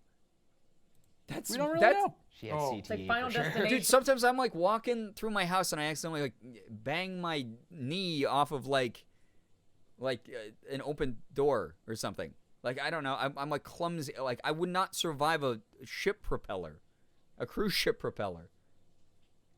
The bigger the hair, the closer to God. Yeah, even the professor's like, yeah, no one knows how this actually happened. Swimming in the Oh, don't say that, Patrick Oracle. No, not that. Hopefully by that point it was all like sloshed away from the. Don't call it soup. No. We were talking about cannibals earlier, so maybe, I don't know, maybe there's a connection. And over again for her. Yeah, she's really nailing it. Once she finally surfaced, she opened her eyes to a bloody sea of what she just got a described haircut. as human Oh, Freddie, flotsam. don't go on any ships. That sounds disgusting. Yeah. That's a So shark's fucking buffet right there. The So then meat she sad closed face, her yeah, eyes. right? And Now when she you closes close her your eyes, eyes, she could She's actually. like, ew, She look didn't at like these it. bodies. And now she's actually swimming in it. She would soon be scooped up by a So rescue she was boat and in the given a meat. cup of hot cocoa that she drank while sitting next to a surprisingly cheery man whose arm was hanging off by a piece of skin. It would be revealed that the yeah, she Britannic did choose crossed paths swimming, with a Phoenix. floating mine laid by a German U-boat, which damaged the hull to such a degree that the ship sank in 55 minutes flat. Holy That's shit. even faster than the Titanic. Yeah. But even so, due to less hazardous weather conditions and increased safety precautions, only 30 people lost their lives in the Wow, incident. Only and 30. a lot of them White were Star is stock at this point. They're not doing great. mushed, Business ain't booming. Oh my or God. it was in that moment. scooped out of the To soup. bring this story to a close. Oh my One God. last question. All right. Definition of built, After they all were in this bad luck, 100%. how do you think things turned out for Violet in the end? A. She was killed in a roller coaster collapse on Coney Island. B. She was bitten by a rattlesnake while picnicking in Argentina. Or C. She lived well into her 80s and died a peaceful death. Perfectly timed bonk. Thank you, Slade. Yeah, don't take a White Star shirt. Is White Star even around? Like, is that like a real? Is that still a real company? I know nothing about cruise ships now. I mean, I know like Norwegian, Carnival, and like Disney cruises. Or is Disney Cruise still around? They have the Warped Tour cruise now too. Is that still a thing? I don't know. I'm old. I don't really have a desire to go onto a ship that like I can't get off with like a bunch of people that I don't like. I went on a cruise when I was a kid, and another kid tried to drown me in the pool. So I don't really want to go on cruises that much. All right. End? Question mark. A, B, or C? I hope it's C because, like, what a fucking insane life to live. What's a modern version of White Star ships? Yeah, like, seriously, though. The other two would be insane. I feel, but, like, she lives such a weird life. Like, I'm hoping for C for her, so I'm voting for that. But if it's one of the other ones, like, if she was killed in a disaster of a roller coaster collapse on Coney Island after surviving 2 unsinkable ships, unreal. If she was bitten by a rattlesnake while just vibing on vacation in Argentina, unreal. Weird turn of luck. It would be like a Final Destination movie where, like, death finally caught her, right? Like, that is really, really wild, right? Corey, that has to do with the interesting info? Oh, okay, I can't wait. Well, this is the last question. This is actually the last question is what the professor said. So if you would like to share the fact in chat now, you know. So, yeah, Phoenix, I do not blame you for avoiding ships. Coney Island coasters tended to catch fire, not collapse. Interesting. It's so wild. All the facts that you guys in chat know about stuff, it's so cool. I love learning this stuff. Dude, after all that trauma, she deserves to just die, you know, peacefully in her sleep. We got a lot of C voters. We'll go with C. She had enough adventures. This sounds like the writing of an old woman laying in bed. Just the fact that right, this woman, Chronic? the I feel the Titanic same was way. a subplot in her life. Pretty interesting life. Jenny, what do you got? I also chose C. You've also got 1 billion. C. I didn't know that. Or Okay, wait. Before we find out Violet's fate, this is a great fact. Did you know the last of the Titanic survivors were gone in 2009? So, but we had into the 21st century survivors of the Titanic. That is really, really wild to think about. Because we think of these events so long ago, you know, people like it's so long ago. The ship that saved the passengers of the Titanic was the Carpathian, owned by Cunard, who then later took over White Star. Oh my gosh, wild. So Cunard, that was mentioned earlier, yeah, wild. And Cunard still is around to this day. Wild. Whoa, that is actually really, really wild. So White Star lives on through them, essentially. Even if they're not called White Star anymore. Cool. Very cool fact. Unsinkable, as she was occasionally called, continued in the employ of White Star and various other lines for many years to follow. And She lived still until worked the for them. Old age of 83. That's nuts. Dude, okay, here's the thing. If I'm on, it does not matter how much they're offering to pay me. If they're like, you survived 2 of our ship sinking. Don't worry, the 3rd and the 4th and the 5th, they won't sink. Don't worry.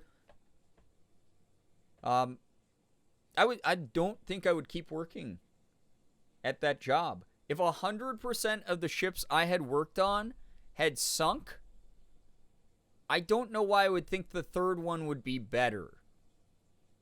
You know?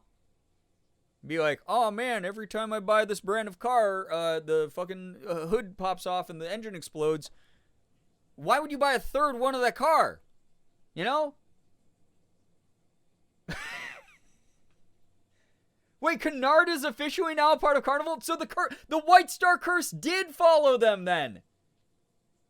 Oh my god. Oh my god. Beans, please take care. I'm so glad to hear that the energy from the community helped you out. Get some wonderful rest. Thank you so much for dropping by. She had a beautiful ending. She did. So what I was just talking about with the Carnival cruise ships having all their legal issues and having the big issue where they had norovirus and a bunch of passengers just like shit and barfed all over themselves for 4 days in like open water. Wow, wild. Hopefully she learned to swim. Yeah, I would be like, I need a 200% raise in base pay and benefits and like way more. Like what the heck? Yeah. Yeah, exactly, Phoenix. It's so wild that you like just kept going back. The White Star Curse continued. Trying to see if Kennard had any ship issues between those times, but haven't found anything just yet. Yeah, I mean that Carnival cruise that like got in the news, because I think there were multiple ships that happened to too. There was something. I know that Carnival also got sued, like a lot, or at least someone threatened to sue them a lot for some of those incidents. So like. Maybe not a great track record there. Luck of some people. That's wild. I would encourage everyone to read her book because she's a great writer. Oh! She wrote a whole memoir of her life. Dude. There's a lot of details in there we didn't even cover. She had like a torrid love affair on one of the boats.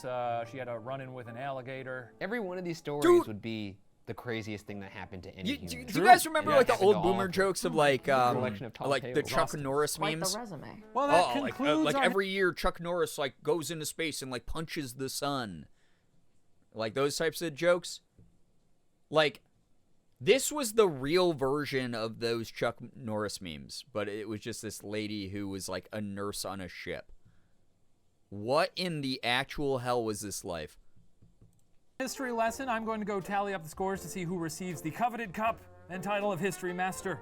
While I do that, please enjoy the special performance from a very special guest, the propeller who chopped up all the lifeboats during the sinking of the Britannic. I get worried. Yeah, the most interesting man template. Yeah, for Oh, sure. hey, Yeah, I want to read this book too. I got a little song to sing. I might actually try to ready. see if there's an ebook version I can read. Earlier. I do. I remember Oh, it okay. very well. I wasn't sure. I didn't realize you had two teeth. Huh? It's too little. You have two Yeah. little buck teeth.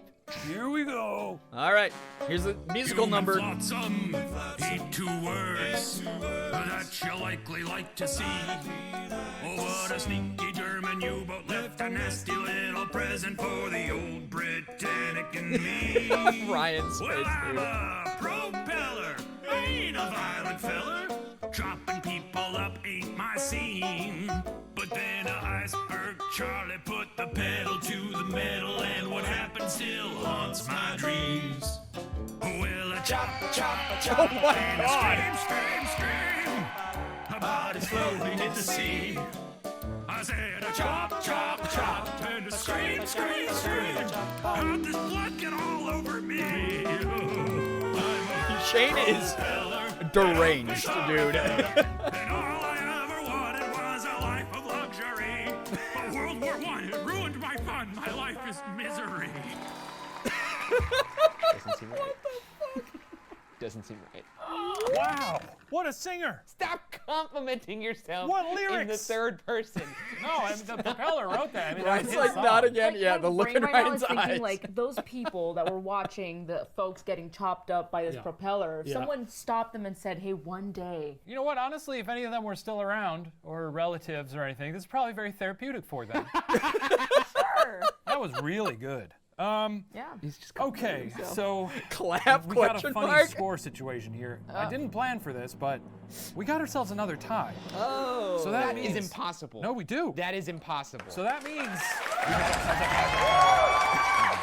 and this is up to me here. This is up to me. Oh, like everything else wasn't. So if you were to launch your own luxury cruise Little ship, did you know the what hot dog. would you Just name the it? beginning. Oh my God. Take your time. What would you name your own luxury cruise line, chat? Very funny. What would be then? I would name mine, Big Safe Ships. Black Hole. Mine would be called Big Safe Ships. And I would have a child company under that parent company that just had a way more fun name. That would be like Electric Guitar Hang Glider. And then people would be like, why that name? And I'd be like, did it get you interested? Free marketing, baby. There we go. Iceberg Express. Name mine Nope. Better than White Star. Okay, I like that. That would be a pretty safe bet. I think that's a pretty good one.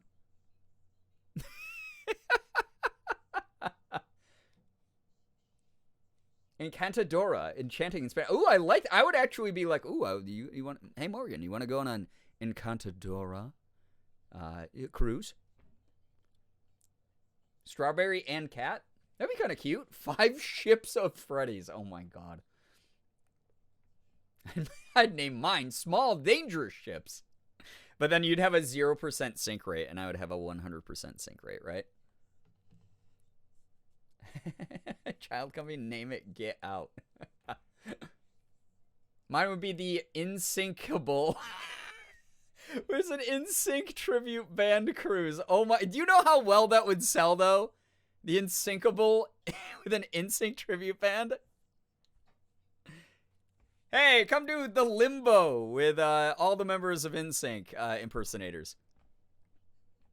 Only introverts? That would probably actually, you'd probably get like a lot of people. It's like our features are like luxury rooms that you do not have to leave. There's no like on deck like entertainment that you're like forced to participate in. There's no like meal times you have to go to at this block of time like most cruise ships. Like, no, you just get to like make your day whenever you want, and it's just like, it's just, yeah, you just stay inside. That would sell like hotcakes. Just stay in your room. Don't socialize. It's okay. Enjoy the pool during off hours, you know? I named mine after Violet, so even if it sinks, everyone will survive. That's a good idea. That's some good marketing. Call mine Cthulhu. The definitely not going to sink, we promise. Is that a ship name, or is that the company name?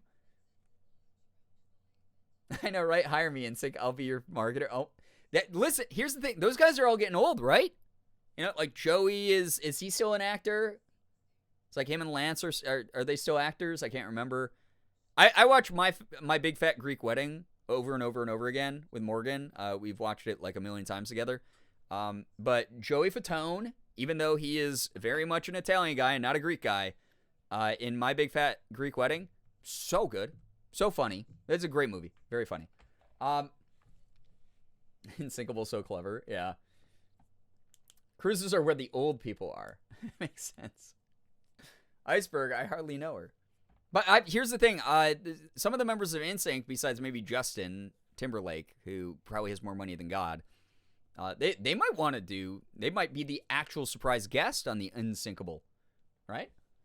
All the onboard events are minimal interaction with other passengers, so you don't have to spend spoons if you don't. I like the idea of an introverts-only cruise. I would totally be a part of that. I don't want to be forced to do Limbo to the song Hot, Hot, Hot. I don't want to only go to the mealtime at a certain, like, time, so I have to be around other people? No way. Give me, like, room service. Let me stay in my plush luxury room I paid for. If I want to go out on the deck, let it be empty so I don't have to do forced events, and I can just like look at the ocean going by and take some cool pictures and just enjoy my time, enjoy the nice ocean breeze and air, you know? I named mine Hundimiento,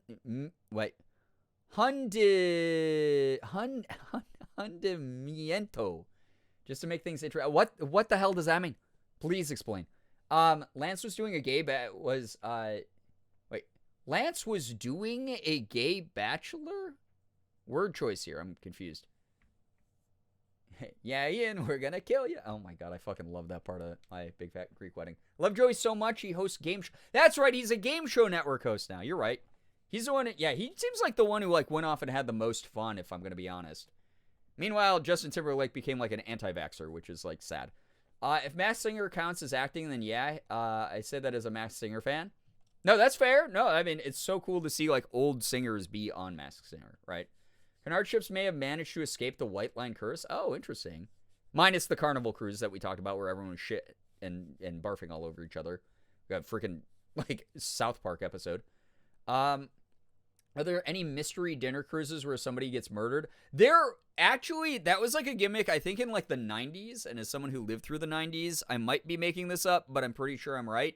I'm almost positive there were murder mystery dinner cruises back in the day. And they'd just be like for the weekend. I think introverted cruises are just called having yachts. Watch out. We got to pump these numbers up. Let's get me to my 4th yacht. A nerdy introvert cruise could be like a small con at sea. I would love that. I would actually love that a lot. I think like a convention on a cruise ship where it was like nerd themed. Like video games, whatever, tabletop, whatever. I'd be so down with that. I'd do that in a heartbeat. Hundimiento is Spanish for sinking. Oh my God, Jesus. The White Star Curse skipped the generation. Yeah, I guess so. I feel like there were. Yeah, I feel like there were. There had to have been, right? Had to have been murder mystery cruises. That's not that original. I went to a couple murder mystery dinner theater things when I was younger. And they are so interesting. They're so interesting. It really is up to the writing, the venue, and the cast to make those work. Just like anything, really. But yeah. Be too scared of there being real murder. Yeah, I'd be a little bit like, this seems a little bit sus. I saw someone vent. You know?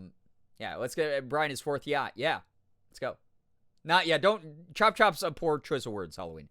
I named my yacht The Rock, because that will sing, would sing too. Oh my God. One of the nights the event would be a shadowcast of Rocky Horror. I would love that. Yeah, that would be so fun, actually. The black hole, but I literally named my Animal Crossing island Drukna, which means drowned. Oh my God. And some of you are dark. Knives Out. That is one of the more fun murder mysteries, for sure. When I was little, in like 1998, I almost went on a Pokemon cruise. I would have been so jealous of you. The ship broke in a propeller accident and it was canceled. That's so sad. Like, it sounds like a tentacruel attacked the ship. Clarification, Lance said he wanted to do a gay version of the Bachelor dating show. Got it. I would watch that. That sounds fun.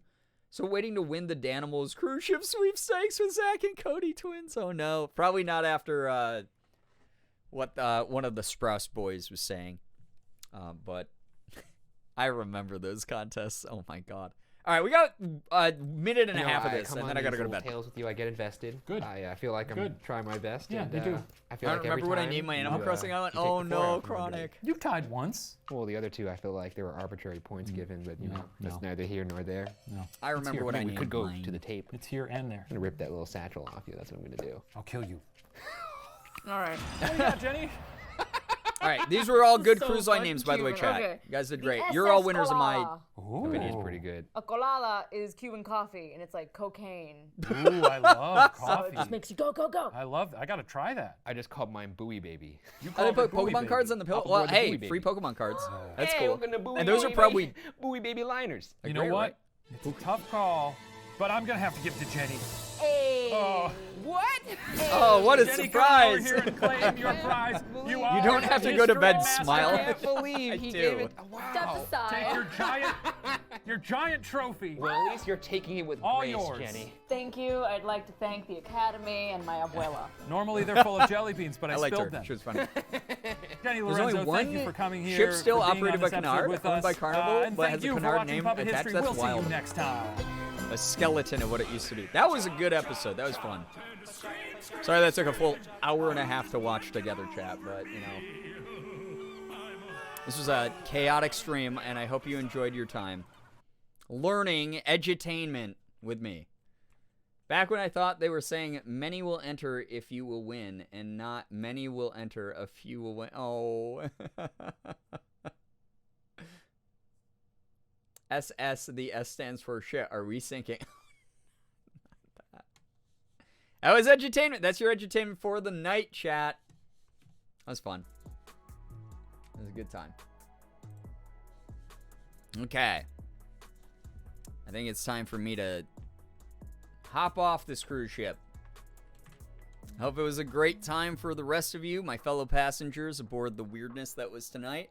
Can't believe the internet cut out 2 different times here. But I'm glad that I swapped over to the other line, because even though we dropped a bunch of frames, you guys said it didn't affect your stuff. And it held out for like 3 hours. So that was good. Sank sunk.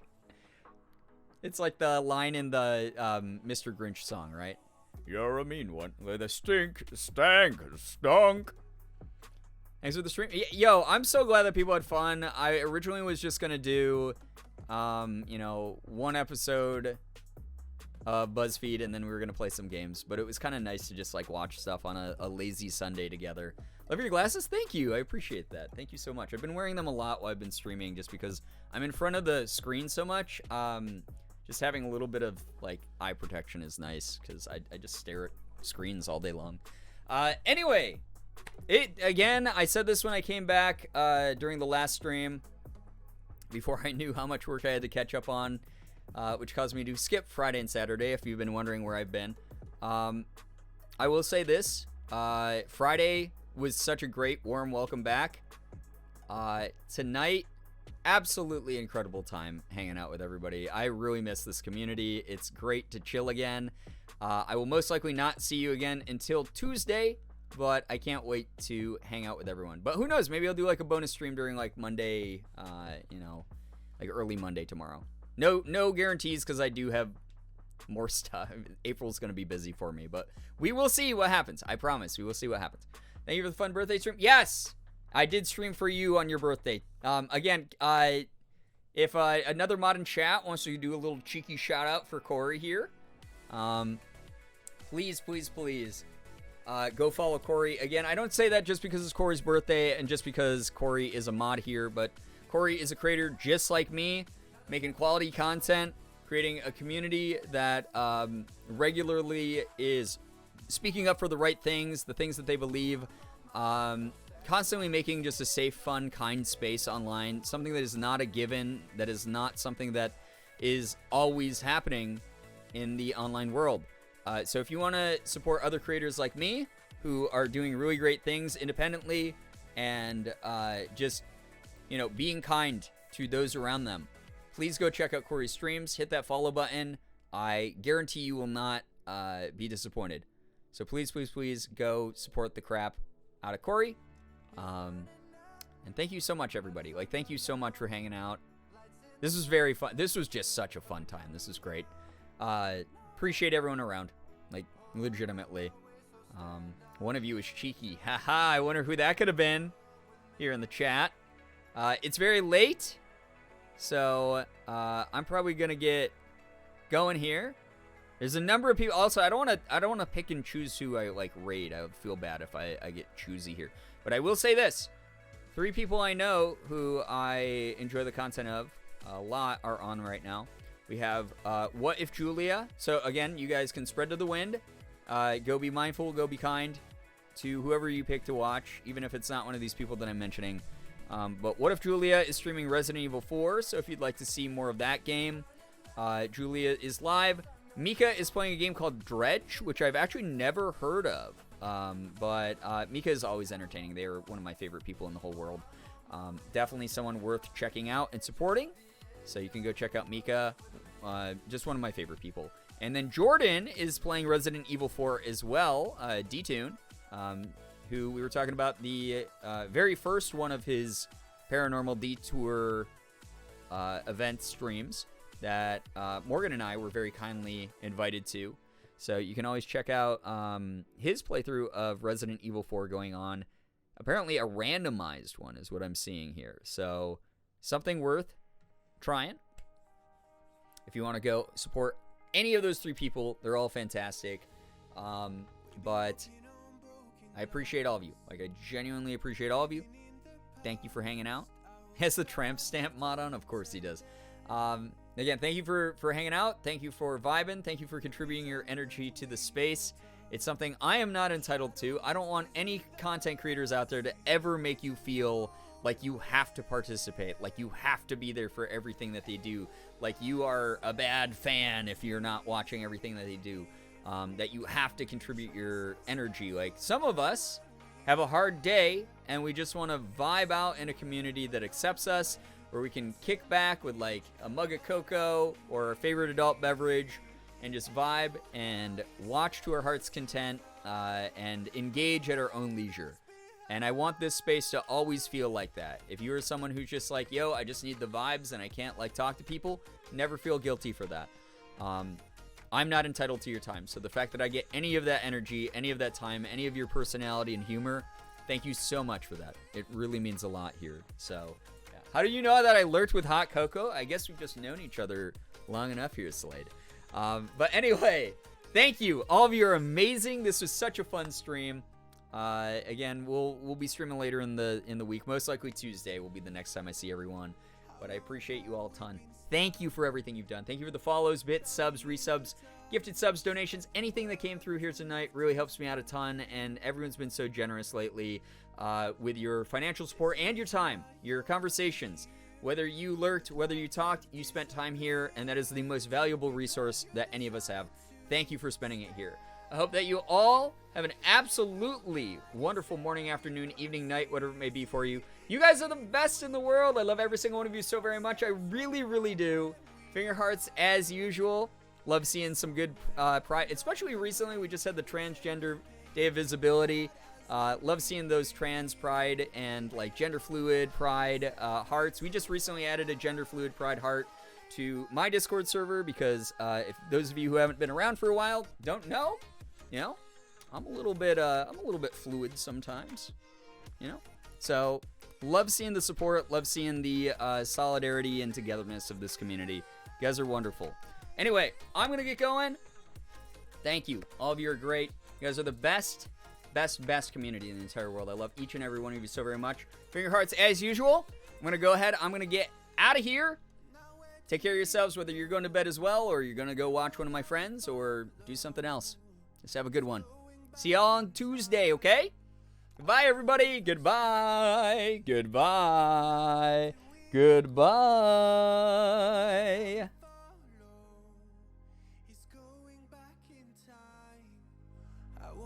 Us behind.